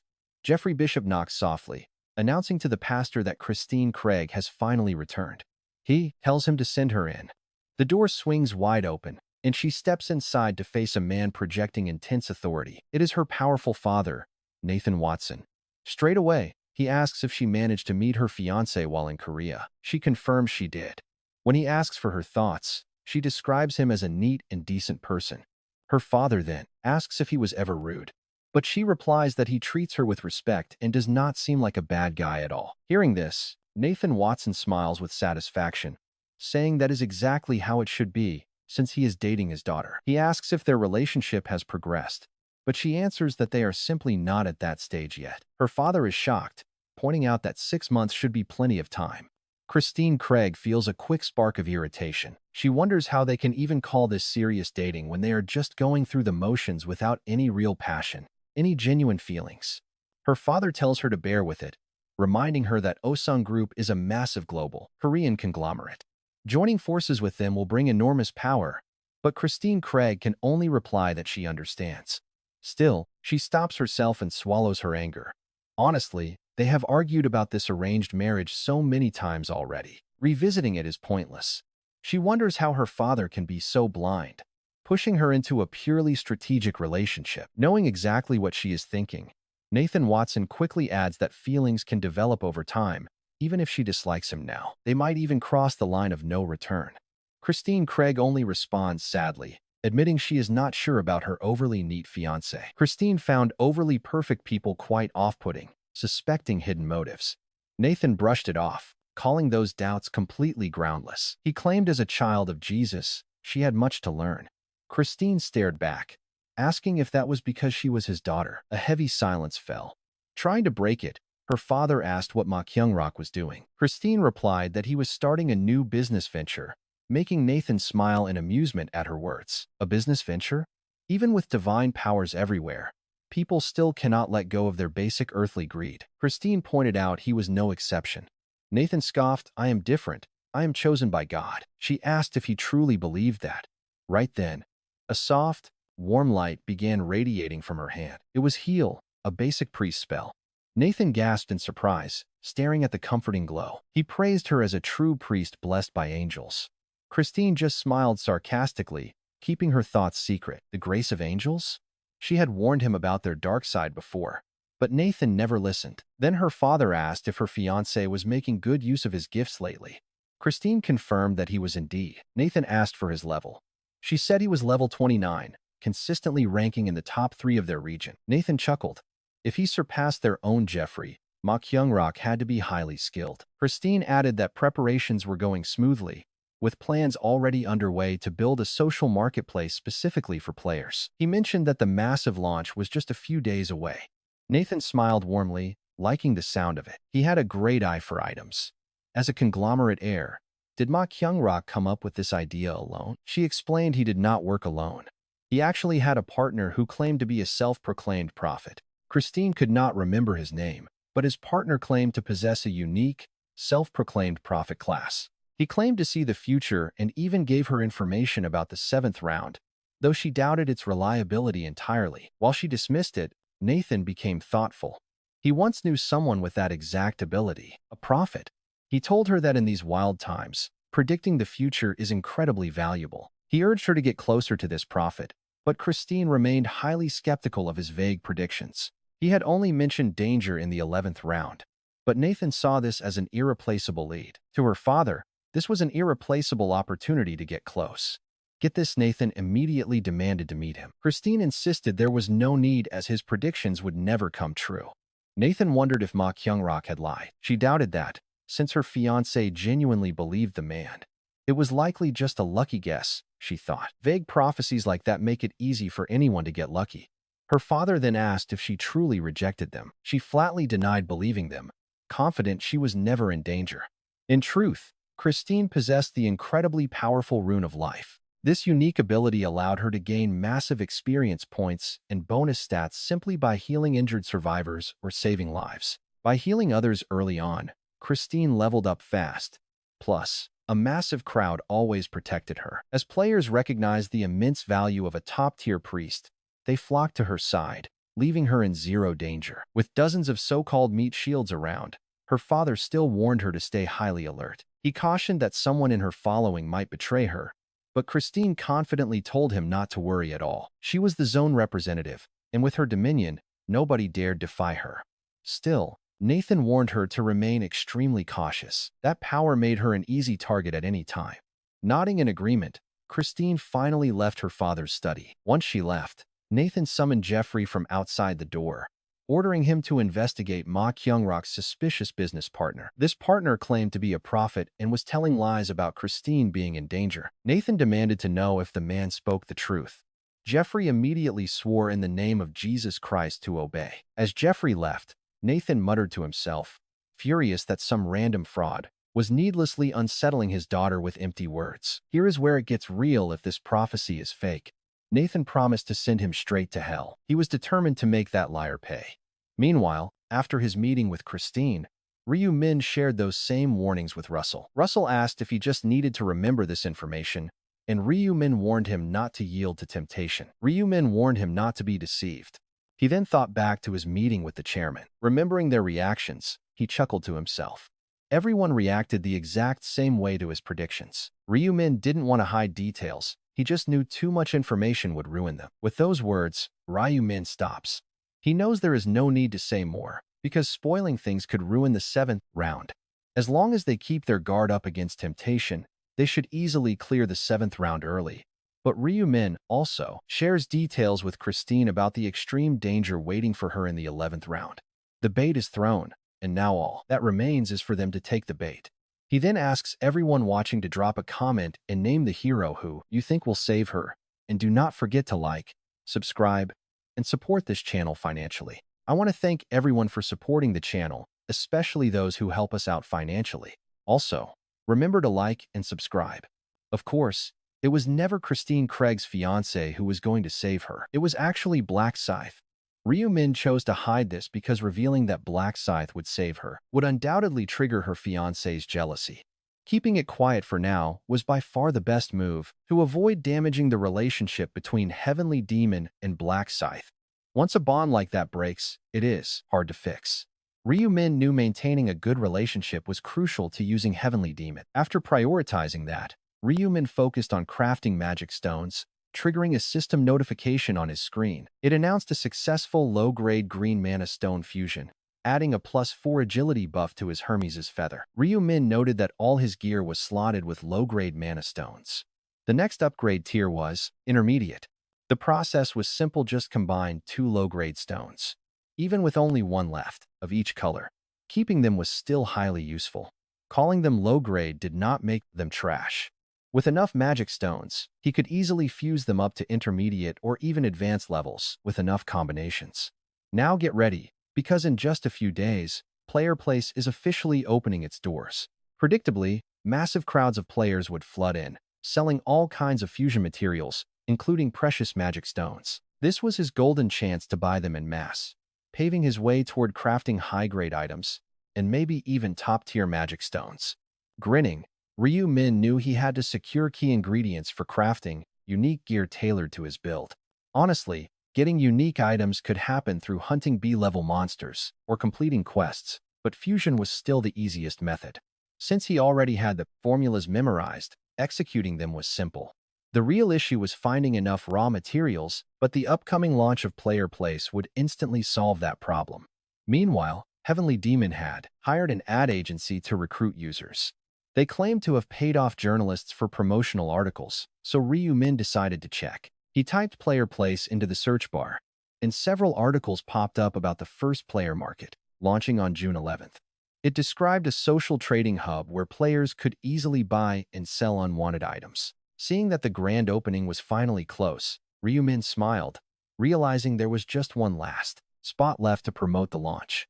He got dressed, headed out, and found an area completely hidden from surveillance cameras. There, he equipped his feather bristles and activated invisibility. In an instant, Ryu-min's body completely melted into his surroundings. Unseen and fully disguised, he made his way toward the studio apartment previously rented by Lost Yak. Inside, the place was already equipped with video chat gear, allowing him to operate freely. It had become his regular Sunday hangout spot. Look at this, he equips the assassin's mask, and his face instantly begins a mesmerizing shift. He transformed into a flawless copy of Lost Yak, down to the pale skin, erasing any trace of his original look. Next, he logged into the private chat room used for their meetings. It looked like he arrived a bit early, as the room was empty and the others were running late. During the boring wait, Yami finally logged in. Ryu-min greeted her warmly, which surprised Yami, who noted that Lost Yak was early. Ryu-min smoothly replied that he simply had nothing else to do. His voice and behavior perfectly cloned Lost Yak's speech patterns, while Ryu-min thought to himself that he had fully decoded the man's personality, so Yami would never suspect a thing. Just then, the chairman entered the channel. Yami welcomed him, and Ryu-min quickly followed suit with a polite greeting. The chairman responded, though he carried a rather bittersweet smile. Knowing they only had 2 active executives left in their entire group, he proposed starting the meeting immediately to discuss the selection of new executives they had planned during their last session. Ryu-min confirmed this, leading the chairman to ask if any promising talent had appeared among the recent applicants. Ryu-min explained that they had shortlisted 30 top prospects, sorted by level and their specific starting zones. The chairman expressed hope that no Black Scythe members sneaked in. Ryu Min assured him that any threat would be reported. The chairman then asked about other high-profile players. Ryu Min confirmed his search found none of the applicants using famous aliases, including Heavenly Demon or Idiot Fools. The chairman noted they would have to choose from that pool of 30 candidates. He then assigned Yami to conduct the final interviews and select 5 new executives from them. With 30 candidates ready, he tells Yamti she will be running the interviews to select 5 new executives from those who passed. An assassination test, she says, agreeing instantly with the chairman. The chairman then nods, moving right along to their next agenda item. He mentions a National Assembly member who keeps attacking players lately. Ryumin speaks up, identifying the politician as Lee Song-han. The chairman nods. He says they will deal with him once the executive lineup is set. A legal battle is brewing. Ryu Min chuckles quietly, keeping his face dead blank. He thinks to himself that this chairman talks big like a player, even though he does not actually have any powers. As the meeting wraps up, Ryu Min spots his opening. Time to move. He slides in a casual question about the news. The chairman asks what news he is talking about. Ryu Min explains that a brand new, exclusive marketplace for players is about to launch. It launches next week. The chairman nods. He already checked their temporary preview site, and it actually looks quite promising. Hearing this, Yami gets pretty excited. She says she definitely plans to list some of her gear once the platform officially goes live. She has tons of junk cluttering her inventory, and Ryumin chimes in, saying he should probably clear out his own storage too. While they chat happily, the chairman stays dead silent. Being the only non-player, he has nothing to add. Ryu Min glances over at him. Ryu Min tells him he has a great idea. The chairman asks what it is, addressing him by his alias, Lost Yak. Ryu Min suggests a plan. They should promote this new market right on their bulletin board. The chairman frowns. Why would they ever do that? He explains that active cafe numbers are dropping. They might have over 10,000 members, but almost nobody is actually posting anymore. In times like these, if they introduce a massive open trading market where users can buy and sell rare gear, the community will explode. The chairman catches on, finishing his sentence. He realizes it could breathe fresh life right back into their dead online forum. Ryumin smiles. He flatters the chairman, calling his quick-thinking top tier. The chairman pauses. He seriously weighs the proposal for a moment. The chairman admits it is actually a pretty solid plan, so they will go with Lost Yak's suggestion. Ryumin politely thanks him. Just look at that sly grin. Ryumin is playing them like a fiddle.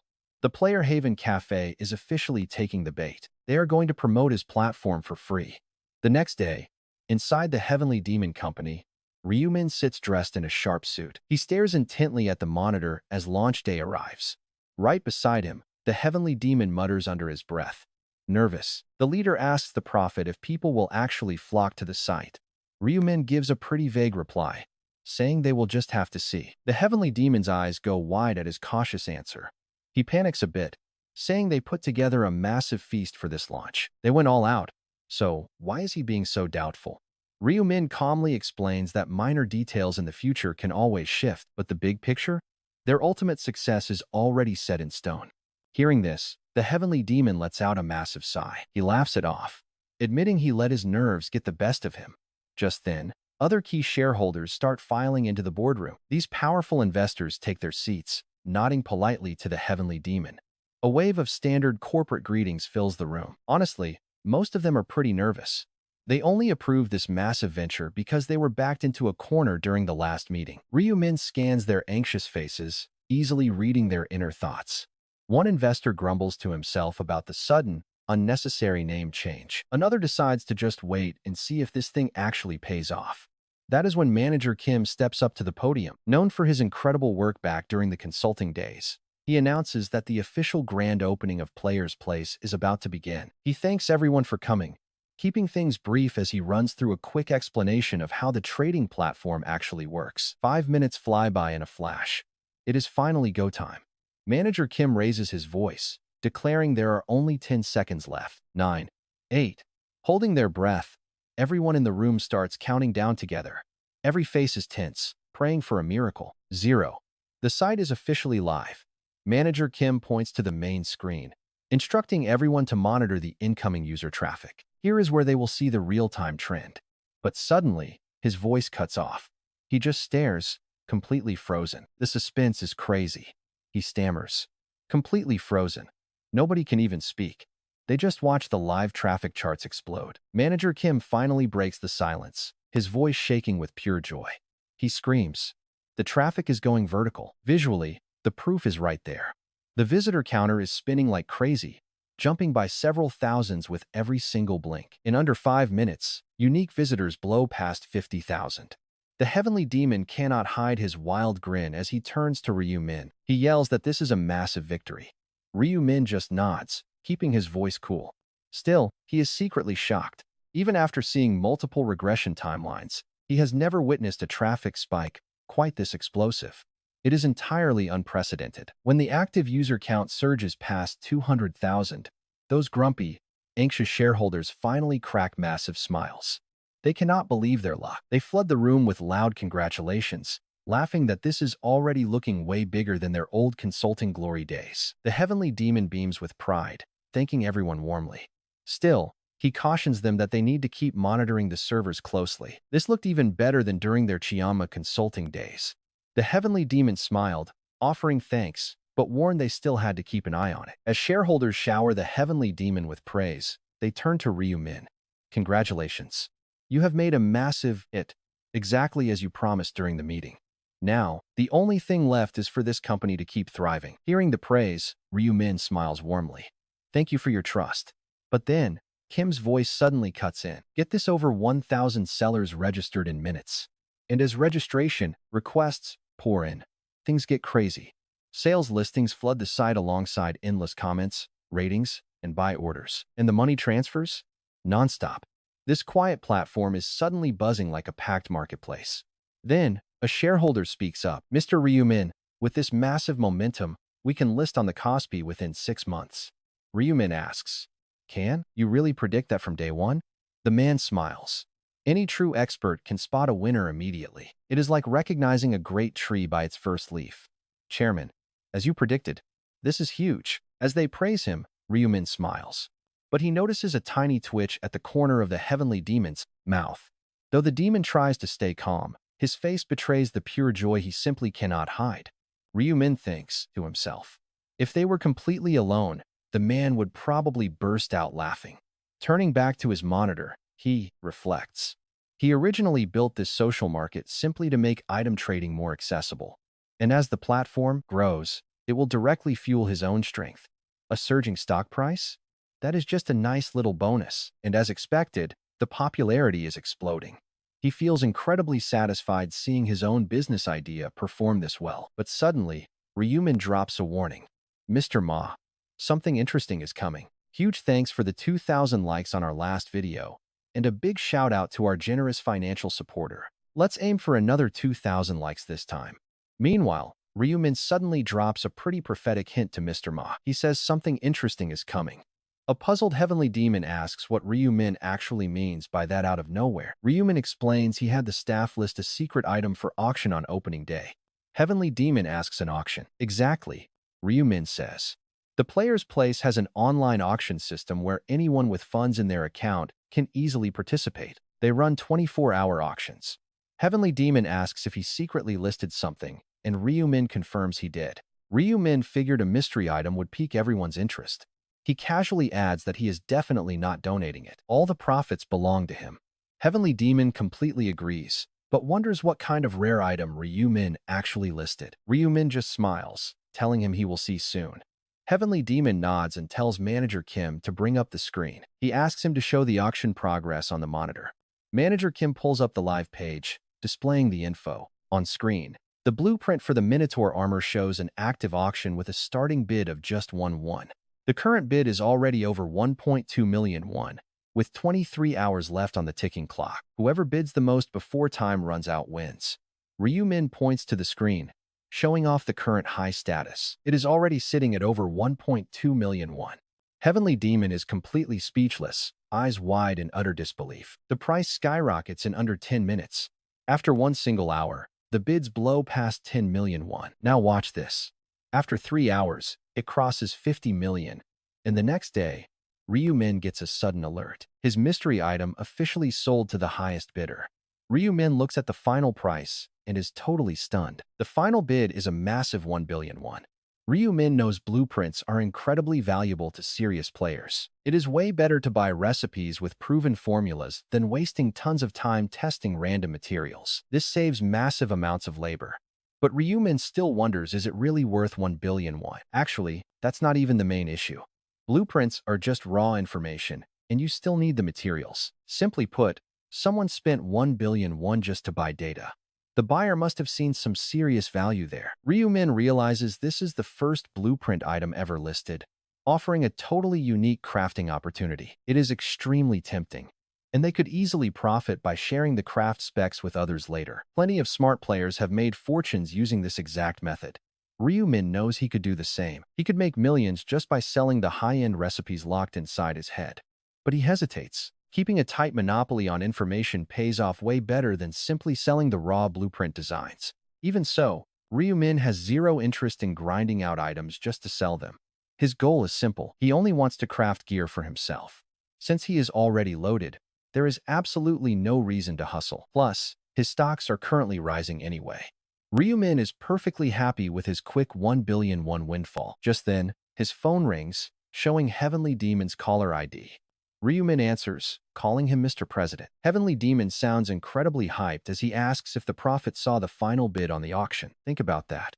1 billion won in a single day. Even Heavenly Demon is completely shocked by the total. Ryu-min calmly asks if he knows the buyer, hinting they might be connected to him in some way. Heavenly Demon confirms it.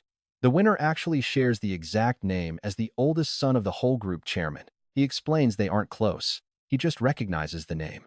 Ryu-min listens thoughtfully, wondering about the connection. Heavenly Demon notes that nearly 10,000 people placed bids within 24 hours, just as Ryu-min predicted. It definitely drew massive attention, since the entire site traffic dropped right after the final sale went through. Ryu-min suggests listing another hot item, prompting Heavenly Demon to ask if he has anything else valuable. Ryu-min mentions a material called bull leather.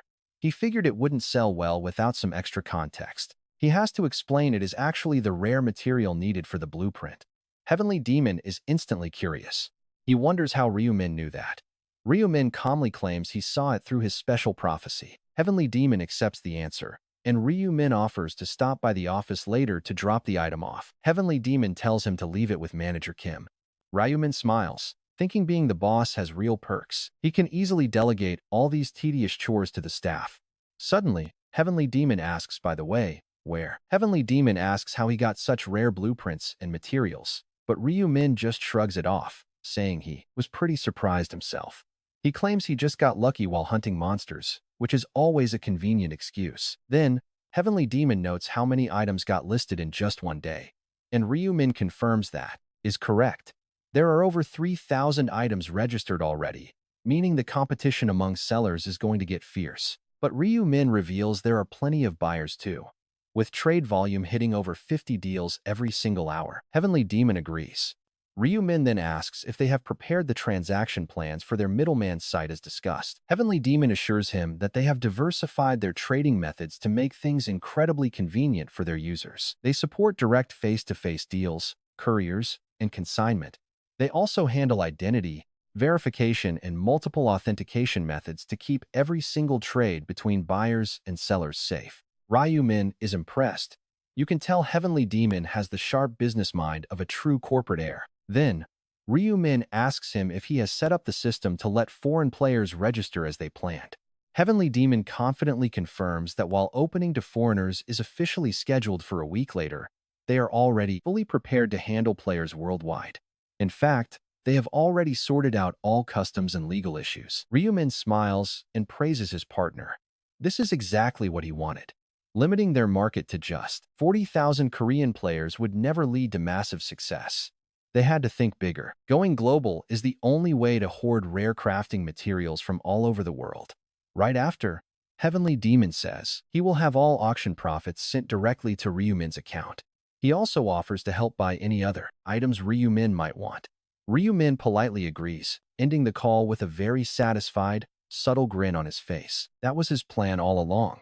Ryu-min immediately logs into the trading application, looking for high-value listings. Look at this.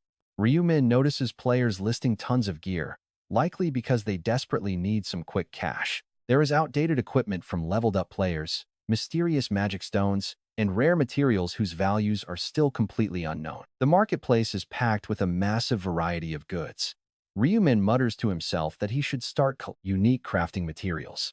Thanks to his past regressions, Ryumin has already memorized the perfect formulas for his Reaper class: deerwood roots, dark steel ore, orc canines, and troll vertebrae. He begins adding all these unique materials to his cart. With these rare items in his virtual cart, he calculates he can easily craft 3 highly powerful, unique weapons. Most of these listings are priced under 500,000 won. Adding them up, the total cost barely touches 5 million won. Ryumin is amazed at how unbelievably cheap it is to craft 3 unique grade items. Next, he searches for magic stones. The lowest grade stones are listed for around 2 million won per piece. Ryumin realizes that figuring out the magic stone socketing formula is pretty easy, which is why players are already overpricing them. But he just smiles.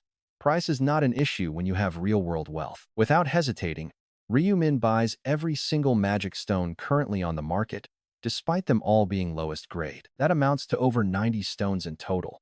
Ryumin grins with satisfaction as he confidently hits the buy button. It costs about 180 million won, which is pocket change to him. 2 days later, at the front door, Ryumin hears his younger brother, Ryu-won, cry out in pure shock. "Whoa, brother, what is all this stuff?" Don't forget to like and subscribe, and we will see you in the next part in 2 days. True to my word, here's a new chapter after just 1 day. Let's crush 3,000 likes, and shout out to our channel supporters. 2 days later, Ryumin hears a loud shout from his younger brother near the front entrance. He was shouting, "Bro, what is all this? What is going on?" With a completely indifferent look, Ryumin goes outside to check on the massive pile of delivery boxes and mutters that they have finally arrived. His brother asks if he ordered everything. Ryumin confirms it. His brother is baffled. Ryumin explains they are items used by players, and his brother goes, "Oh, I see." Then he starts opening them up. The contents are perfectly packed into the 105 parcels he ordered, and they match up exactly. Ryumin mutters to himself that it is time to do some combining, starting with his surplus of magic stones. He begins fusing them, repeatedly, fusing magic stones of the same color, including the ones he already had. Ryumin notes that with just 16 lowest grade magic stones, he can craft 1 top-tier gem. Right after, system alerts pop up. The system confirms the successful combination, forging a highest grade red magic stone followed by a highest grade orange one. He then produces a highest grade yellow magic stone and shapes a highest grade purple magic stone. He now has 7 top-tier magic stones, each a different color. Ryumin smiles happily, muttering about how great this is. If he embeds these into his gear, the boost will be massive. He immediately implants them into his weapons, helmets, armor, gloves, boots, necklaces, and rings. The system immediately confirms successful combinations, adding a 116% damage bonus to the Death Scythe, a plus 32 strength bonus on Hermes' feathered helm, while the Wanderer's linen clothes now grant plus 32 luck bonus. Even the Ring of Resistance gets enhanced, a plus 6 bonus to all stats. Now, all of his gear is adorned with these top-tier magic stones. The moment he puts them on, Ryumin's stats completely skyrocket, putting his strength at 206, agility at 244, and luck at 202. Ryumin smiles with deep satisfaction. His stats are all above 200 even without his buffs. But right then, a sudden system notification flashes in front of him. Get this, the system announces he has equipped 7 highest grade magic stones of different colors. The special rainbow effect is active. More alerts pop up, explaining that this rainbow effect buff boosts his resistance to all status ailments by 50%. For Ryumin, status ailments are the absolute most dangerous threat, so getting this massive 50% resistance boost is huge. His smile stays wide, knowing what an incredible milestone this is for him. He calculates his new defense numbers and realizes how insane this is. He notes that this 50% boost is incredibly helpful. Adding Java's necklace with 35% and the Ring of Resistance with 35%, plus the baseline 15% from his common skill, he can block negative effects with an estimated 82.1% success rate. Incredible. Colored stones really pay off. It gives massive benefits, but normal players will never get this buff. It is impossible to achieve with regular gems. The rainbow effect only triggers when equipping top-tier magic stones of every single color, meaning lower-grade gems, just will not cut it. Ryumin muses. Most players will struggle to craft even basic intermediate ones. There is a strict limit on how many magic stones players can gather, so right now, nobody else on Earth likely has top-tier magic stones equipped. None.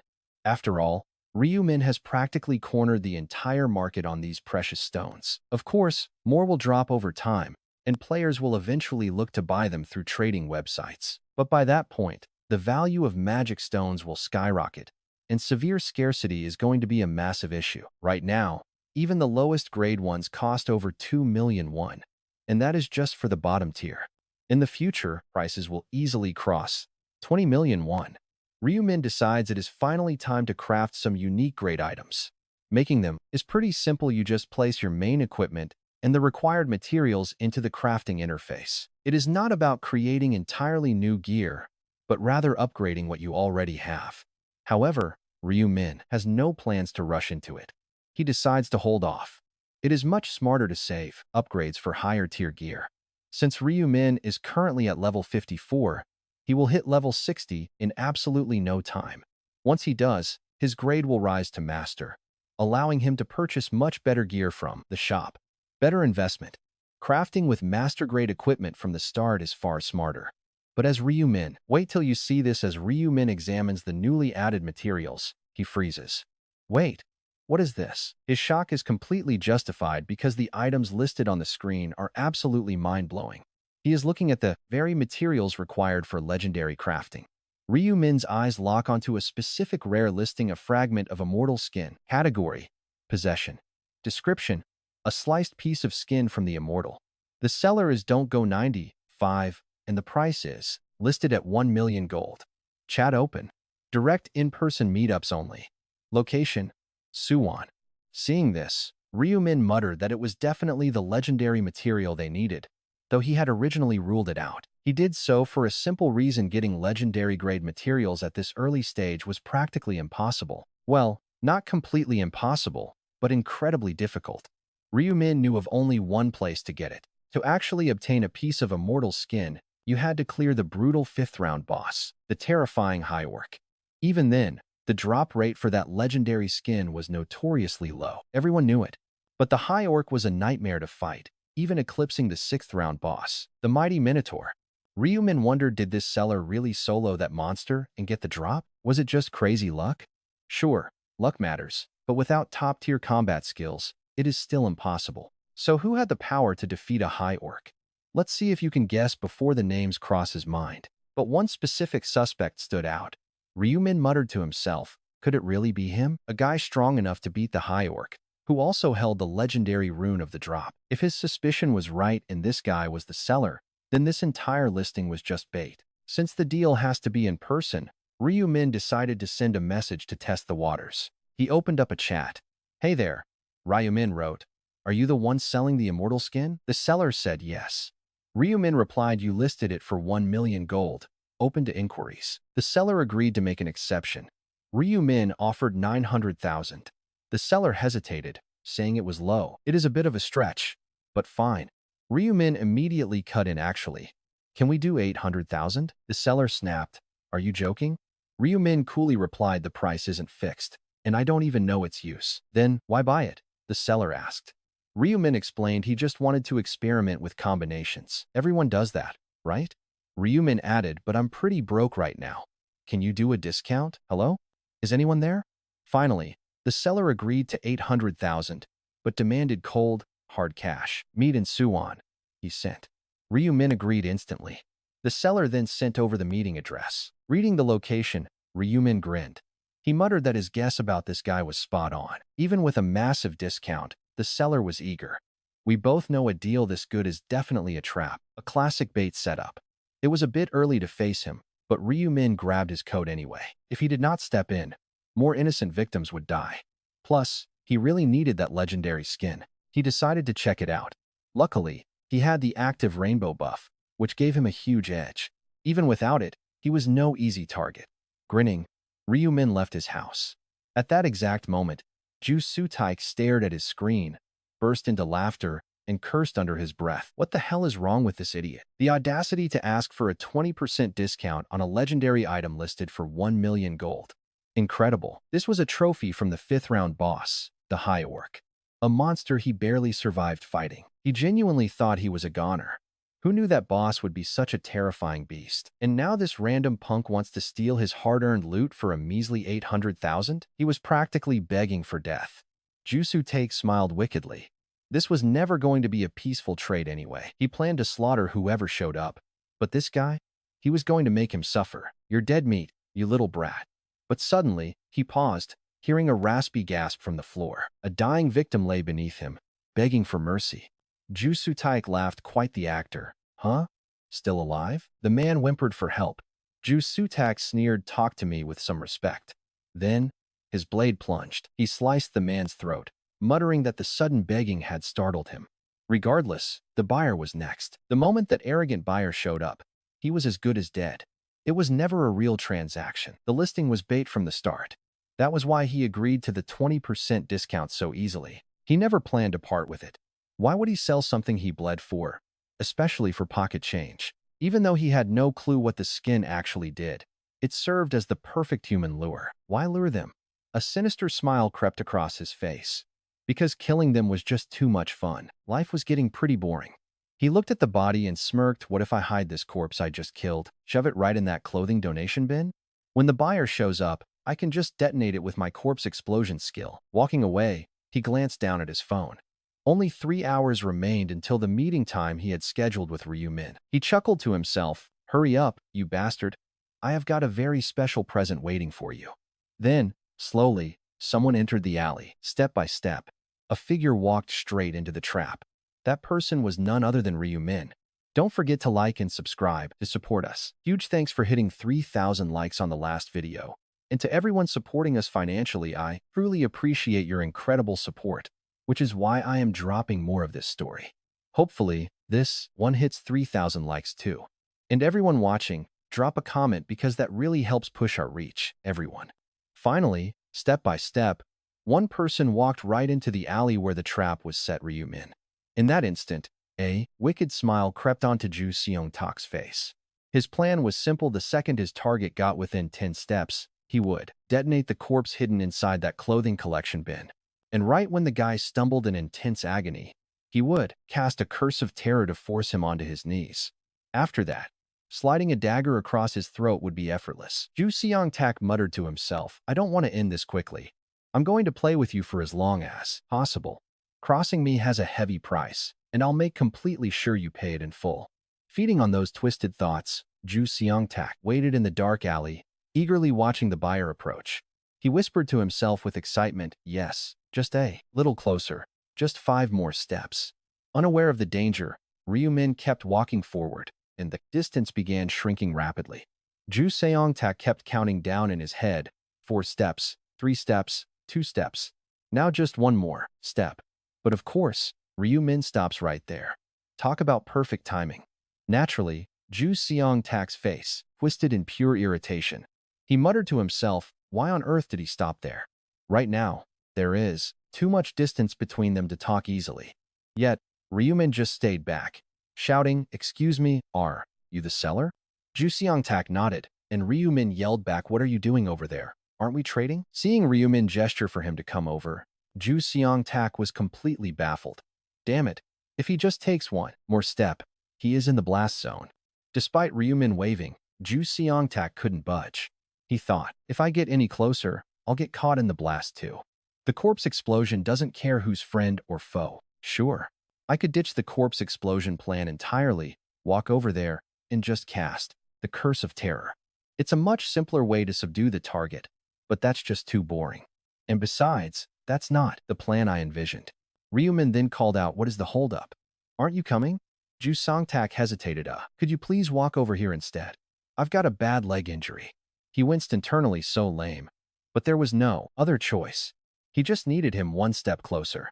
But the buyer seemed completely glued to the spot, feet frozen to the ground. Instead of moving, Ryu Min crossed his arms, looked highly annoyed, and barked, hey, do you think you're the only one with sore legs? If yours hurts, mine hurts even more after walking all the way here. Ju Song-tak said, I have a disability, making it really hard for me to walk. Ryumin scoffed at disability. Your legs look perfectly fine to me. Realizing the buyer wasn't moving an inch, Ju Seong-tak fumed. That piece of trash. Does he actually know what he's doing? No. Impossible. Who on earth would suspect a bomb is hidden inside a clothing bin? But why won't he just take that final step instead of whining? Ryu Min, still standing there showing clear annoyance, suddenly yelled, You bastard. Do you even want to trade or what? Ju Seong-tak blinked in confusion. Wait. What? Ryu Min retorted, You're hesitating, which means I'm right. You're trying to lure me in and rob me, aren't you? That's why you keep pushing me to walk in. Am I right, you trash? It was a wild misunderstanding, but it was incredibly awkward and baffling for him to hear. Ju Song-tak thought, when was the last time I got insulted like this? Damn it. Stay calm. Do not let him set the pace here. Ju Seong-tak had to clear up this mess fast. After all, just one more single step forward, and it would all be over, letting him force this brat to kneel. He spoke up, Look, you've got this all wrong. It's nothing like that. Ryu Min snapped back, Nothing like that? You damn con artist. Ju Seong-tak muttered, You're talking pretty damn rudely. Ryu Min shrugged, Rude or not, you're still scum. Why should I be polite to a jerk trying to bait and rob me? Ju Seong-tak shot back, I haven't lied. Look. Feeling cornered, he reached into his inventory and pulled out the piece of immortal skin he'd put up for trade. Only then did the others' hostile attitude start to melt away. Ryu Min muttered, Oh, you actually have it. Ju Seong-tak let out a sigh of immense relief, thinking, Great. Now I can bait this bastard to come closer. But suddenly, he froze, utterly confused. Something was terribly wrong here. A second ago, this guy was hurling insults, and now, suddenly, he's smiling warmly. What's going on? Why is he laughing? Right then, a sudden breeze sweeps by, and, all feeling completely vanished from his right arm. Yes, the very arm holding that rare material was suddenly completely gone. Ju Seong-tak lay pinned under Ryu Min's foot, screaming in delayed agony as the sheer pain finally surged through his body. Clear your mind. Focus. He panicked, trying to understand. How did Ryu Min get this close? He was miles away just now. There was a massive gap between them. Turning around, he saw an armed figure. But when he looked back to the back, the smiling Ryu Min was still standing right there. He struggled to gasp out his words. Are there two of you? No, just one. Ryu Min chuckled. Hearing that, Ju Seong-tak looked back, his heart freezing instantly at what he saw. The other figure had vanished in a split second. Gone. Only the armed man remained standing. It made zero sense. It felt like dealing with a ghost. Ryu Min had actually used a clone to distract him, but Ju Seong-tak had no idea. He demanded to know what happened. Ryu Min just smirked, asking if he really needed to explain, totally dismissing his panic. Then, Ryu Min casually picked up the rare item that fell from Ju Seong-tak's severed arm, throwing it into his inventory. Speechless and utterly broken, Ju Seong-tak glared up with sheer hatred. You absolute, God-forsaken bastard, he growled under his breath. He screamed in pure rage, unleashing the curse of terror. It was the first basic skill shamans unlocked upon advancing. The skill completely paralyzes opponents with absolute fear.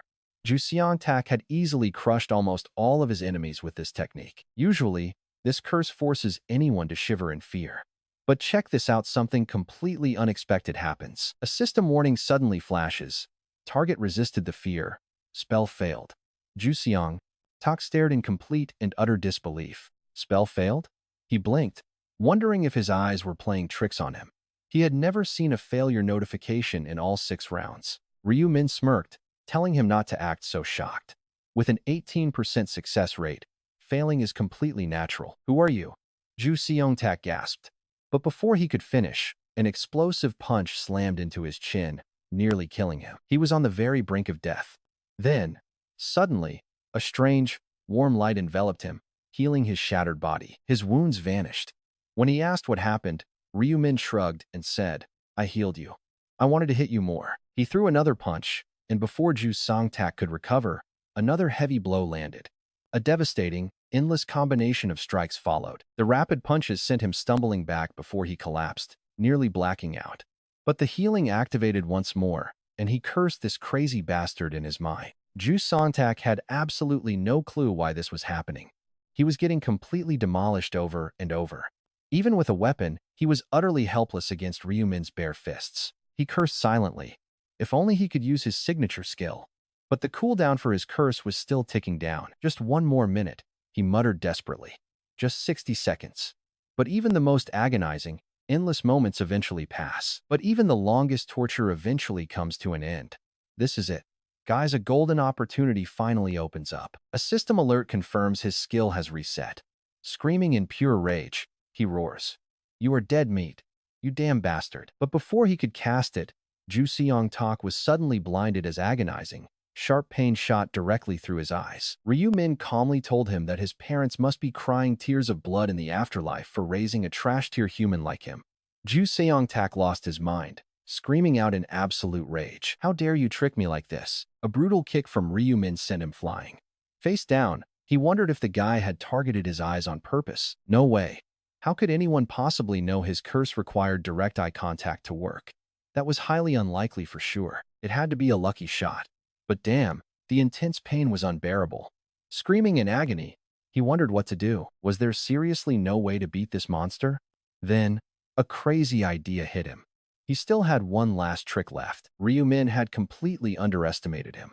Even if he had to die here, he was taking this arrogant bastard down with him. Activating his ultimate skill, Corpse Explosion, he screamed out, "Go to hell." Right then, a massive blast rocked the alley.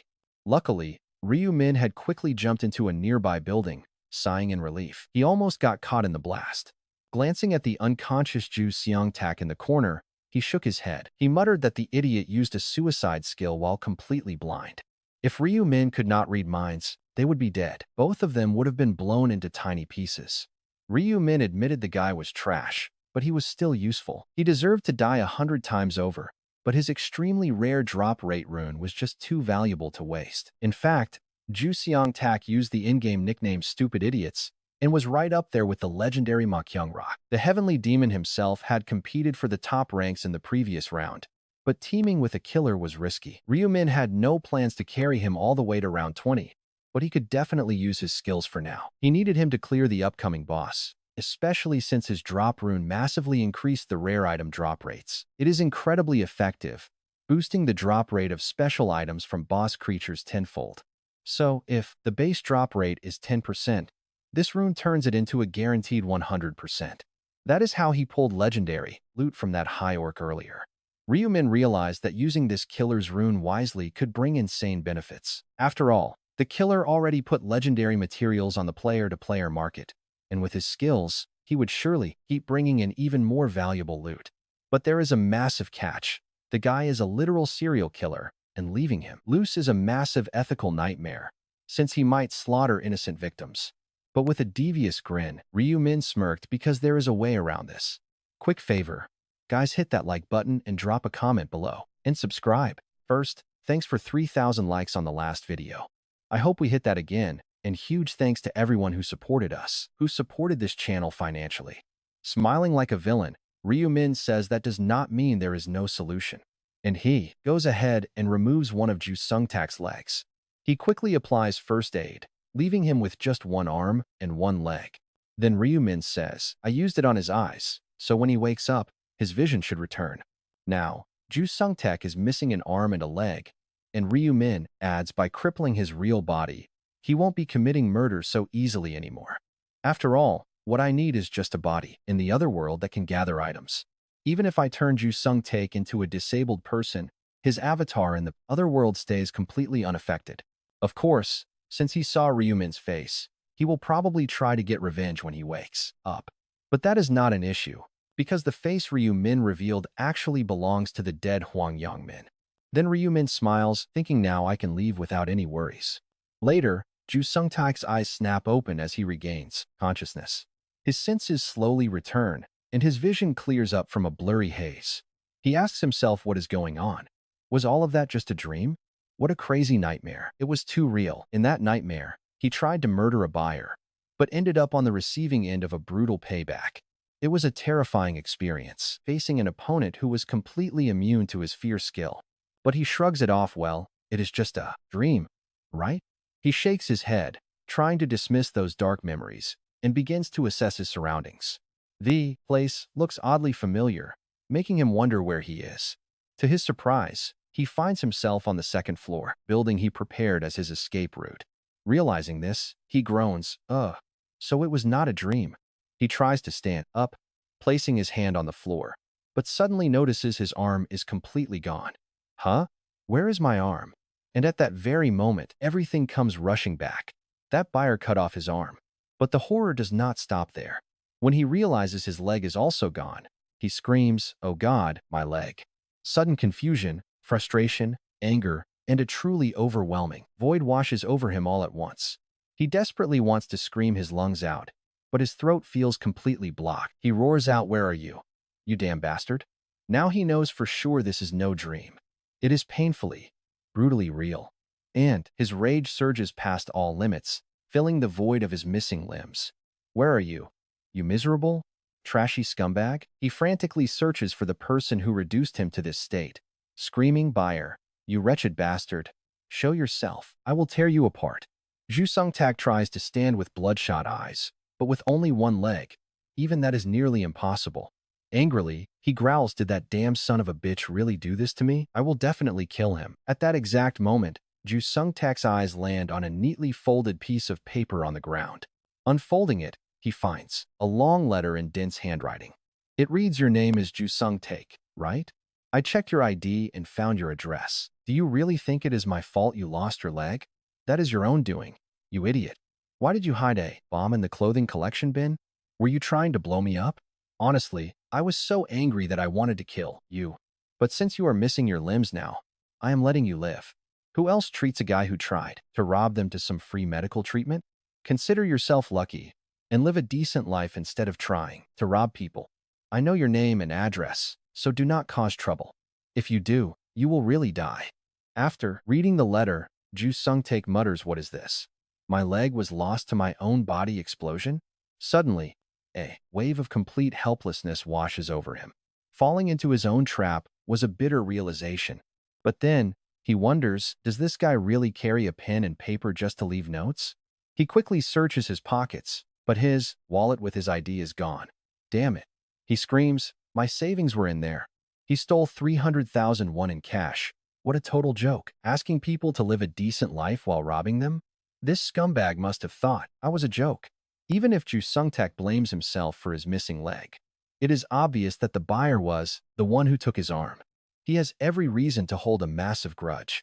Not only did that buyer take his items and wallet, but he also took his arm and leg. Ju Sung-tak cannot let go of this rage and frustration, screaming at the top of his lungs. His voice echoes through the building, "Damn it. I will kill him. I will definitely slaughter him, even if it costs me my life." Ju Sung-tak remembers every detail about that buyer, his face, and his voice. Even though that buyer is incredibly strong, Ju Sung-tak is confident he would win a rematch, thinking if only that body explosion hit him instead. Believing he only lost because of bad luck, he limps out of the building, completely unaware that the exact person he is looking for is invisibly watching his every move. Ryu-min can't help but smile as Ryu-min read Ju Seong-tak's thoughts from behind and muttered to himself that the guy was clearly plotting revenge, just as expected. After all, cutting off someone's limbs is bound to spark some serious hatred. But what can he actually do now? In his pathetic state, Ryu-min just smiled coldly. Can he even seek revenge when he can barely crawl? Especially since his opponent is me. He has zero chance in a rematch. Then, Ryu-min asked himself a question. Could Ju Seong-tak have won if he used his corpse explosion skill a bit better? Ryu-min answered honestly. Honestly, that explosion did not even faze him. But wait, is that fear curse actually going to work on him? It was barely a minor annoyance because I have 82% resistance.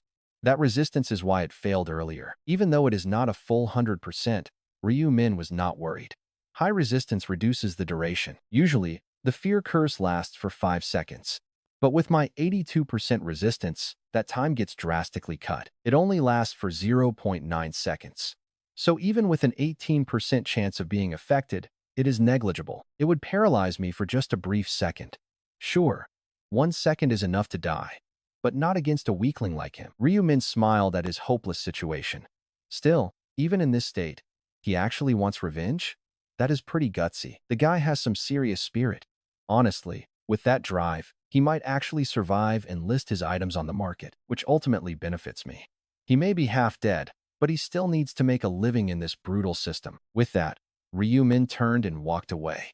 Soon after, just before the seventh round began, he met up with Minjuri. Sitting down for a warm meal, Ryu-min asked if she liked the Korean food. Minjuri smiled and nodded. She said it was the single best. Ryu-min laughed, suggesting they should come here often, which made her freeze. He didn't mean anything special by it. But Minjuri immediately started overthinking his casual invite. Realizing the tension, Ryu-min quickly corrected himself just occasionally. Minjuri looked a bit disappointed. She sighed and asked why he had been so busy lately, always brushing her off whenever she wanted to meet up. Ryu-min blamed it on random chores.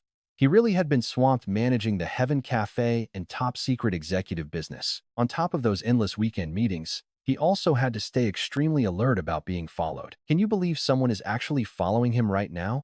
But Ryu-min already knows exactly who it is. It was Jeffrey Bishop, a level 28 assassin. And the real boss pulling his strings? Christine's father, Nathan Watson. Initially, Ryu-min didn't notice the tail since the stalker was using an advanced invisibility skill. But with his high perception skill, he quickly caught on that someone had been stalking him for days. They clearly don't have the perception skill. Otherwise, they would have realized that I was tracking them right back. If they knew perception counters and visibility, they would have kept a much safer distance from the start. By reading their minds, Ryu-min confirmed they weren't planning an assassination. It was just a reconnaissance mission. They were purely looking for info. Christine must have opened up to her wealthy father about me. Naturally, Nathan Watson is freaking out.